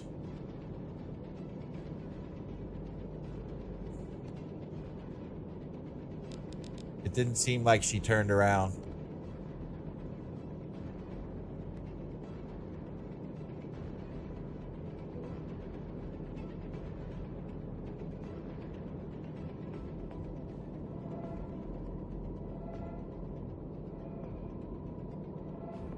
It seems like I turned the autopilot off. And now it's following the course. Okay. Whatever.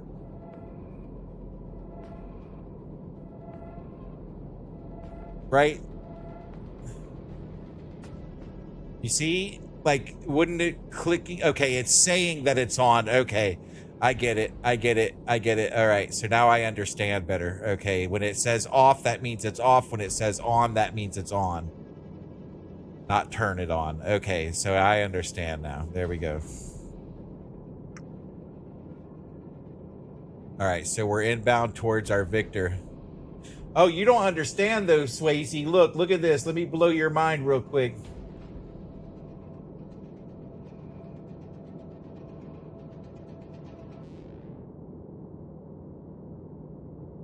Let me blow your mind real quick and show you this.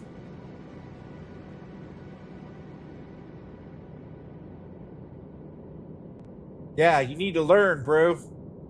You need to learn. You need to learn how to operate a sonar. You can't just do it, bro. You got to read the book on how to do it. Look. Here, I'm just going to go back to the top. Hopefully it all loads in. Yeah, you don't just, you know, you think you're just going to hop on and do the damn thing? Nah, bro. You got to read a book before you get it. Here's the book right here. The book tells you everything you need to know. Read the book. Read the book, man. Look at this. How does a sonar work? How does this... How does it work? It's here. Sensors. Oh, you need to know sensors? Oh, it's all right here, bro. Read the book. How does sonar work? Like, I've been actually reading through today. I've been reading this stuff, so I know how it works. I've actually been reading and learning. Think you're just gonna come play the game, bro. You ain't gonna just... Think you could just come over here and play the game? Nah, that's not how that works, man.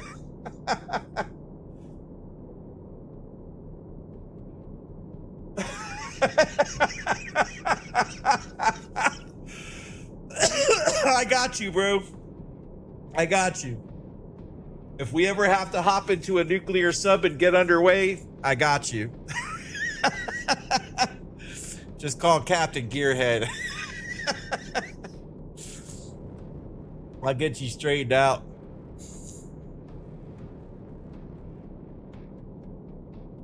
Well, it seems like our time compression is working better, so that's good, right? Yeah, man. Serious business right here. Yes, basically. Harvard degree. You need a Harvard degree to play this game. I kind of got a one-up on it because it was my career for a long time. I mean, not nuclear submarines, but shipping, so... I got a big up on this game already, but... Damn, bro. That's all I can say is damn.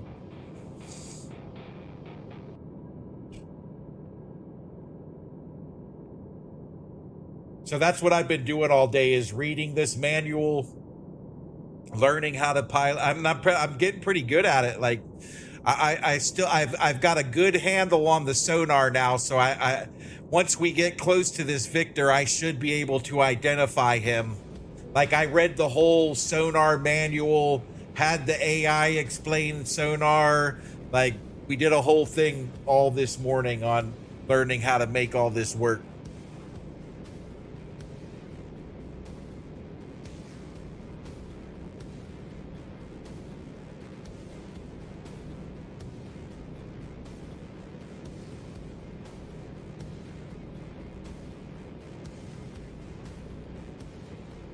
All right, let's see if we can crank it up. It seems like we can handle 8. Let's see if we can handle 12. Yep, see, now it couldn't handle 12. All right, let's go back up to 8 then.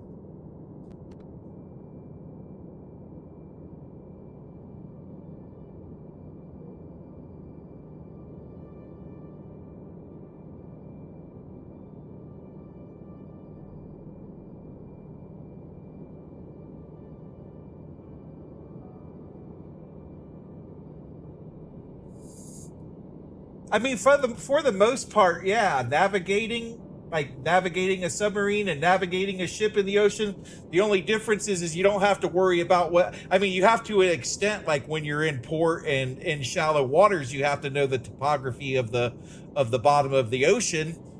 But like, yeah, like the only difference is navigating through underwater mountains, but even that wouldn't be a difference as long as you understand your depth to keel and everything else. So yeah, it's pretty much the same. It's pretty much the same as navigating a ship, navigating a submarine. Now, firing weapons and missiles and missile systems and torpedo systems and identifying targets on a sonar, like, no, yeah, that's a different thing.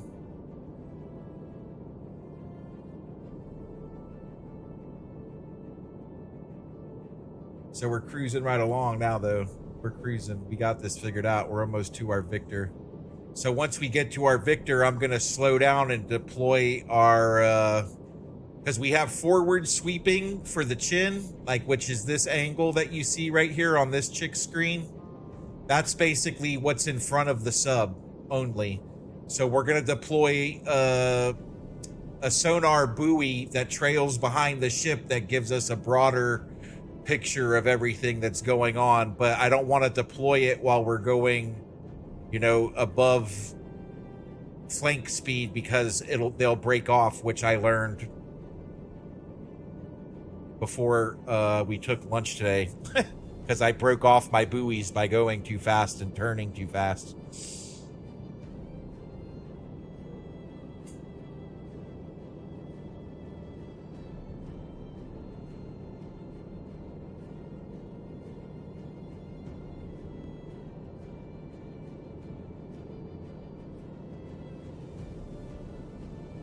Well, at least we're handling 8 times compression now.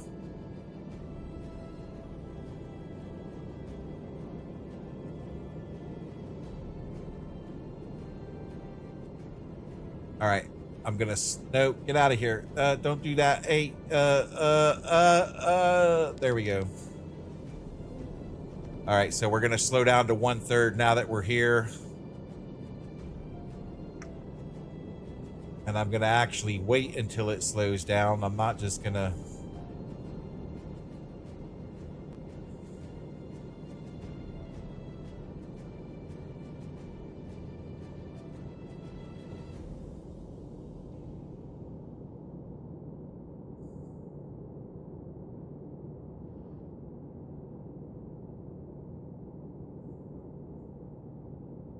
Okay, so here's what we're gonna do now that we're here. We're gonna load the next plot route exercise area. There we go. So now we're on the move to the exercise area in which we should still be on auto, but it doesn't seem like she's turning. We'll give it a second. Yeah, right? They're all like bobbing and stuff, like a bobblehead. Okay, so let's see if she starts to turn once we hit this the Kilo's last known position. But while we're waiting for that, I'm gonna go ahead and deploy our trailers. And we're gonna deploy our fat boy. Fat line. All right, extend.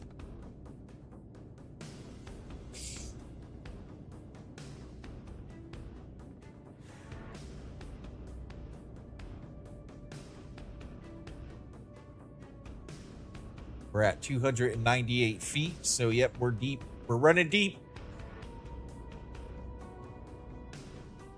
All right. Are you gonna turn? Nope. Hey, stop that. Are you going to turn? Here, let's speed up time and see if she's gonna turn.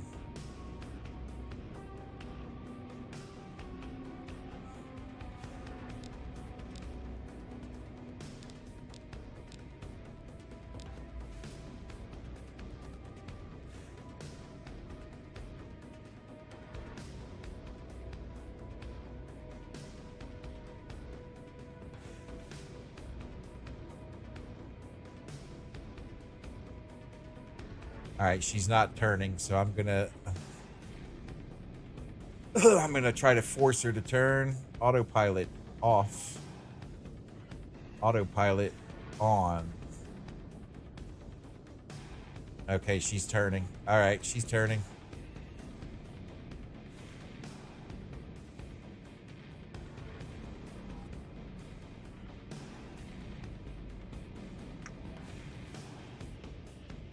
All right, I'm gonna go ahead and slow down now that we're no, get out of here. All right. All right, we're in our exercise area, so now we're looking for cavitation. Let's check here. Where are we? Turn on the night vision, please. There we are. And look, see the boat. It's turning. All right. So we're doing the right thing, I guess. We're going slow enough that it shouldn't break off this time.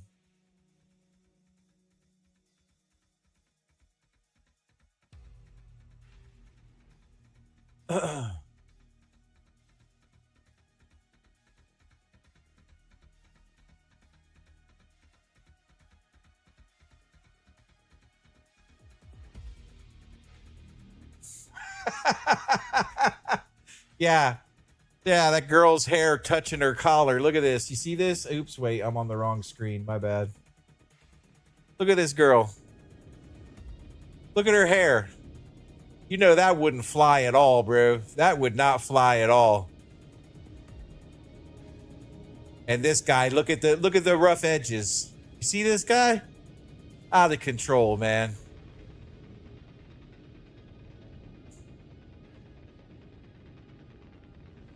There would have been some infractions for that type of crap.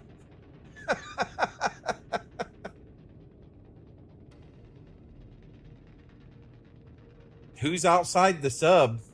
The sonar, there's a drone following us. There's a US Navy drone following us so we can observe what's going on outside the submarine. Yeah, I know what you're trying to say. I know what you're getting at there, Swayze. All right, so now let me see if I can learn how to use this thing. All right, so it looks like we've got a track there.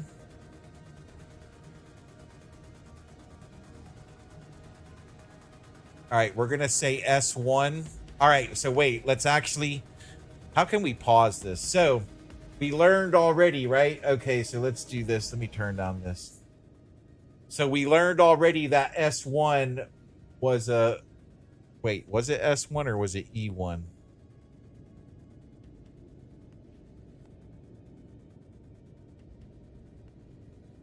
E1. We got E1, which is a whale. We know that E1 is a whale.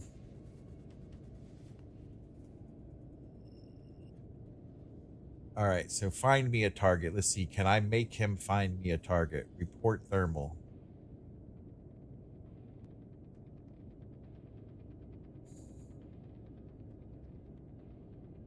Enable.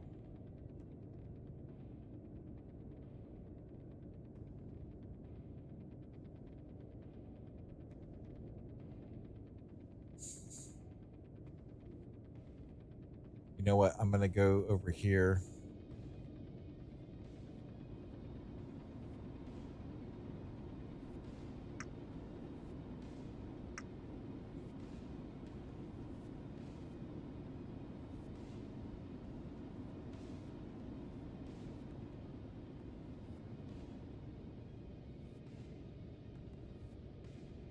All right, we need to figure out how to find this target. So which one is the demon analysis? There we go. This is demon analysis. All right. I forgot how to use it already.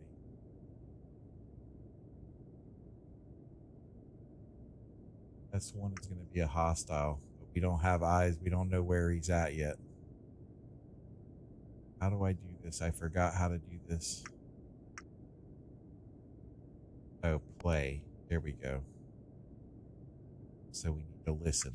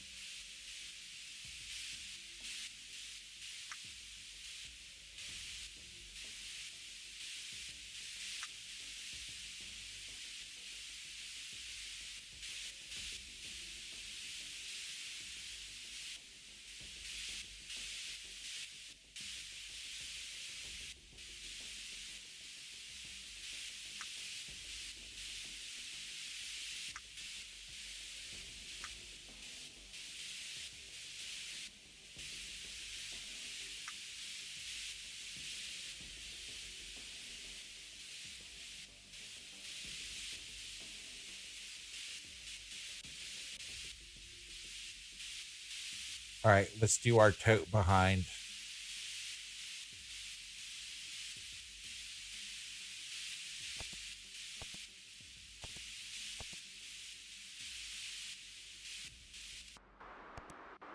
There it is. There it is.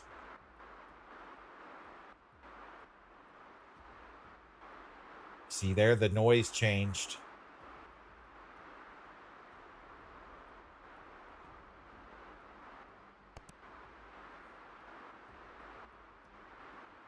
But right, we have our TB34 deployed. Let me see. Which one's deployed again?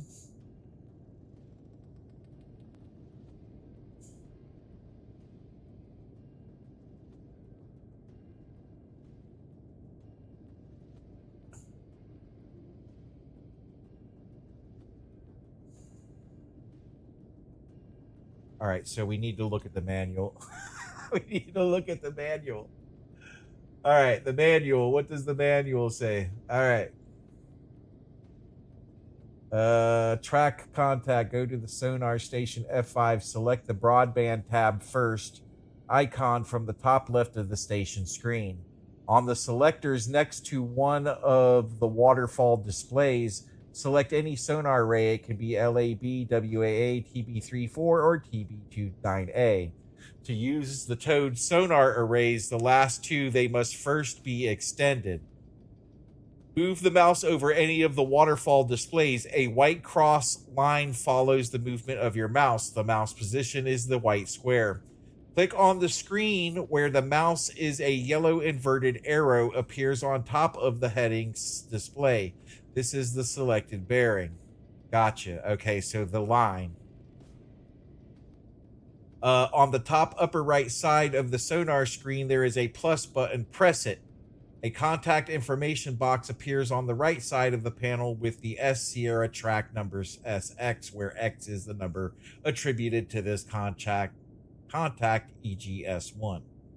You can add information like a description name and type using the NATO MIL STD 2525 symbols. If at the selected bearing there is a distinct vertical line over the broadband noise, you can click on the tracker button. Okay, so let's go back over there. Oh, I'm giving y'all the wrong page anyways, ain't I? Oh, yeah, I am. Sorry. I had the wrong page up. I didn't do that. Let's close that.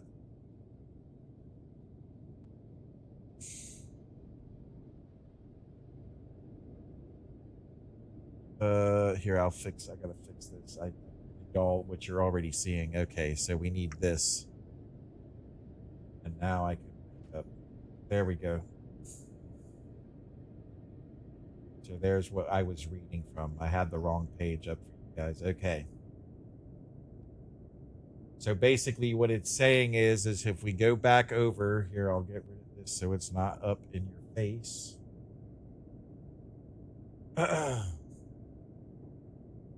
And we go back over to the sonar.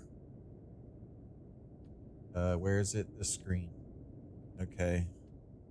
We'll go back to the regular LAB. So there's a solid line right here.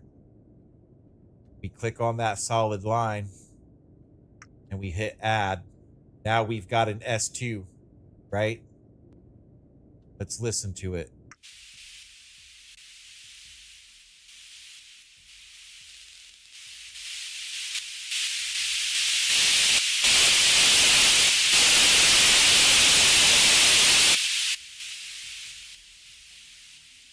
To me, it just sounds like static. I don't know.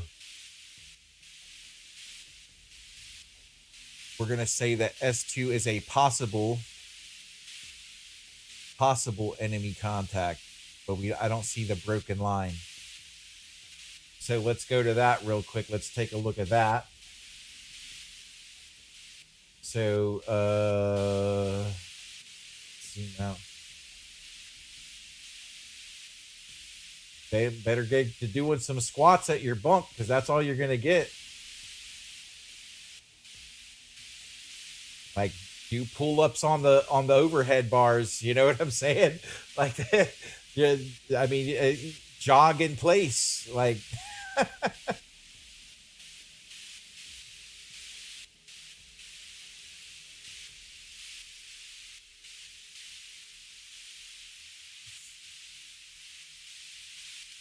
All right, so we're looking for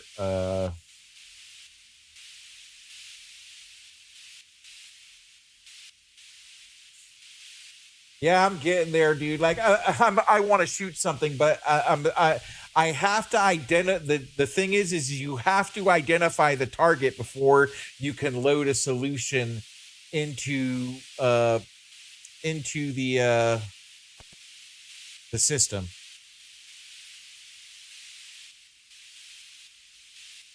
Let's go on our forward screen here and let's look at this. I'm going to crank it all the way up, 16 decibels, full, standby, and continuous. So there's nothing directly in front of us.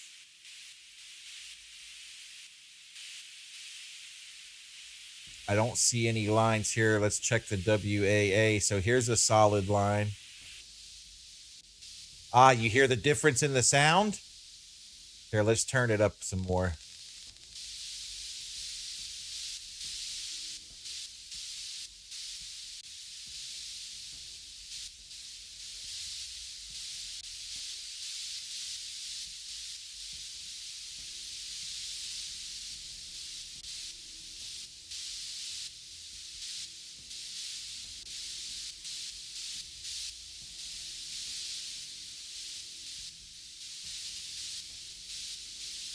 So we have to understand one thing about this. Oh wait, I'm sorry, I got the wrong. I'm blocking your view. Oh, I didn't mean to do that. Captain Gearhead. There we go.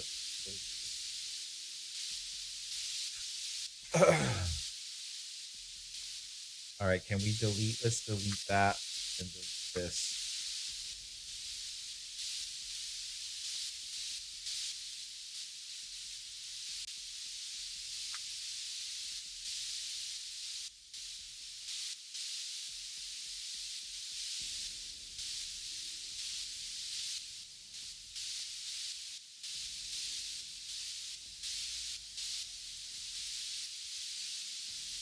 So that's a S3. Why are we hit?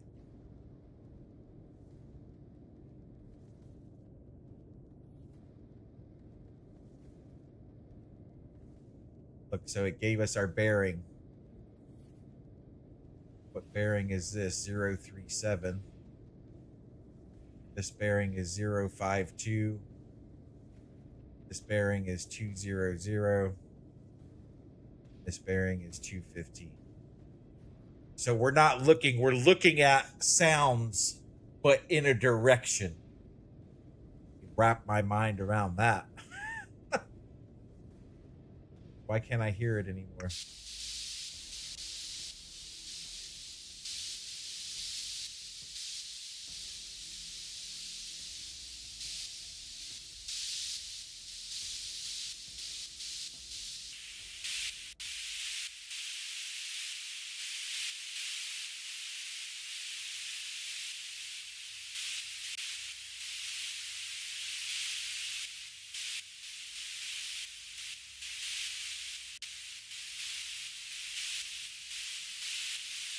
All right, so let's do LAB, WAA, and TB34.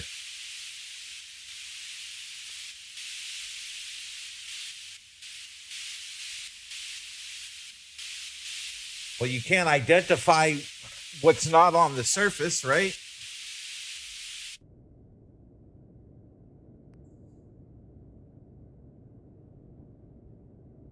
I mean, I don't even know how I spotted that Victor on day one. Like I had him as a contact.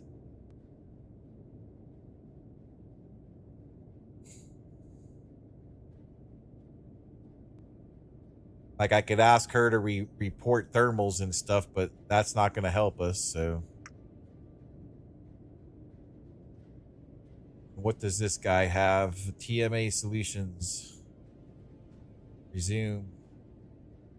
See, he has no target. He has no target. He needs a target in order for me to program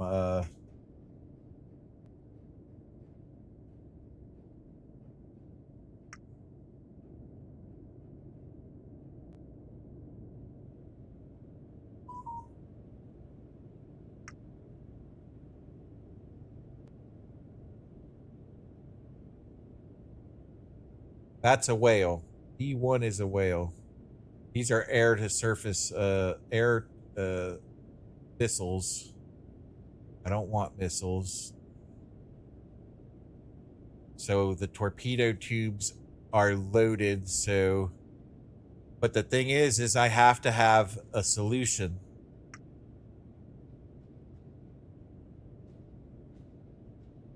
This is where the E1 was moving. Okay.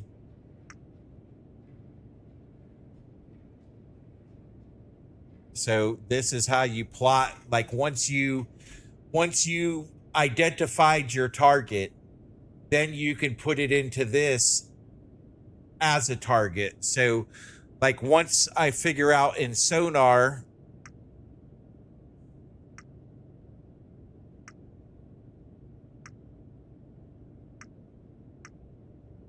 all right, anyways, let's get out of here because I'm not even ready for this yet. So I need to identify where this guy is at. He's here. Like it shows me he's here. That's the enemy sub, but I don't know where he's at. So I've deployed my sonar. Look, there's a secondary. Now this one, there's a sub that I'm supposed to train against, and then the report said that there was a sub, an enemy sub monitoring the situation, but I can't do anything to that sub. So I have to identify the victor. And one of these is of course the victor, but I don't know which one. I'm guessing this is the victor because this just doesn't look like well, actually I'm guessing I don't know. I don't know what I'm guessing. What does this do? Okay, that takes me to the AIS.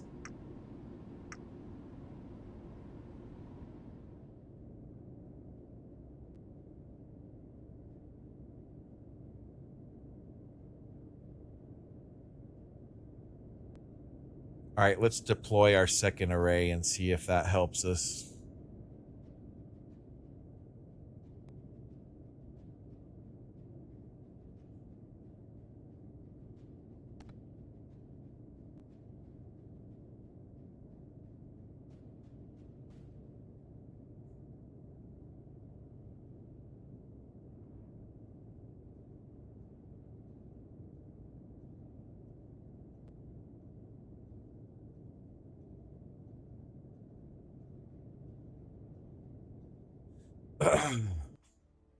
All right, so our second array is now out.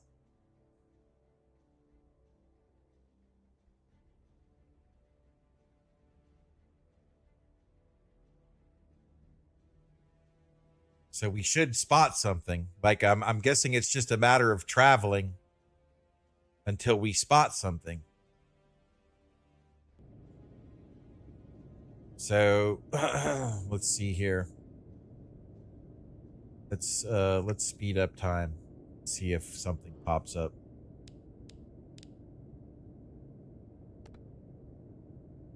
Yeah, I don't know if we could capture it.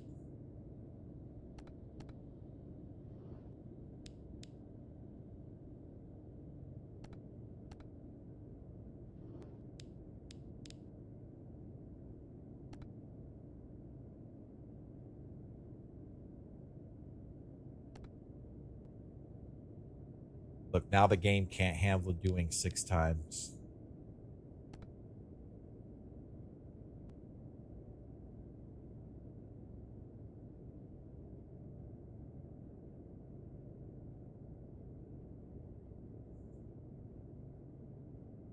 But I can't go fast because we're towing the arrays, so I have to just cruise it out. What would Bri Boitano do? Oh God. What would Brian Boitano do?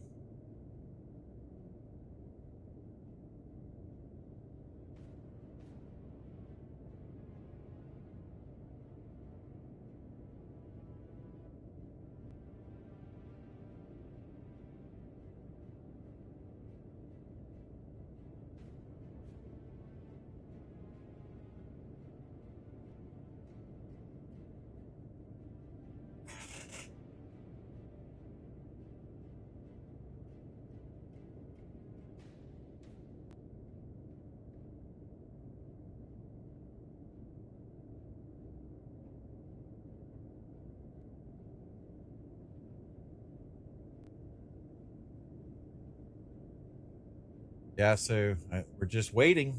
Hopefully,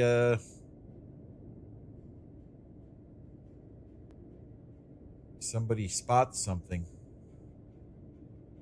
I would like to know what screen. Wait, I gotta get. See, this is the only thing that sucks. You can't get out of this screen.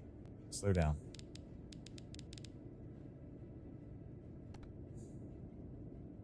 I want to see this screen that he's looking at.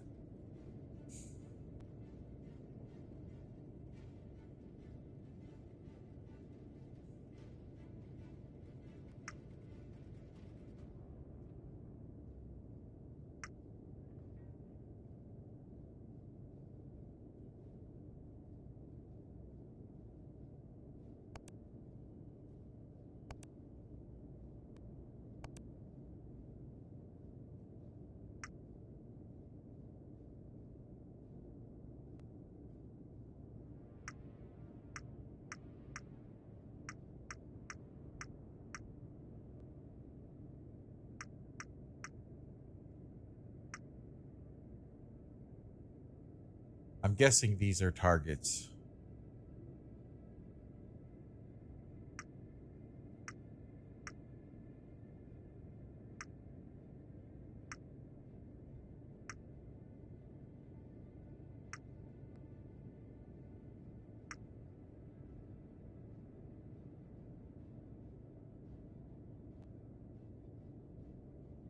What screen is this guy looking at? Like, he has targets and everything. That's the demon analysis. I can't read the screen. It says tactical something. Let's see here.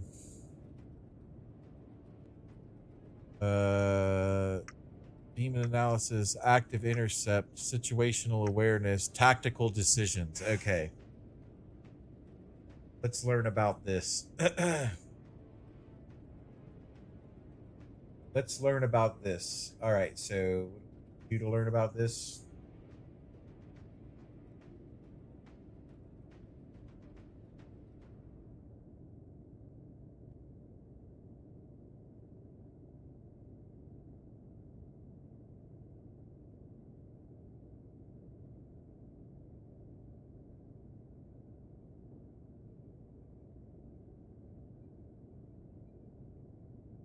All right, that's receive missions and orders. Let's zoom out here.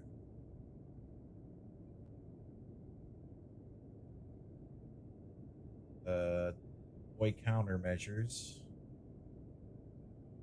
Launch a Tomahawk land attack missile. No. Launch a Harpoon anti-ship missile. Launch an MK-48 ADCAP torpedo. Load a torpedo tube. I already know how to do all that. But if you don't have a solution, it doesn't matter.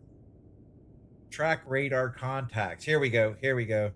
Track AIS contact. Well, we don't have any AIS contacts. Track ESM contacts. I think we're getting closer now.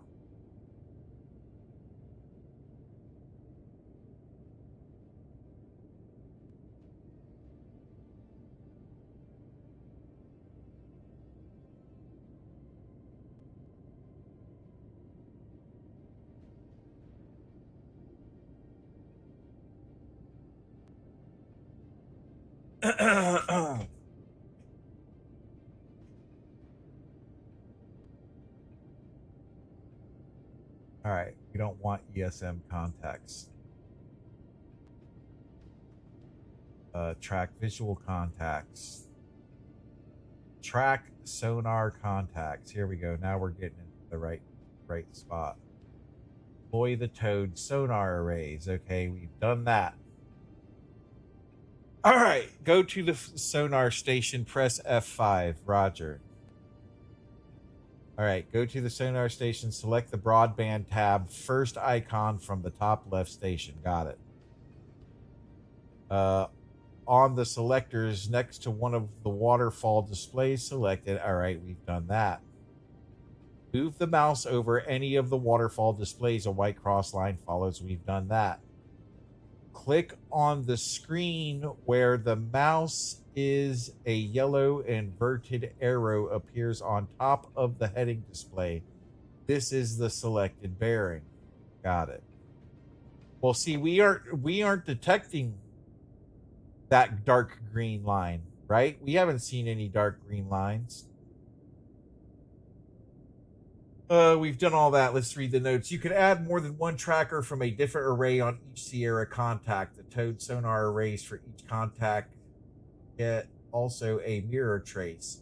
You can distinguish which is the real one either by comparing to other sensors or by turning the submarines. After the turn, the true trace will stay at the correct bearing. Where the false one will not. WAA array at certain conditions can give an estimate of the target range. That is why the technology is also called RapLock, Rapid Passive Localization.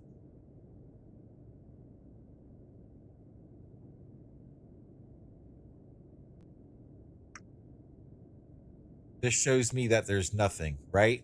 There's nothing here. There's no dark green signals on any of it. Wait.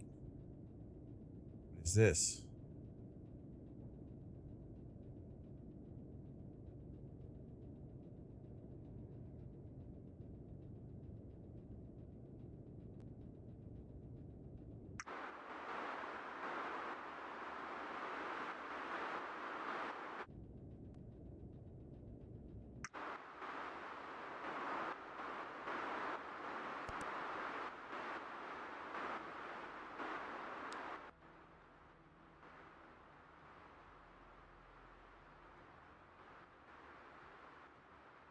I mean, I shouldn't even have to do all this. You would figure that my crew would be like, "Hey, we got a radar, we got a sonar contact. Why does the captain have to sit at the sonar? That doesn't make sense."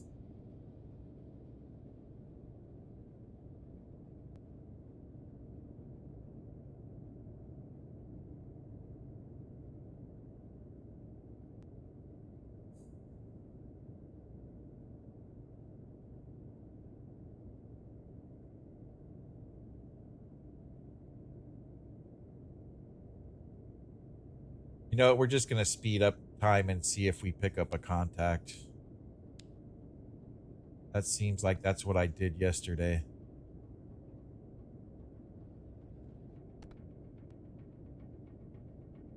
Look, this guy though, it's like he has something. What screen is this bottom screen that he's on? It's the regular screen.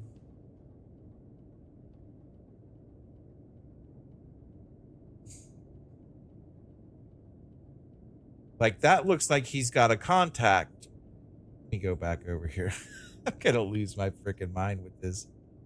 All right, am I doing something? What do we got here? Let's delete this contact because I don't know that it's anything at all.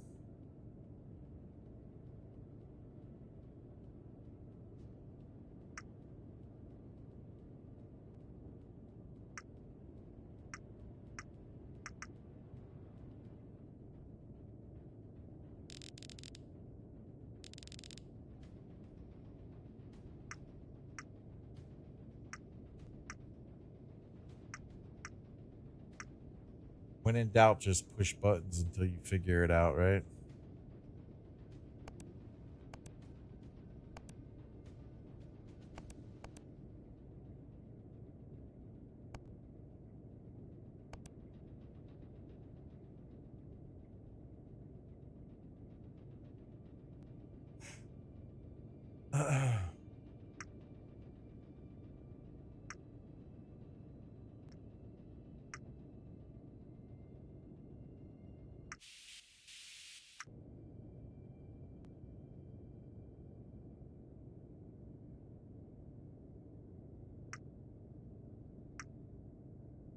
I don't know. I'm guessing I'm gonna need a better tutorial than this.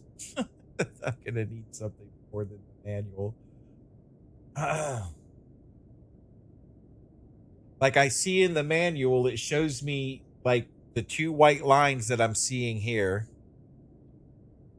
And then in the middle, there's a dark green line. I don't have any dark greens.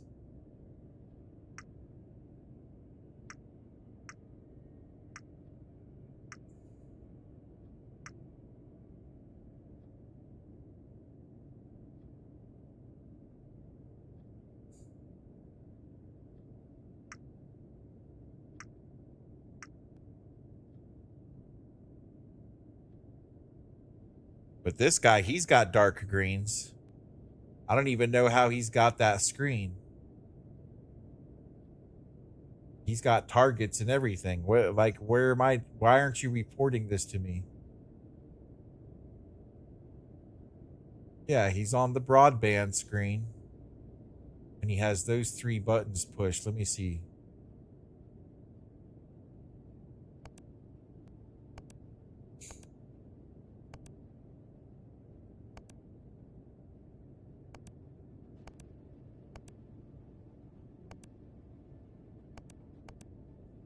See, why don't they explain that to us?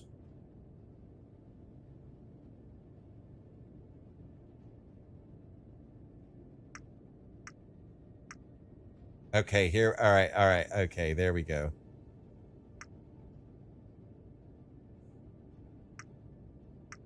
All right, that just shifts the step. Okay, so there's 1. All right.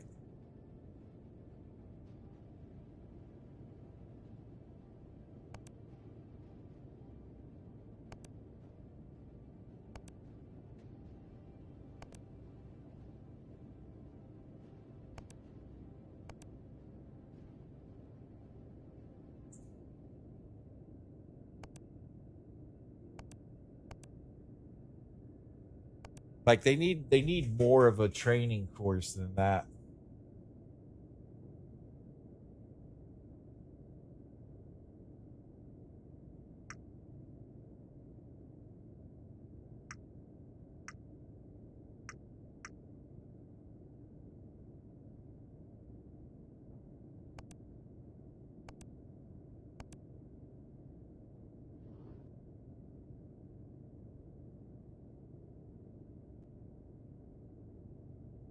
Anybody know?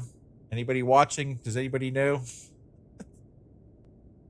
All right, we'll just go speed up time again until maybe one of these people will pick up the victor. Look, they got dark green lines. How come my screen doesn't look this way?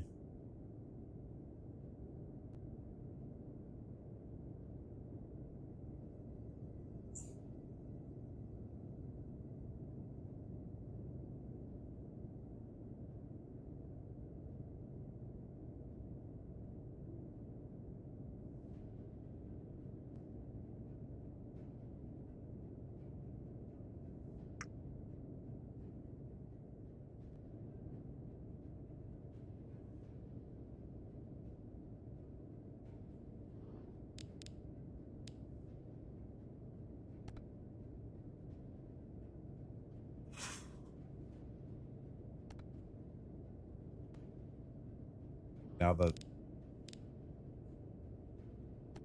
time compression doesn't want to work.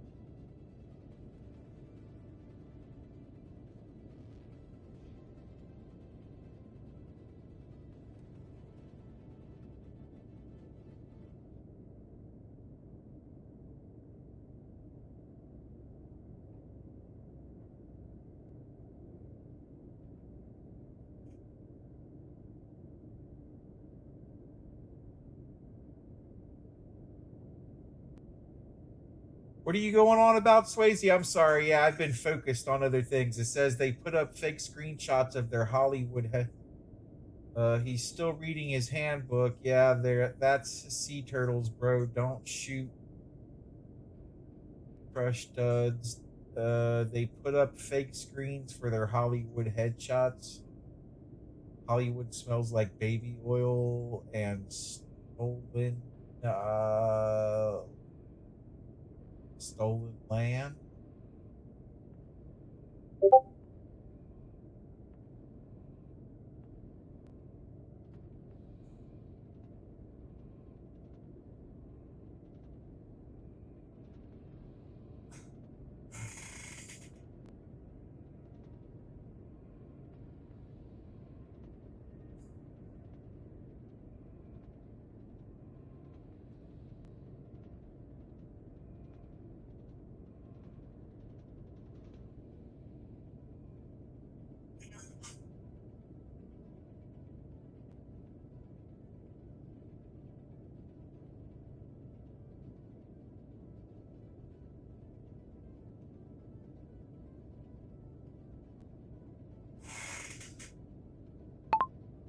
Send me a link that shows me how to work sonar and all of the aspects of sonar.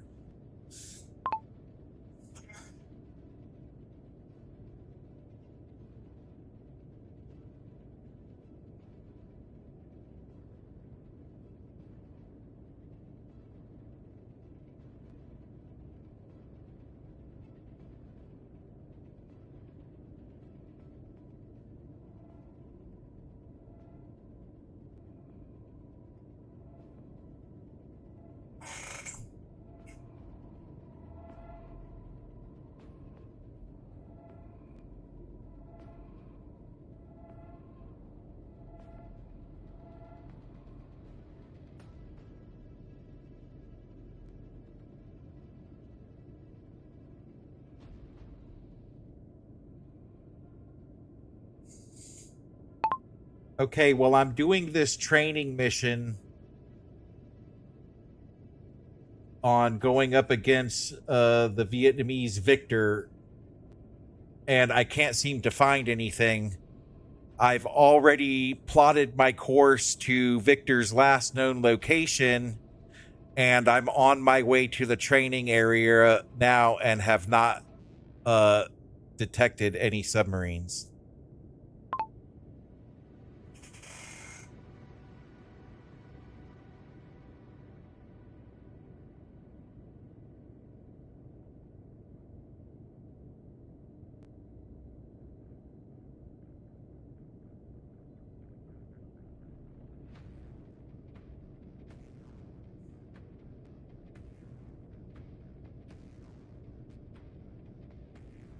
In the broadband scheme for L, A, B, and WAA under the time button, there's a wide hamburger button that gives you 4 grams instead of 1.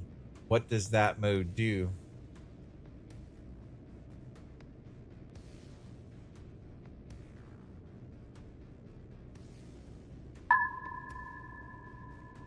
Thanks for the sub. Appreciate you. Oh, okay, I see you. You're on Discord. Okay, good. Yeah, I need some help here, man. I need some help. So I'm on this mission. You can see the Ectus here. I'm trying to figure out. I got my core. I'm a seaman. I've been trained on navigating ships through the ocean. I mean, I'm retired now. I don't sail anymore, but so I got I understand how to drive the ship, and I've got that all down and plotting courses and all of that stuff. What I don't understand is sonar and weapon systems. I haven't had any training in that. Radar I got, Ectus I got, AIS I got. I understand all of that stuff perfectly. But the sonar and weapon systems and tracking targets on sonar, I do not understand whatsoever. Here, let me slow down time so I can... I'm trying to find this Victor. I've already received the mission and the radio signals and all of that stuff. And I've plotted the course, and I'm on my way there. I've got my 2 towable arrays out right now, and I'm waiting to detect a target, but I don't know how to detect a target. You might want to start against a surface ship. It's easier. So, okay, so how do I do that? Is there another mission that I don't know about? Okay, let's try that. I can back out right here. Exit mission. Uh,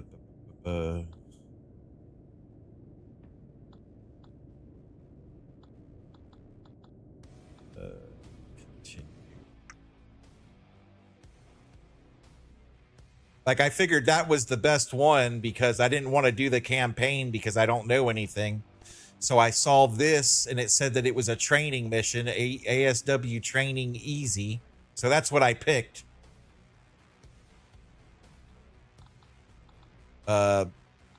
Is there another direction I should maybe go, or?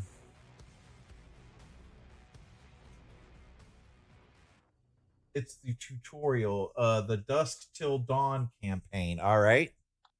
The Dusk Till Dawn campaign is the tutorial. All right. Let's see. Where do I find that? This from Dusk to okay. All right. A near peer adversary is supporting several terrorist cells. All right, this is the tutorial. Okay, that's what you're telling me. Gotcha. All right. I'll start this then.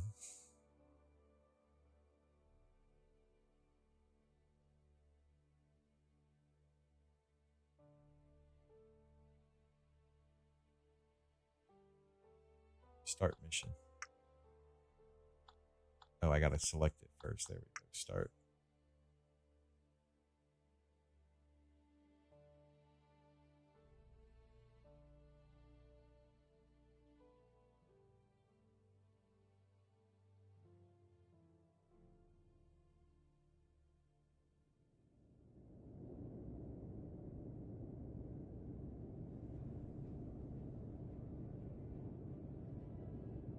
All right. So, okay, let's see here what they're going to say. Okay, mission briefing. Recent intel reports state that a large amount of military grade weapons and ammunition were stolen from a warehouse during a NATO exercise. The stolen assets were spotted while being loaded to the bulk carrier Salma H by a HUMINT source. This particular vessel is known to be on the employment of several small terrorist groups. The ship has entered your area of operation a few hours ago. Your mission is to track the ship and either put it out of operation or sink it before it reaches its anchorage, and unload the cargo. Since the ship is operating in sparse but active shipping lanes, take special care to keep the collateral damage to a minimum. Proceed to surface for radio briefing. Aye. All right. Let's head to the surface for radio briefing.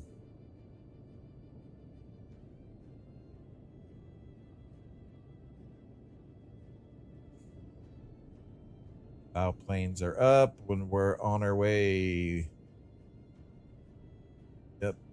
Bubble is moving. All right. Okay. First thing after brief, you want to click on the general circuit. The small pads with green and red buttons, and set your light to all off. Avoid screen glare because, yeah, it's simulated. Okay, let me see if I can wrap my mind around that. On the general circuit, the small pads with green and red buttons. Here? I'm not sure what you mean by that. Okay, all right. Okay, the small pad with green and red buttons. This one, the main circuit. Gotcha. Status report DCS lights. All off. There we go. Ooh, that's fancy. Nice. I like that already. That's a lot better. See? Wow. Okay, yeah, that makes all the difference in the world.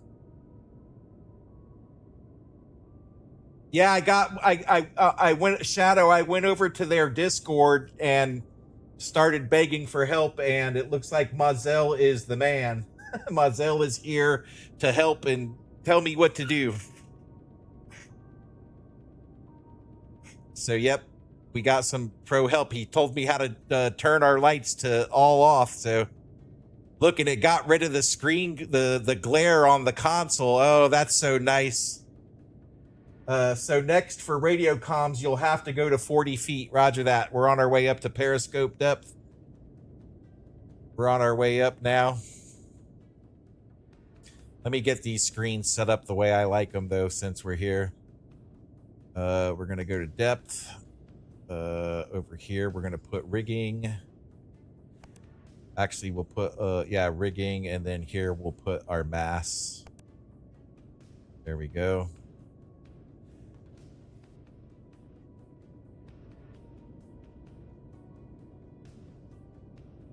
Oh, wow, a former sonar tech. Yeah, I could tell you, like I said, I was a sailor myself. I worked for I was a merchant marine, and I worked for Alaskan Tanker Company. And I've got training in ECDIS, AIS, sonar, or not sonar, but radar, and ship's navigation. Like, I know how to plot courses on ECDIS and do all of that type of stuff.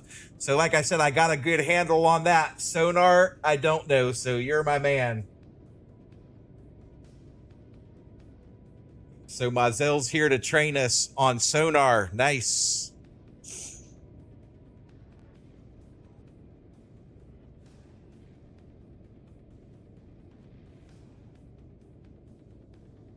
Mazel, if you're interested, man, I have a Discord.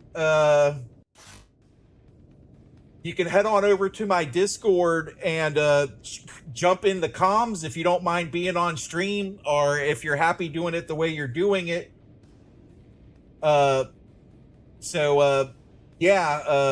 You could join me in my chat if you're comfortable with that. If not, that's fine, but you can always join our Discord. You can scan the QR code that you see on the screen. You could click on the link that's on my YouTube homepage, or you can click on this link I'm going to post right now. Give me a second. Give me a second here. Welcome. But if you're not comfortable with that and you just want to keep chatting where you're chatting, that's fine too. We'll just go through it that way.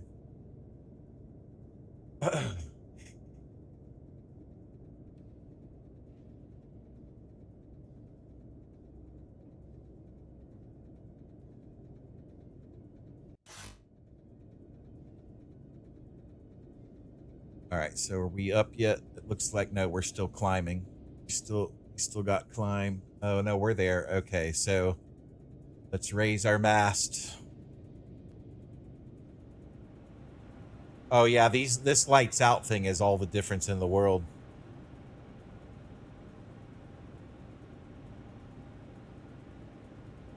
Oh, gotcha. Okay, yeah, that's fine. I get it. That's fine. Still feel free to join. Be more than happy to have you over there. Okay, so if you do join, though, it's AI moderated and sends out hundreds of notifications a day to keep you informed on everything gaming. So you're going to want to mute and silence that server because it will blow up your phone and your PC. All right, so let's get our antennas up. Now, do I have to raise all of these, or just the SATCOM antenna or the COM antenna to receive the message? I'm not sure on that one.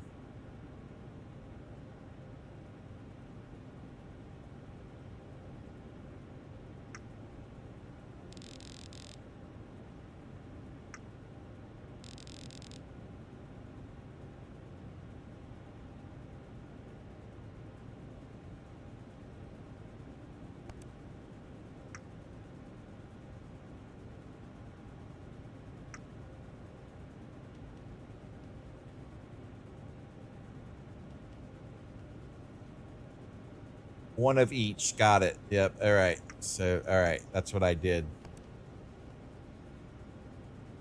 Nothing's coming through yet, so. Like this, I've been having an issue with this. Is it just a matter of time, or like, is it literally every 15 minutes? Like I read something, or the AI told me that it was every 15 minutes or something like that.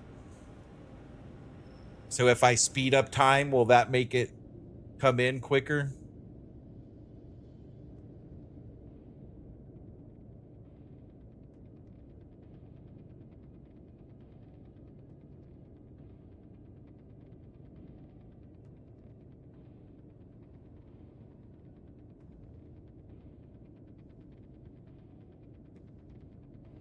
Like I told you, you have to be at 40 feet. Roger that. Okay.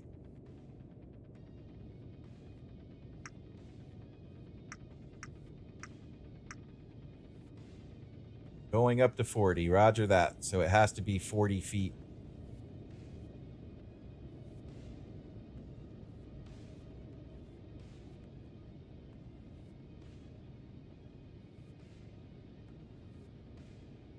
Yep, roger that. 40 feet. Aye, aye.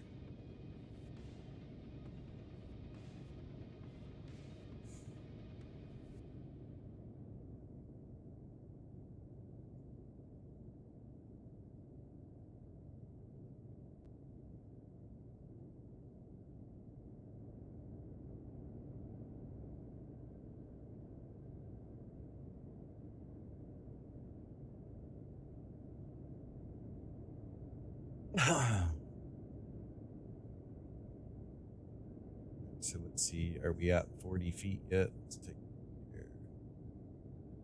40. We're almost there. Okay. All right. That's it. So we should be able to receive now.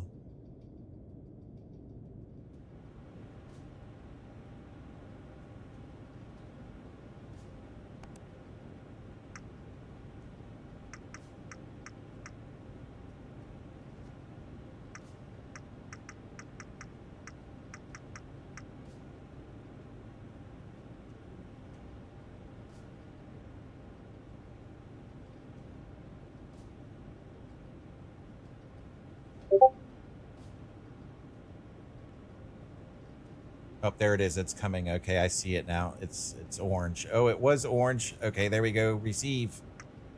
Receive.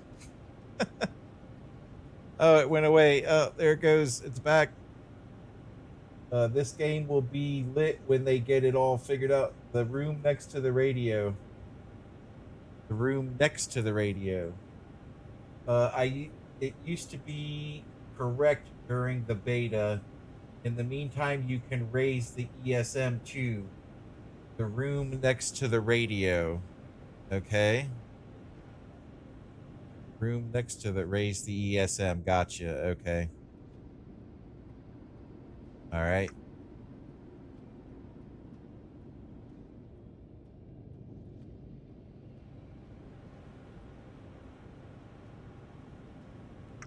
There it is. All right. Intercept civilian cargo vessel tasking order IAW Ref A OPORD 2504. You're tasked to conduct offensive action against the bulk carrier cargo vessel Salma H. The vessel is believed to be carrying large amounts of military-grade weapons and munitions. The target is expected to enter your patrol area 1715007 January 23rd. Primary objective, track, classify, and attack the bulk carrier cargo vessel Salma H before it unloads her cargo. Avoid collateral damage to passing civilian traffic. Avoid detection by passing civilian traffic. ROE, maintain weapons-free posture. You have release authority from comms sub Lant against the designated primary objective. Intel update. No other enemy combatants expected in this grid sector. Roger. Okay, let's print that. Retract all of our antennas. And get out of that screen.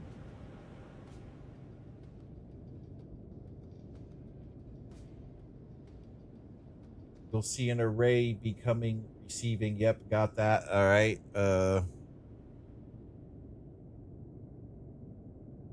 So what happened? We should have received. What did we get over here? No, on autopilot.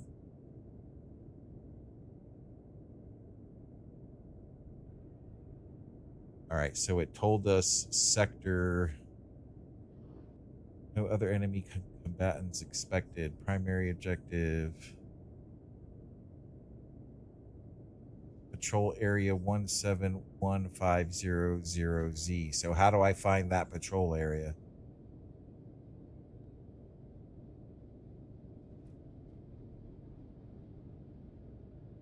On the ESM, check AIS, Roger. Okay.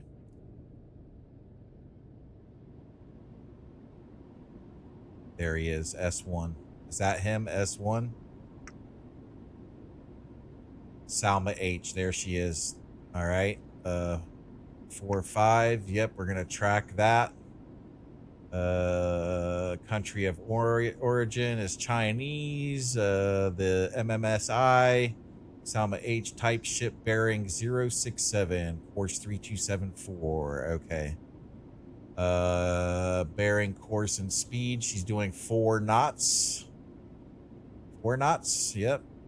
And her coordinates are 10, 2193, 11879. Press track, roger that. I did. Track, yeah, okay. Track. Yeah, but I had no AIS targets, or I was on the wrong mission, apparently. Okay. All right, so we have it. We're tracking it. Press track. There we go. All right, so we're tracking her now. Okay. Oh, I see now. Oh, okay.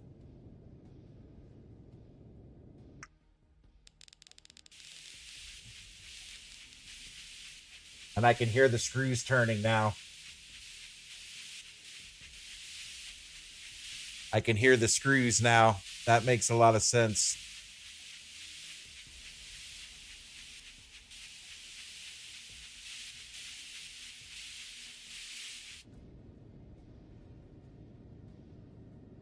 All right, so we're tracking that target. So let's make way to her. Look, she shows up on the chart now. That's what I'm talking about. Let's do an intercept course. Now we can load. I'm going to just do it myself. Let's call this intercept Salma. Fax laugh. Okay, so if you want to go sonar, you might want to dive a bit. Okay. Like 60 to 70 feet. Roger. All right. We're going to intercept Salva. We're going to plot a new course, and we're going to say right. Nope. No. Go back.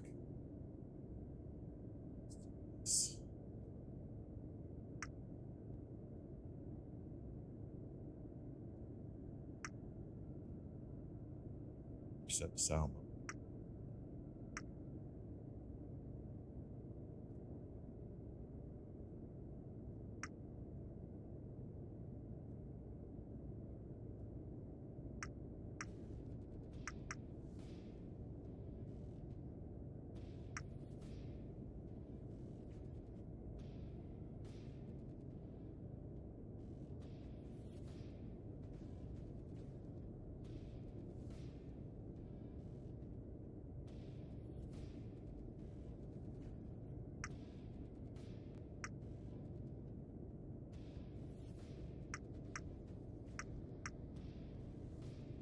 Why are you not saving intercept Salma?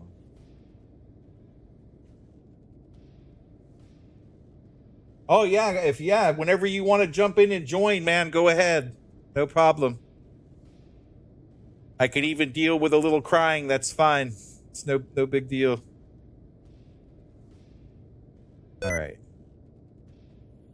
Oops.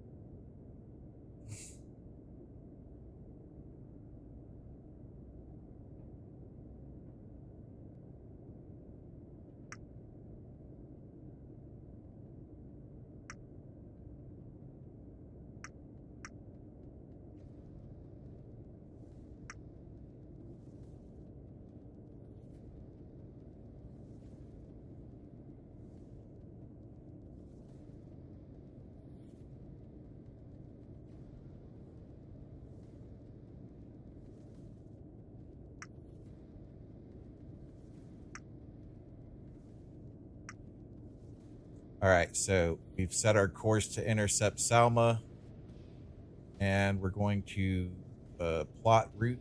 Nope, we're going to main route, intercept Salma I.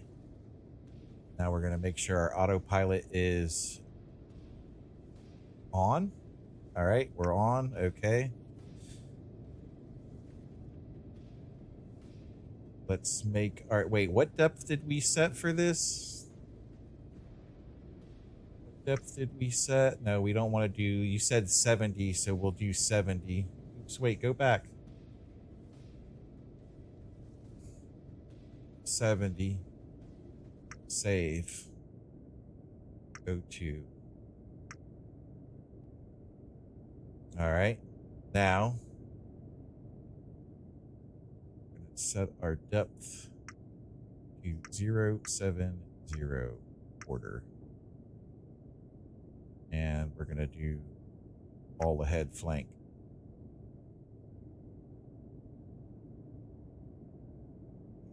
We'll have to look at your sound speed profile.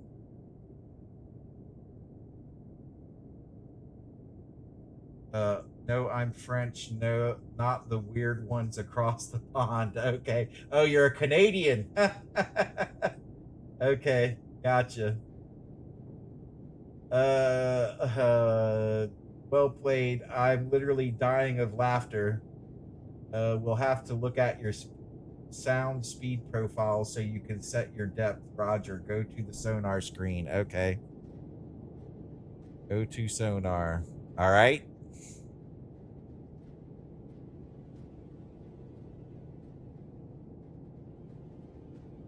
French. So you are from one of the weirdos from across the pond. I thought you said you were French, but not from across the pond. No, I'm French. French, not one of the weird ones across the pond. Okay. Okay. Well, whatever. It doesn't matter. Either way.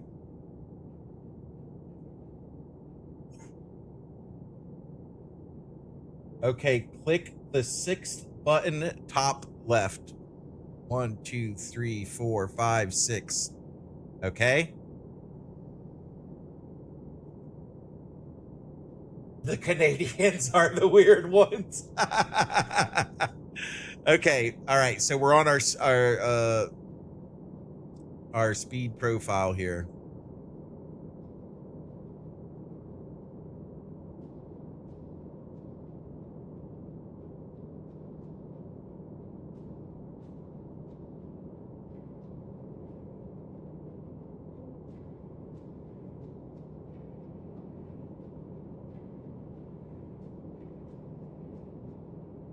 Press draw SSP. Roger. There we go.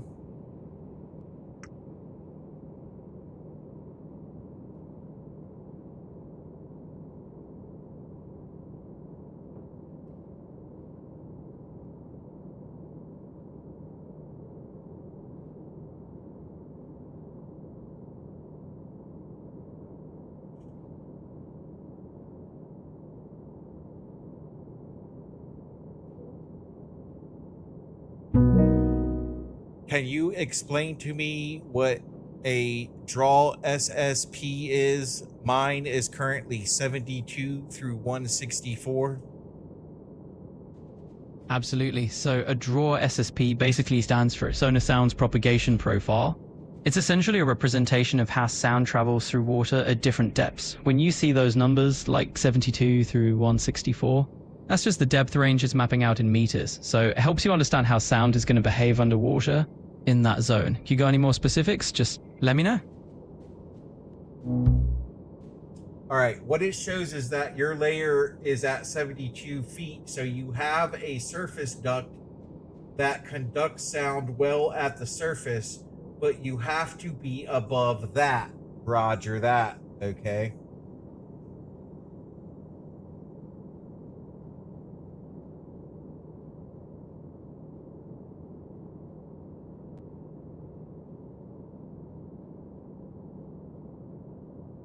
So I need, where I want to position my ship is in between 72 and 164. That's where I need to be, is what I'm guessing. what you'll want next is to zoom a bit on the map, okay?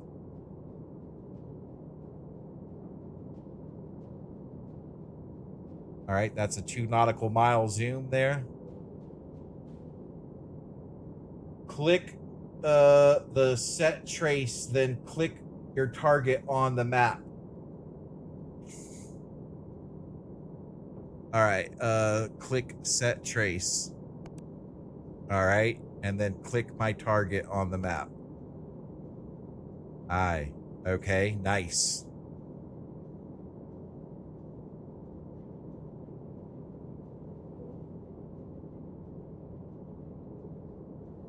Wow, this guy really knows his stuff, huh?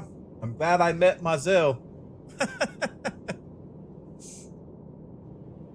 Okay, so we're tracking our target. After you've set your trace, click the race tray button. Nice.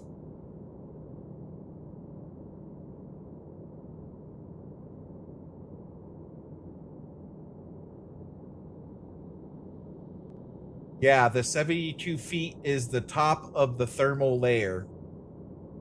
Okay.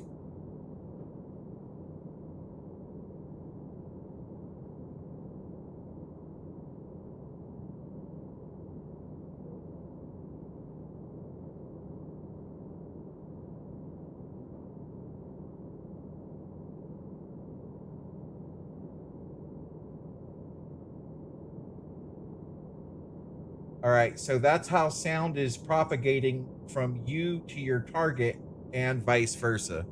Okay.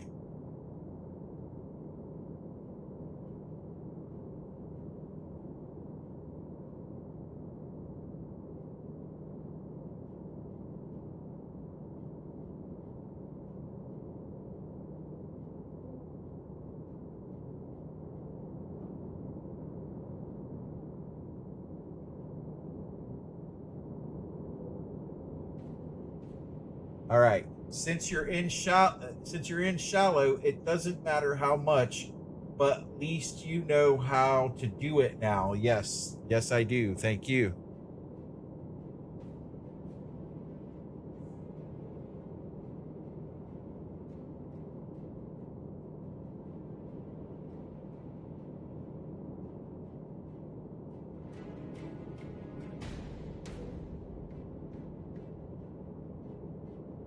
What you want to do now is go to the TMA station. Roger that. This is TMA, right? TMA is this one, right? Fire control? Yep, okay, I'm guessing fire control. Roger. Okay, fire control.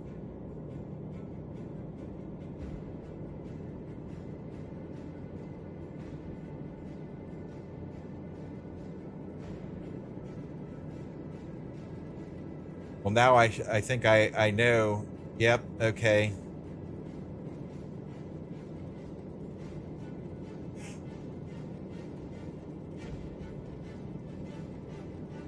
Anti-ship missile, yep, okay. Okay, third button, all right. Roger. Should I stop? I don't want to approach him too much, do I? Target motion analysis. Roger that. Okay, I got it right there. Yep. I got it.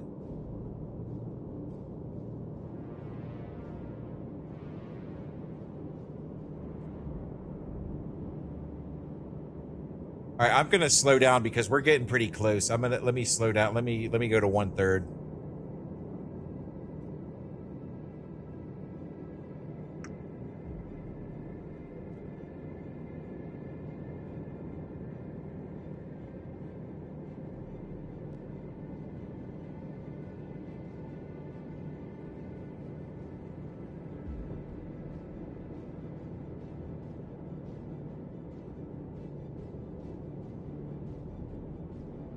Okay. Yeah, I was getting it. I hit flame. I was ready to shoot something. I was ready to shoot something. I was like, haul ass, let's go blow this thing up. Swayze's been driving me crazy about shooting something, so yeah. Yeah. Swayze is Dustin on this in the chat.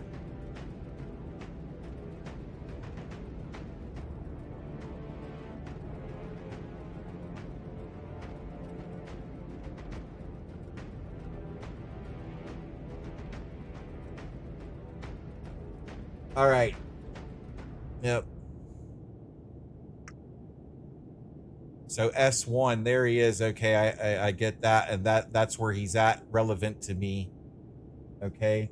So check AIS, Roger. Okay, checking AIS. All right. I'm on AIS.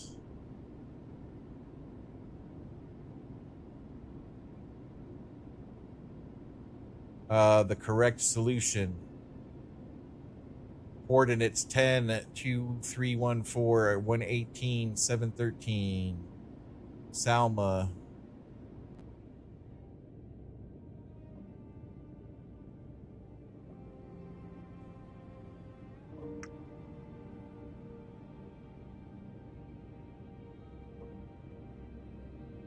Wait, no, I'm not sure. Hold on. So A1 is my target. A1 is my target. A1. So she's locked in now.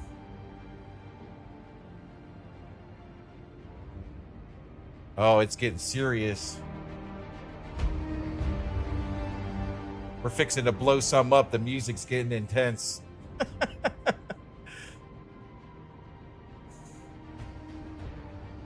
All right, what's next? Be sure that it's the correct solution. I thought I did that. Range, speed. We don't have any of that input yet.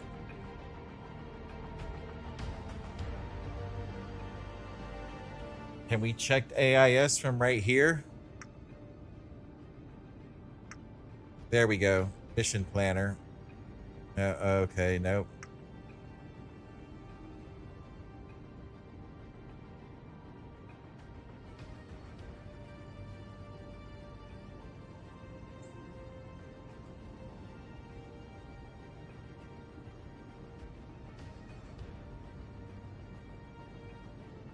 Saying to be sure that it's the correct solution. So let me go back out to AIS. I don't understand.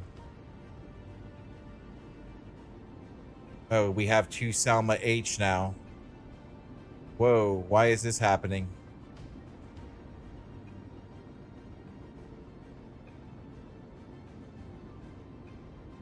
I've got 2 Salma H. So on the last button,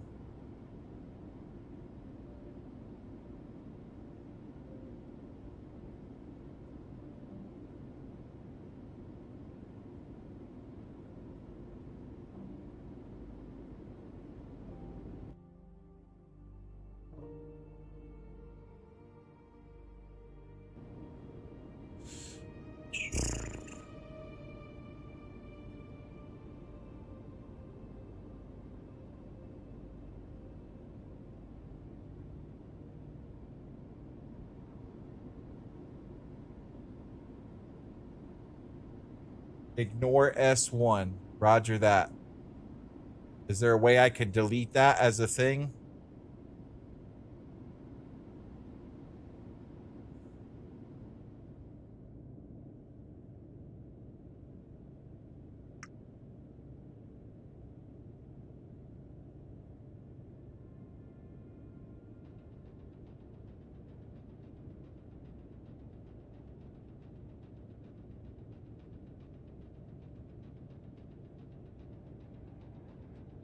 No, just ignore it on the TLA. Gotcha. Okay.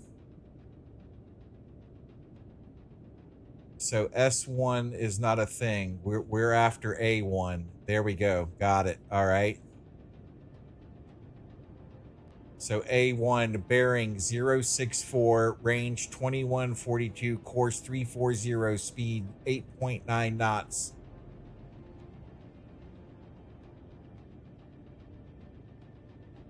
Ignore the solution and stick to the AIS one. Okay.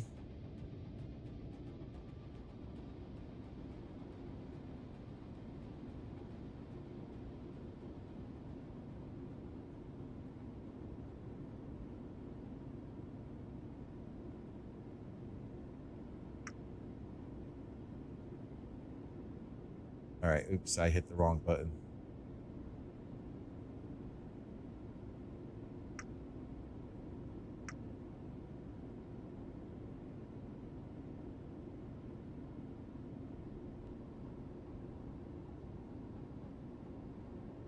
Move the arrow towards the circle. Move the arrow towards the circle.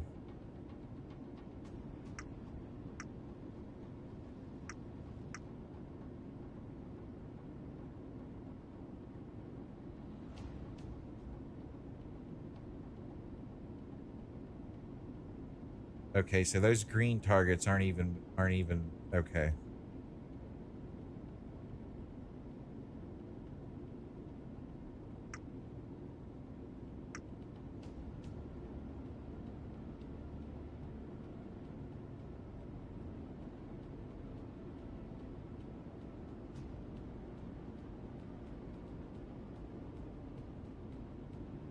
Am I missing something about move the arrows towards the circle? I'm not sure.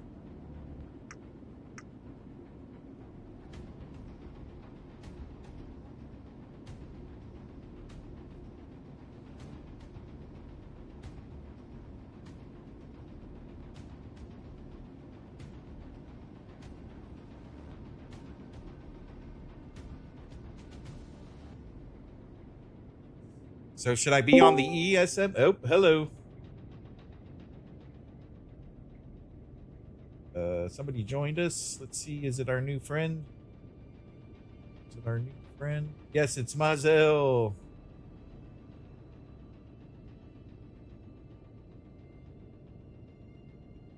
Mazel, I see you, but I don't hear you.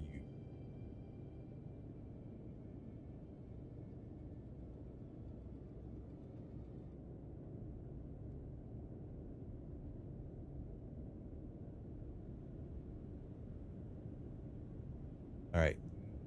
Nope, that doesn't let me move that.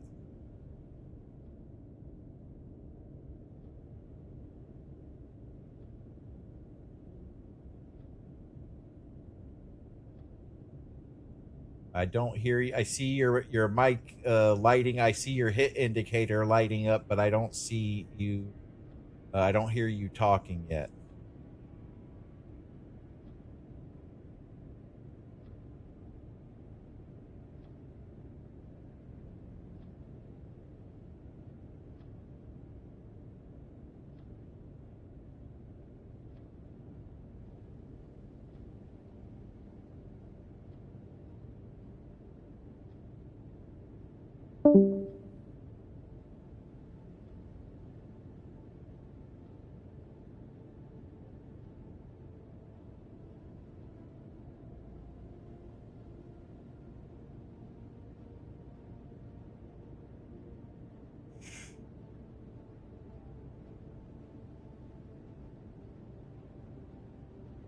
Shoot, I gotta pull some stuff out of the refrigerator. I'll be right back. Give me a second.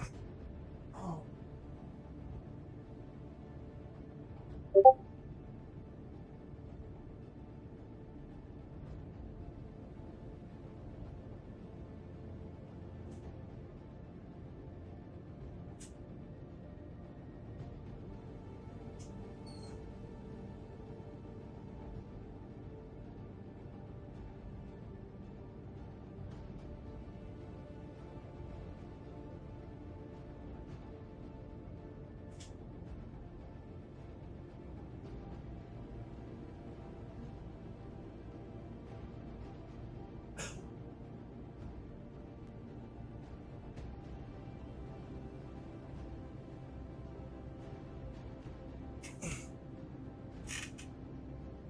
Move the arrow towards the circle.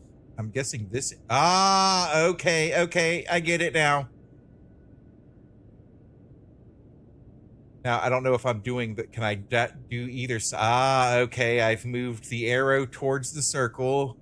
And I'm guessing this end needs to be at my ship.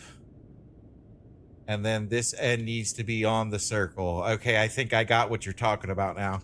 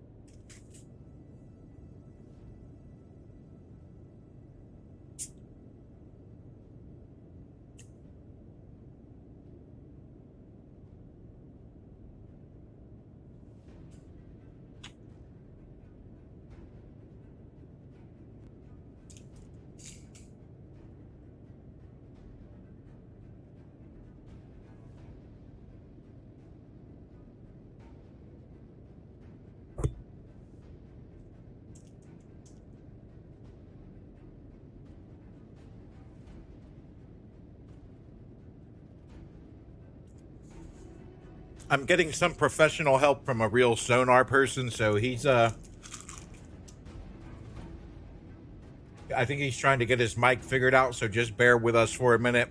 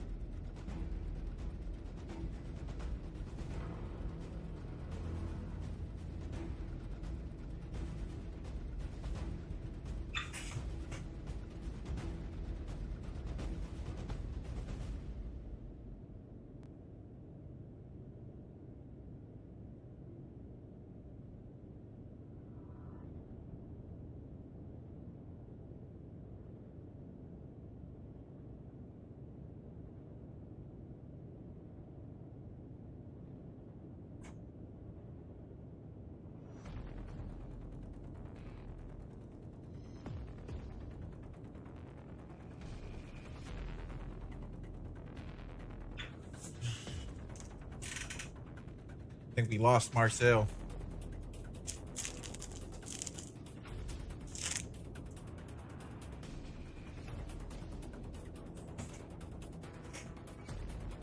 All right.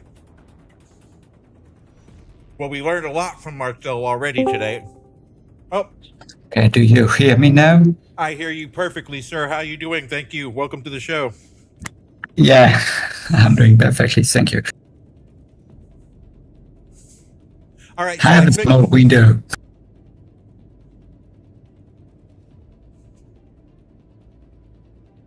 All right. I have a small window, so might I well use it.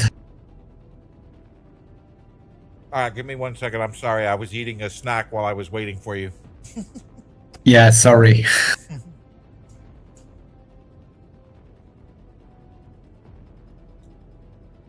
All right, so I figured out Okay, it's the yellow arrow. As a matter of fact, what I'm gonna do for you, you're on PC right now.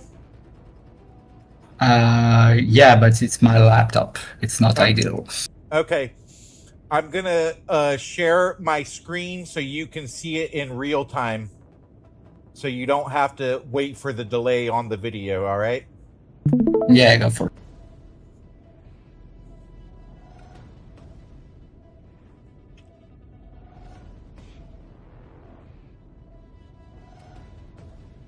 You should see it there in Discord. Yep, there you go. You got it.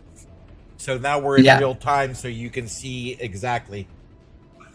Yeah, so that yellow arrow, that's your solution. So you want the marks, the ticks on the arrow to match the blue lines and the circles, which are range.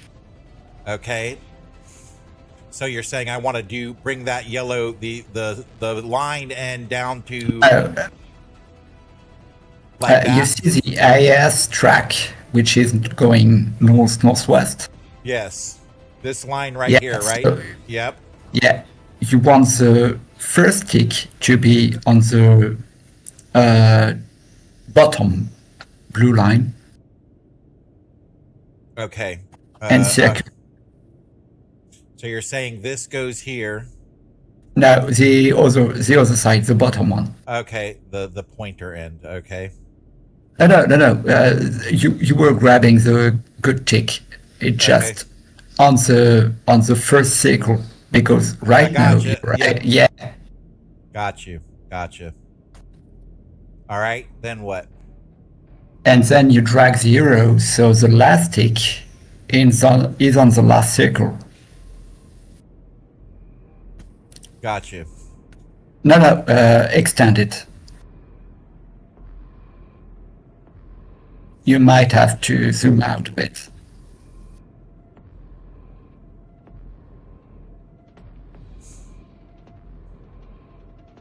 You're saying See what I mean? You have 3 ticks, 1 tick by blue line. On the yellow arrow, you have 3 ticks, 1 ticks by blue line. I got you. Okay. I got what you're saying now. All right. Yep. All right. Here you go. Okay. And you have your solution. So now you press apply on the solution screen. Okay. Nice. I'm glad I met you. I'm glad I'm glad I went over to the Discord and talked to you. I'm glad. Okay, so yeah, You did like, well. I would have figured out how to drive the sub, dive the sub, plot courses, use AIS, use radar. I'm trained in all of that, but sonar and weapon systems, I have no idea. So now, on your top left, you go to the 5th button. Okay, and we have harpoons ready on tube 3 and 4. So 3. we are going to plan. Yeah. Got you. All right. Yep. Heart 3 and 4. Yep. I see that. All right. So what do I need to do next? Okay, so now we are going to go on the 4th screen. Just a second, my daughter calling me. Sorry. Like I said. That's fine. Take your time. Do whatever you got to do. I'm here all day.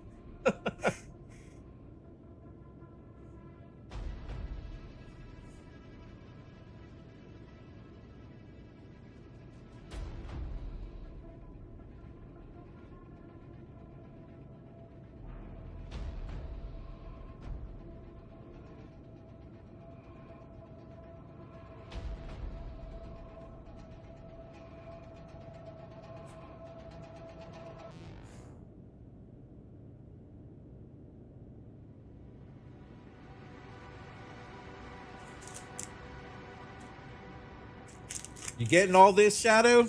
You see this guy I met? Good thing I went and talked to him. We would have been here for another month trying to figure this out.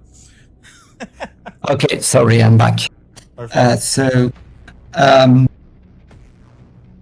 Yeah, so here you're planning anti-ship missile mission. Okay, so ASM1 is the name of the mission, and now at the bottom you press the new button to get a new waypoint, and now you click on the map toward your target. Not straight on him, a bit before, you can re-click, it will move the point. Not drag, just click.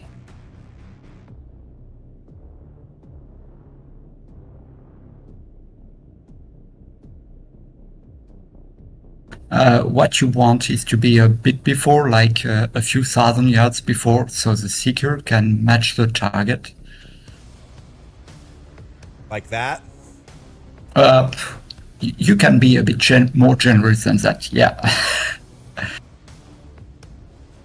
Okay, I get it. So you basically want it like here and basically in between. Got you. All right. Yeah. Next, attack mode ham is basically water skimming, and pop-up is death from above. What you want on a mission ship is death from above. All right. And then you press save. Okay, so you have your fire mission ready, so you can go back to your fifth tab. And up there you click the harpoon tab. At the Okay. top. And here you select your tube, so tube 3 or tube 4.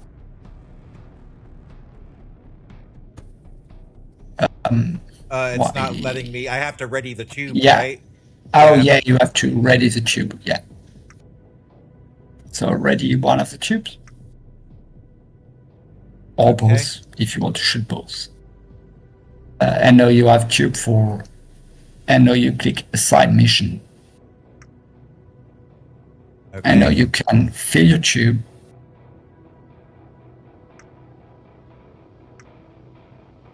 So it will take quite some time.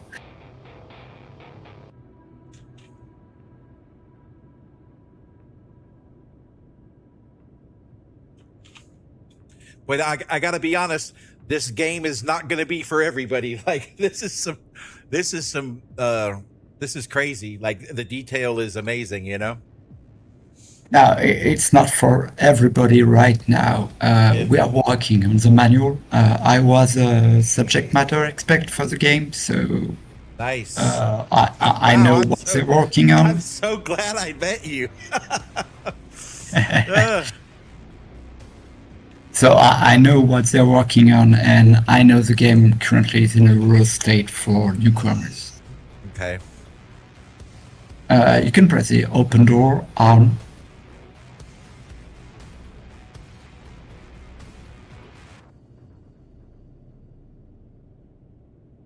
Of course, I got to wait till the blinking stops, right? I'm also aware with like ship engineering and like computer valve control and monitoring engineering systems. So I'm quite aware of all of that too and how it works. Now you can now press arm on and fire. And now you can move to the external view if you want. Top left of your screen. Yeah. Oops. If you move again, you'll have your missile. Oh yeah. And see the booster drop off. Yep. Nice. I hope you're watching, Shadow. I hope you're watching, Swayze. We're gonna blow something up finally. Nice. Well, if you shoot accurately.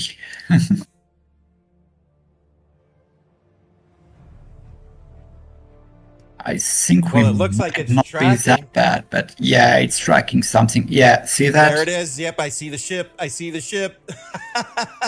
That's why you have to set it a bit before the ship, so you are sure it gets the track. And now it's going to pop up. Yep. Oh, look, you can see this. Yeah, that's a hit. Nice. Oh boy. Nice job. Thanks for the tutorial, man. I appreciate it. Yeah, no worries. I can guide you through the next one if you wished after that. Oh yeah. I would love it. Yeah. You might need to fire a second one at that ship.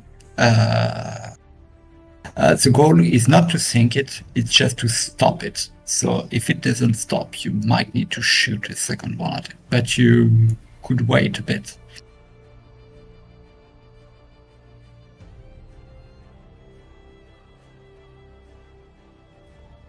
Look like it stopped. So I got a question for you. Yeah. The compression, it seems like I can only go up to 8, and then it tells me I need resources. I'm playing on an i9 core with a 4080 Super, and like if I'm not streaming, like it uses 90% of my GPU. So it's normal. Okay, all right. Because the game is using your GPU to ray trace all the sound propagation of every ship, of every sensor in the game. Got it. So you have actual realistic acoustic propagation, and it's doing the same for electromagnetic propagation. So the advice right now, until they optimize the thing, is to lower the settings in the settings menu when you are out of game, when you are streaming to medium or to low. I know it's less pretty, but well, I even took like the avatar that you see, that, you know, my avatar, my captain guy. I've even put him on my Nook unit, which is a second computer, and I'm capturing him over to the stream. You get what I'm saying? So I'm not even using those resources, you know, on my main PC. Those resources are on another PC, so... No, but just to be aware that the game is calculating in real time what's your actual acoustic signature, and every acoustic sensor is doing through the water in real time. And basically that's ray tracing 360 degrees around you and around every ship that have a sonar. So that's why I noticed once I went into this external view, my GPU is now running between 80 and 85%. When I was in the external view, it drops back down to 50. Yeah. Okay. It makes sense now. That's a lot of computation. That's a lot of computation. Well, on our simulators we use to train ourselves as submariners, we have servers dedicated to computing sonar propagation. Mm-hmm. Here you have it on your computer alongside the game. Yeah. Wow, I'm impressed. Like it's amazing. I love it. Like so they already did a lot of optimization. It's not perfect yet, but they're getting there. I just hope a lot of people start buying it, so you guys make the money you need to keep it. You know, keep doing what you're doing, basically. I'm not paid for that. Maybe I need to stress this out, but I'm not paid. I volunteered because that's a project that, I'm a Dangerous Waters player, and that's something that I wanted to see. Well, I hope the game does well. I hope they get people interested in it. Well, especially like me, because I'll stream this a lot, you know? So if people watch it, they'll learn how to do it. I just have to learn how to do it myself, you know? I'm happy to teach you whenever you want. Yeah. Well, I'm retired, so I don't work anymore, so I pretty much stream every day and play games every day, so... Yeah, I was waiting for this. I was waiting for this. I don't know. I saw it like 4 years ago, and I put it on the wish list, and I kept checking, and I never saw any updates about release, and I kept checking Steam, and then like I gave up on it. And then the other day I was looking at something somewhere, and they were like, oh, I guess I might have been on YouTube, and somebody said, oh, modern naval warfare. So I just literally picked it up yesterday or the day before or something like that, and started playing. So it's been a learning curve, though.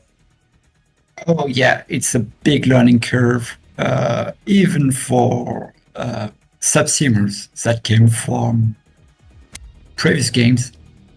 I've talked a lot with the two brothers that are the initiators of the project. And they weren't realistic. So it's hardcore both on the hardware and on the learning curve. Well, I got a big old computer to play it with, so I should be just fine. Well, to be honest, I managed to run it on my laptop. So nice. Okay. And I only get a 380 Ti, so not the best GPU from now, but not a bad one, but not the best. And the game runs fine. I managed to get time compression up to 6. It just, I got some sacrifices on the rendering side, but I'm in submarine. What I do care about the outside view. Yeah, nice. All right. So I think you can exit the mission. It should validate it for you since you hit it, and you can go to the next campaign mission. Success. Yeah, success. Nice. Look at that. Nice. Author wave So ops. the next one will be shooting down a warship. Continue.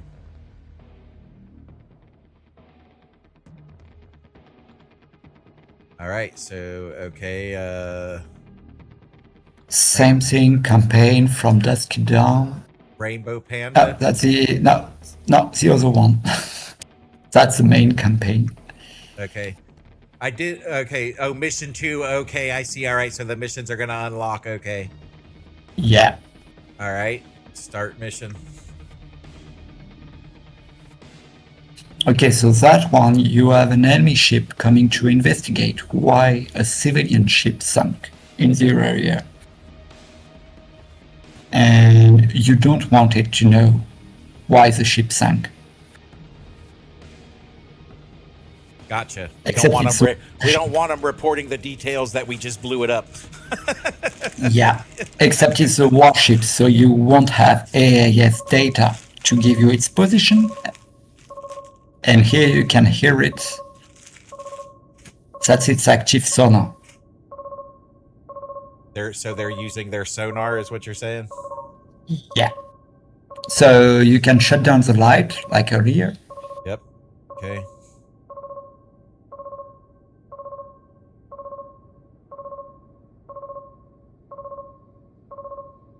I know you can press the sonar station.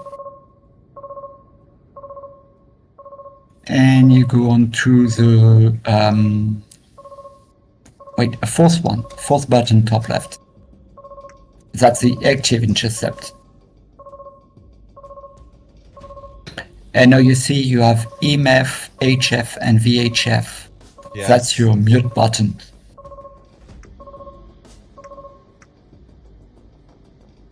And now you don't hear them anymore. But we can see them. But you can still see them, yeah. And they're giving their position away every So- time they ping. Yeah, so you can click the 42 track and press the track button and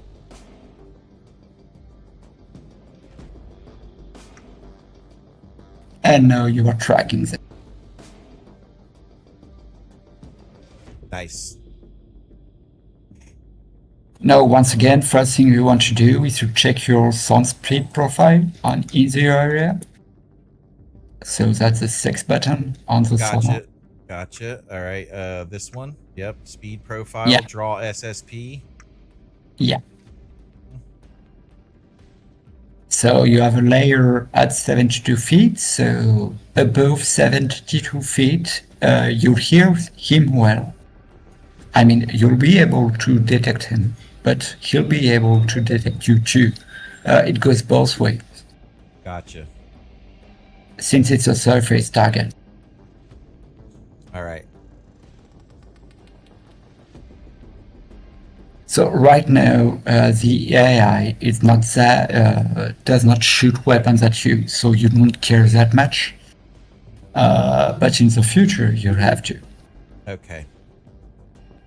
Gotcha. I understand. All right. So we've got And- our sound profile, and what do we want to do And next? now you might want to switch to narrowband. So click again on the sonar station. And top left, first button. The first one. Oh, okay. Sorry, broadband. I said narrowband. So you have 4 sensors aboard. LAB, which is it's a large array broadband. That's the sonar at the front of the ship. WAA is a flank sonar that it's alongside the hull. It's not the best one, but it helps you get a range. So Gotcha. yeah. And the 2 last ones are third array. Mm-hmm. So you got the scene line and you got the fight line. And to stream the scene line and fight line, yeah, you got to get to the pilot station. I do Against a both of them? surface ship, you can't do both of them at the same time. So you have to choose. The scene line is better against submarines, and the fight line is better against surface ships. You can extend them both in the end, but you have to extend one at the same time. I don't see if you see what I mean. Yes. You have to extend the fat line, then the thin line, or the thin line, then the fat line, but you can't extend them both at the same time. Okay. Well, So we only back need to the the fat line for this, right? Yeah. Yeah. Okay. Now you have on your intercept, you have a bearing which was roughly northwest, if I remember correctly. Yeah, you see it's on your screen on your left, the big screen on your left. Yeah. You see you have the intercept 1. That's your contact. So you can go to the TMA. TMA. Gotcha. Yeah. And now if you go to the set button, like always, set button is always your the third one. Top left. Yeah, that one. So yeah, that's your main screen to get your target. Okay, so you are moving. You are on course 2805 knots, so you are moving westward, and you have a contact that is globally moving to the right. So he may be on the other side of the island because it's not that close from you, and he may be moving eastward or northeastward or northward. Gotcha. So do we want to head that way? Not yet. What you might want is get a first ID of your contact and drag the yellow arrow to where you think it might be. Not that far. Move it closer. Yeah, about here. And zoom in.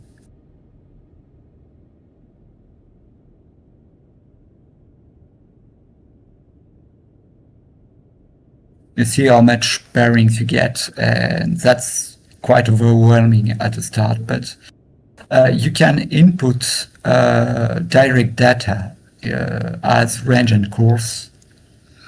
So what we're going to do is, just like that, we're going to enter bearing 345. That's a first guess, we don't care. 3, 4, 5. Range 345, 354. That's not, it doesn't matter much. It's just, it's being northwest of us. Okay, it keeps changing back to, so... Yeah, just moving that way.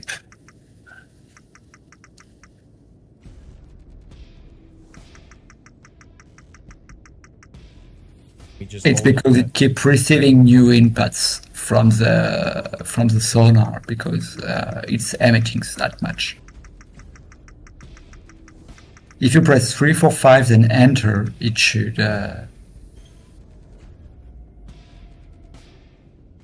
Oh yeah, I see. Oh, move it roughly northwest of you. I don't care. The point of the arrow.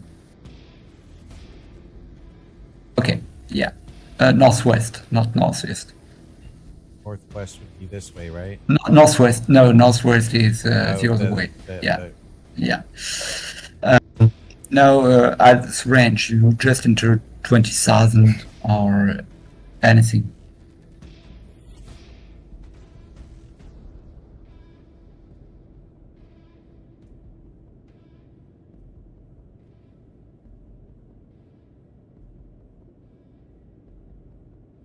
Yeah. Since you have the sonar inputting new data every time, just quickly, if you can, just quickly enter like 200 and enter.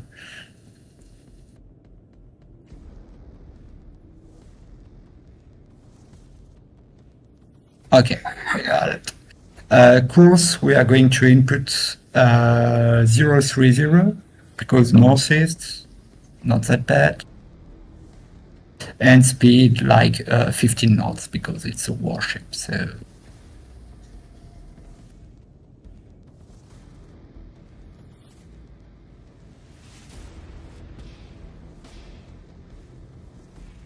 Or you can reduce the size of the arrow.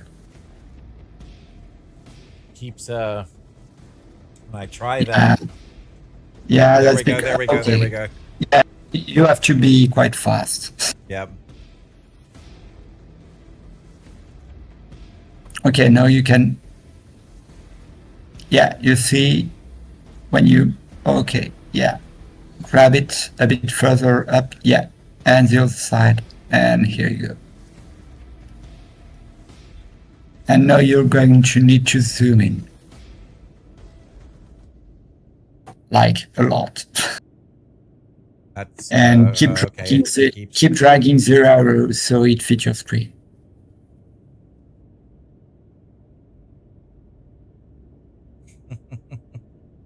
All right, I'm gonna leave it Yeah. there. Okay. Yeah. All right, and now I'm gonna bring it to here, and then I'm gonna zoom. No, in. no, no. Draw it shorter because the longer it is, the faster it is. And like you see right now, you have a 14,000 knots target. And Okay. All right. All right. So zoom in. All right, I'm gonna bring this back up here. I'm gonna zoom in more. and it's not a top of you, so you can move it a bit further away.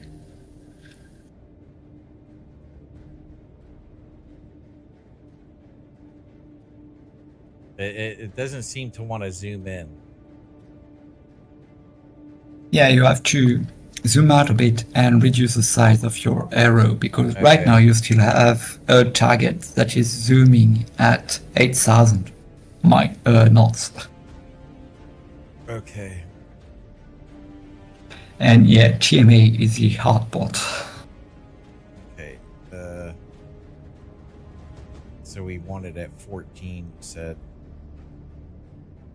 I just want to move the whole thing though, not just. It's not. No, letting you me- can't move the whole thing. You have to move either one extremity or the other one. Okay, I don't so- see if I'm clear. So Yeah, I got what you're saying.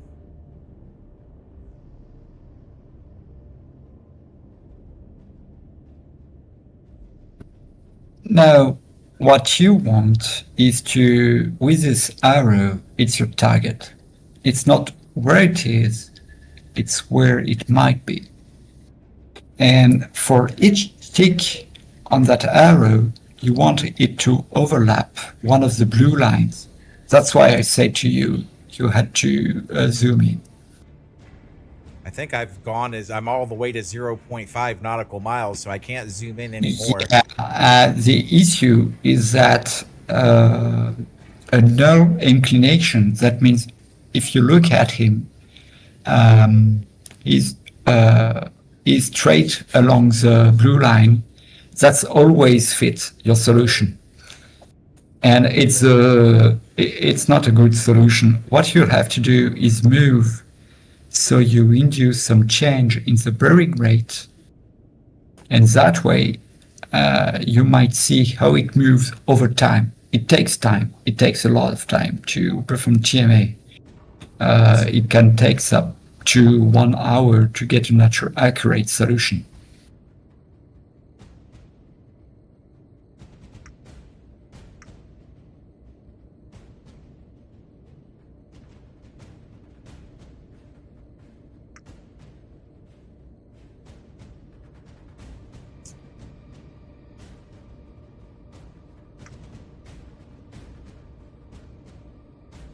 Oh, I keep hitting the wrong button. I'm still getting used to the buttons. Actually, I don't want to travel that close to shore. So I'm gonna go.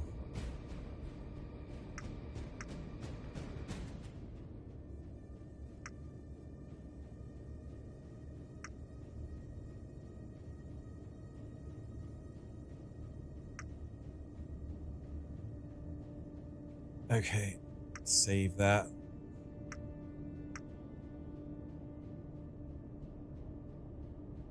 So you're saying just traveling is going to fix that issue for us. So our course is set in. Let me turn the autopilot on. No main route. Autopilot, plot route none. Main route, new route 1. There we go. Okay, now turn on the autopilot on. Okay, perfect. Yeah. And now we're gonna go ahead. And now you can. Yeah, you can accelerate. You just watch your depth. 2/3. You can go full. Okay. Go to the sonar screen. All right.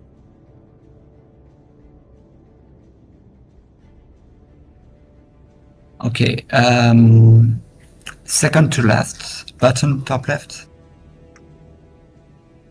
No, the second to last one. Okay. Set it measurements. Set it to feet. Or fathoms, if you are more used to fathoms. No, feet. I'll do feet. Fathoms Okay, is like 9 great. yards, I think, per. Anyways, yeah.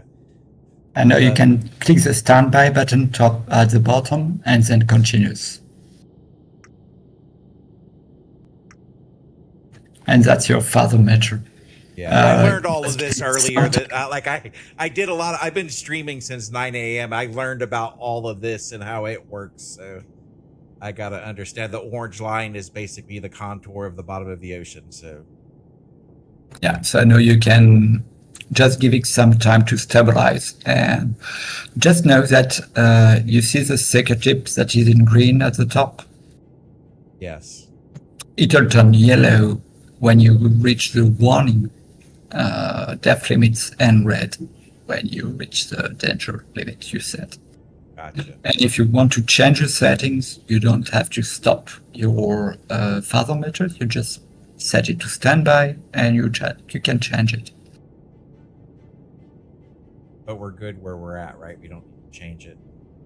Yeah, it's all good where it is. So now, right now, you can accelerate all the way you want.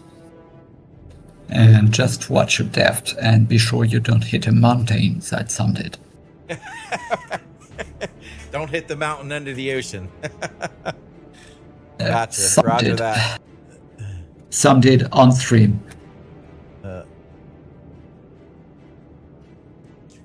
All right. Okay. So we got that set. Now, can we set what screen we want on our displays? Is that a thing? Oh yeah. Okay. Oh well. Okay. It lets you select the display. Okay. Okay. There we go.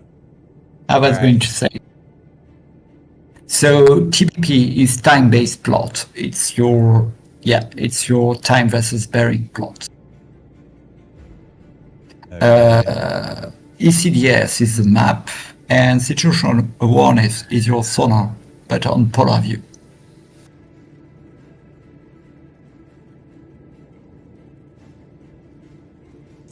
Well, I'd rather have ECDIS and sonar up than this because I don't understand this. Can you explain this to me?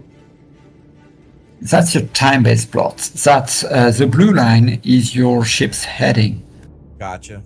It's All right. north-centered, and every trace you have on this is one bearing from a contact, Gotcha. either from sonar, visual contact, radar, AIS. Everything that registers as a contact that you're tracking will show there. Got you. So once the blue line lines up with the red one, I'm on course to my target. Well, that's not what you want, but yeah. Because you see, that's I1 contact, which is your intercept one. So that's your active intercept number 1 contact, is drifting right. If you want to intercept that contact, what you want is it to have no bearing drift at all. Okay. See it like you are on the motorway and you want to join a car and move along it. Once you have reached it, so as long as you're closing on it, its bearing relative to you will change. And as long as you stop moving, what's going on? That's your death alarm, I think. Okay, so the ship took over and it's taking itself up. No. I've run aground. No, look at your... it's moving up. Oh yeah, you're run aground.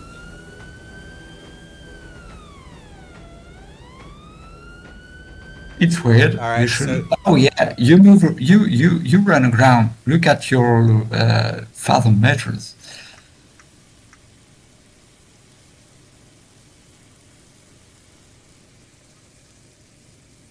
All right. Can we repair the damage?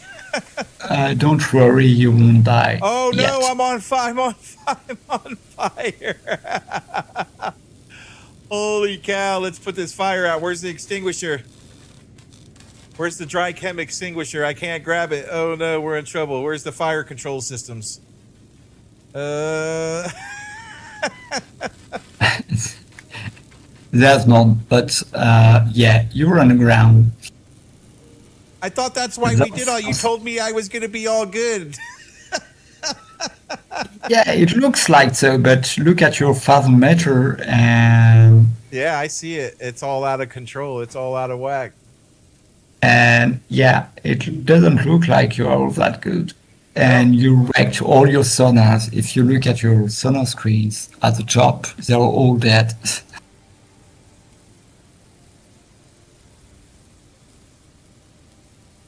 So okay, it's done. I've fried my I'm done for. So where's the self-destruct button? We don't want the ship to fall into enemy hands. There's no self-destruct button yet. But I'm sorry, I wasn't keeping an eye on the fathom meter. Oh, it's fine. That's good. It's a good lesson to learn. Oh boy. All right, so we just quit this basically. Is that where we're at with that?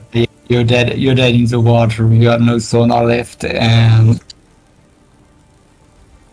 all right. Well, I gotta wrap it up for the day. Dude, I'm so glad I met you. I'm so glad I met you because I would have never have figured all of that out. What I am curious about. Yeah, just ask. Was tracking here. Let me go back into this mission that I was doing earlier today.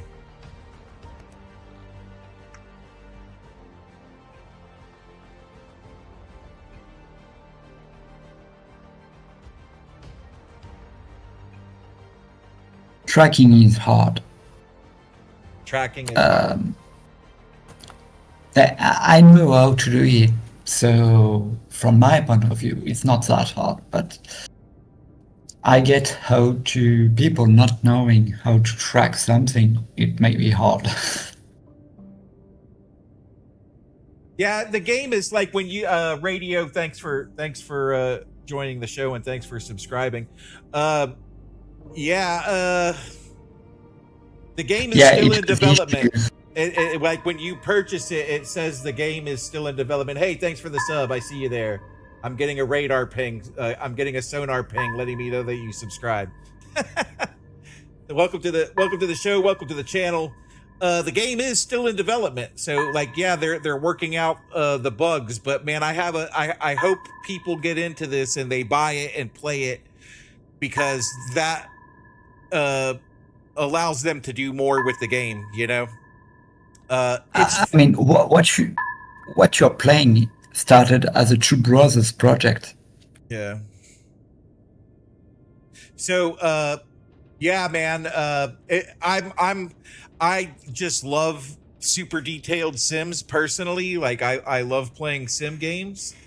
So like this is it for me. Like I'm loving it so far just for what it is, you know. Minus the bugs and the issues that are occurring, but like my past couple of days of playing this, I'm loving it. Like I think it's great. And now I've got a professional Mazel here from he says he's from France and he's been helping me. So yeah, I've got down targeting today. I've learned a lot. I'm gonna have to go rewatch my video tonight to remember everything that I learned.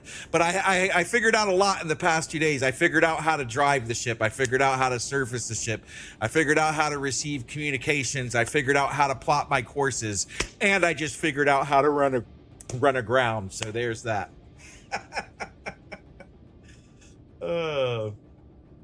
Yeah, running aground is always a fun one. Yeah, that was fun. But yeah, it's still rough around the edges, and since the documentation is very light, it's hard to take upon if you have no prior background to it. Yeah, and see, that's the thing. I have a prior background, you know, so like, I mean, not like I said, as far as navigation, ECDIS, AIS, I'm fully regular radar, I'm fully trained in, but the only things I had no clue about was the sonar and the TMA, the targeting, yeah. I had no clue about that stuff, and now I have a better understanding of it because of you. You helped me have a better. That's the hardest part, and don't hesitate to contact me offline if you need anything about that. And I've uploaded a guide about manual TMA, which is very much theoretical about TMA, but it has all the math. And since you have a nautical background, you might be able to get a good grasp of it and get the TMA out.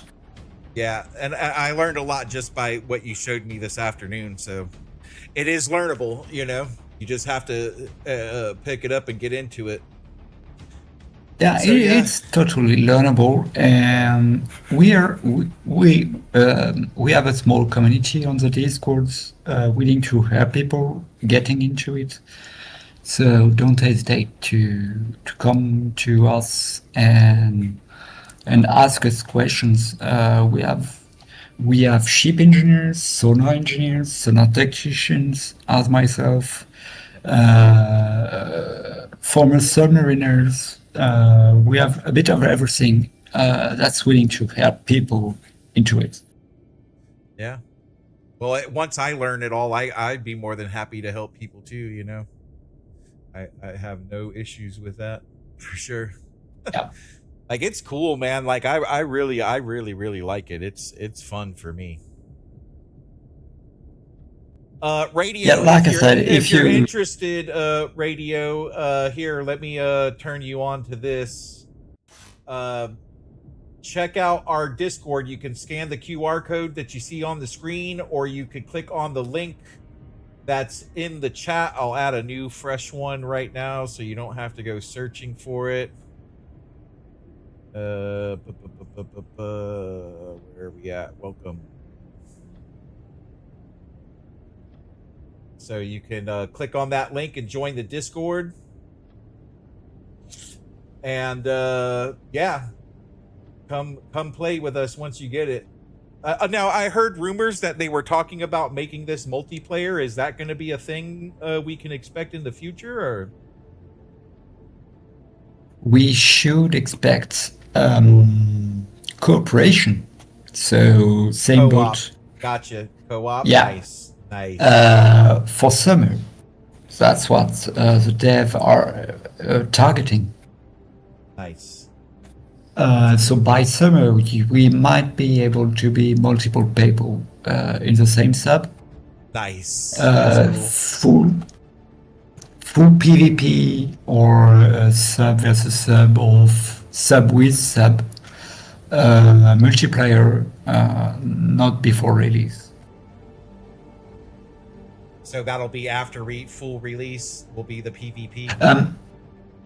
Maybe full release, but not in so short time development term. Nice. Since they're targeting 27 for release, I'd say a year.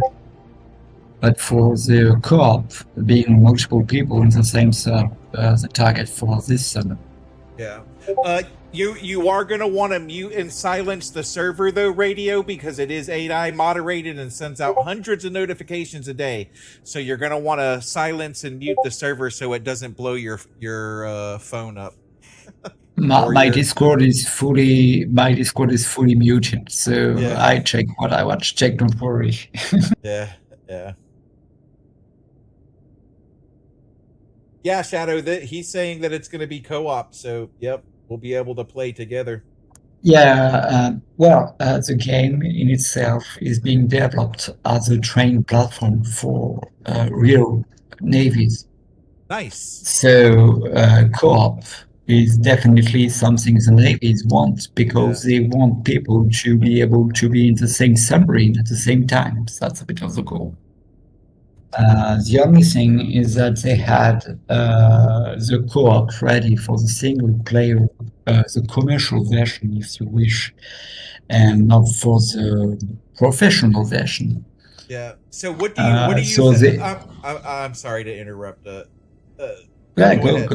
Shoot question. So what are is there a way that they would possibly add? Because I remember when watching the trailer for this, however many years ago, they were talking about like it would be a real world sim. So are they going to add real AIS? Are they going to use like ship traffic software and add real shipping and real ships and stuff to the game? Or is it just going to be simulated? They already have database that simulate real shipping across the world.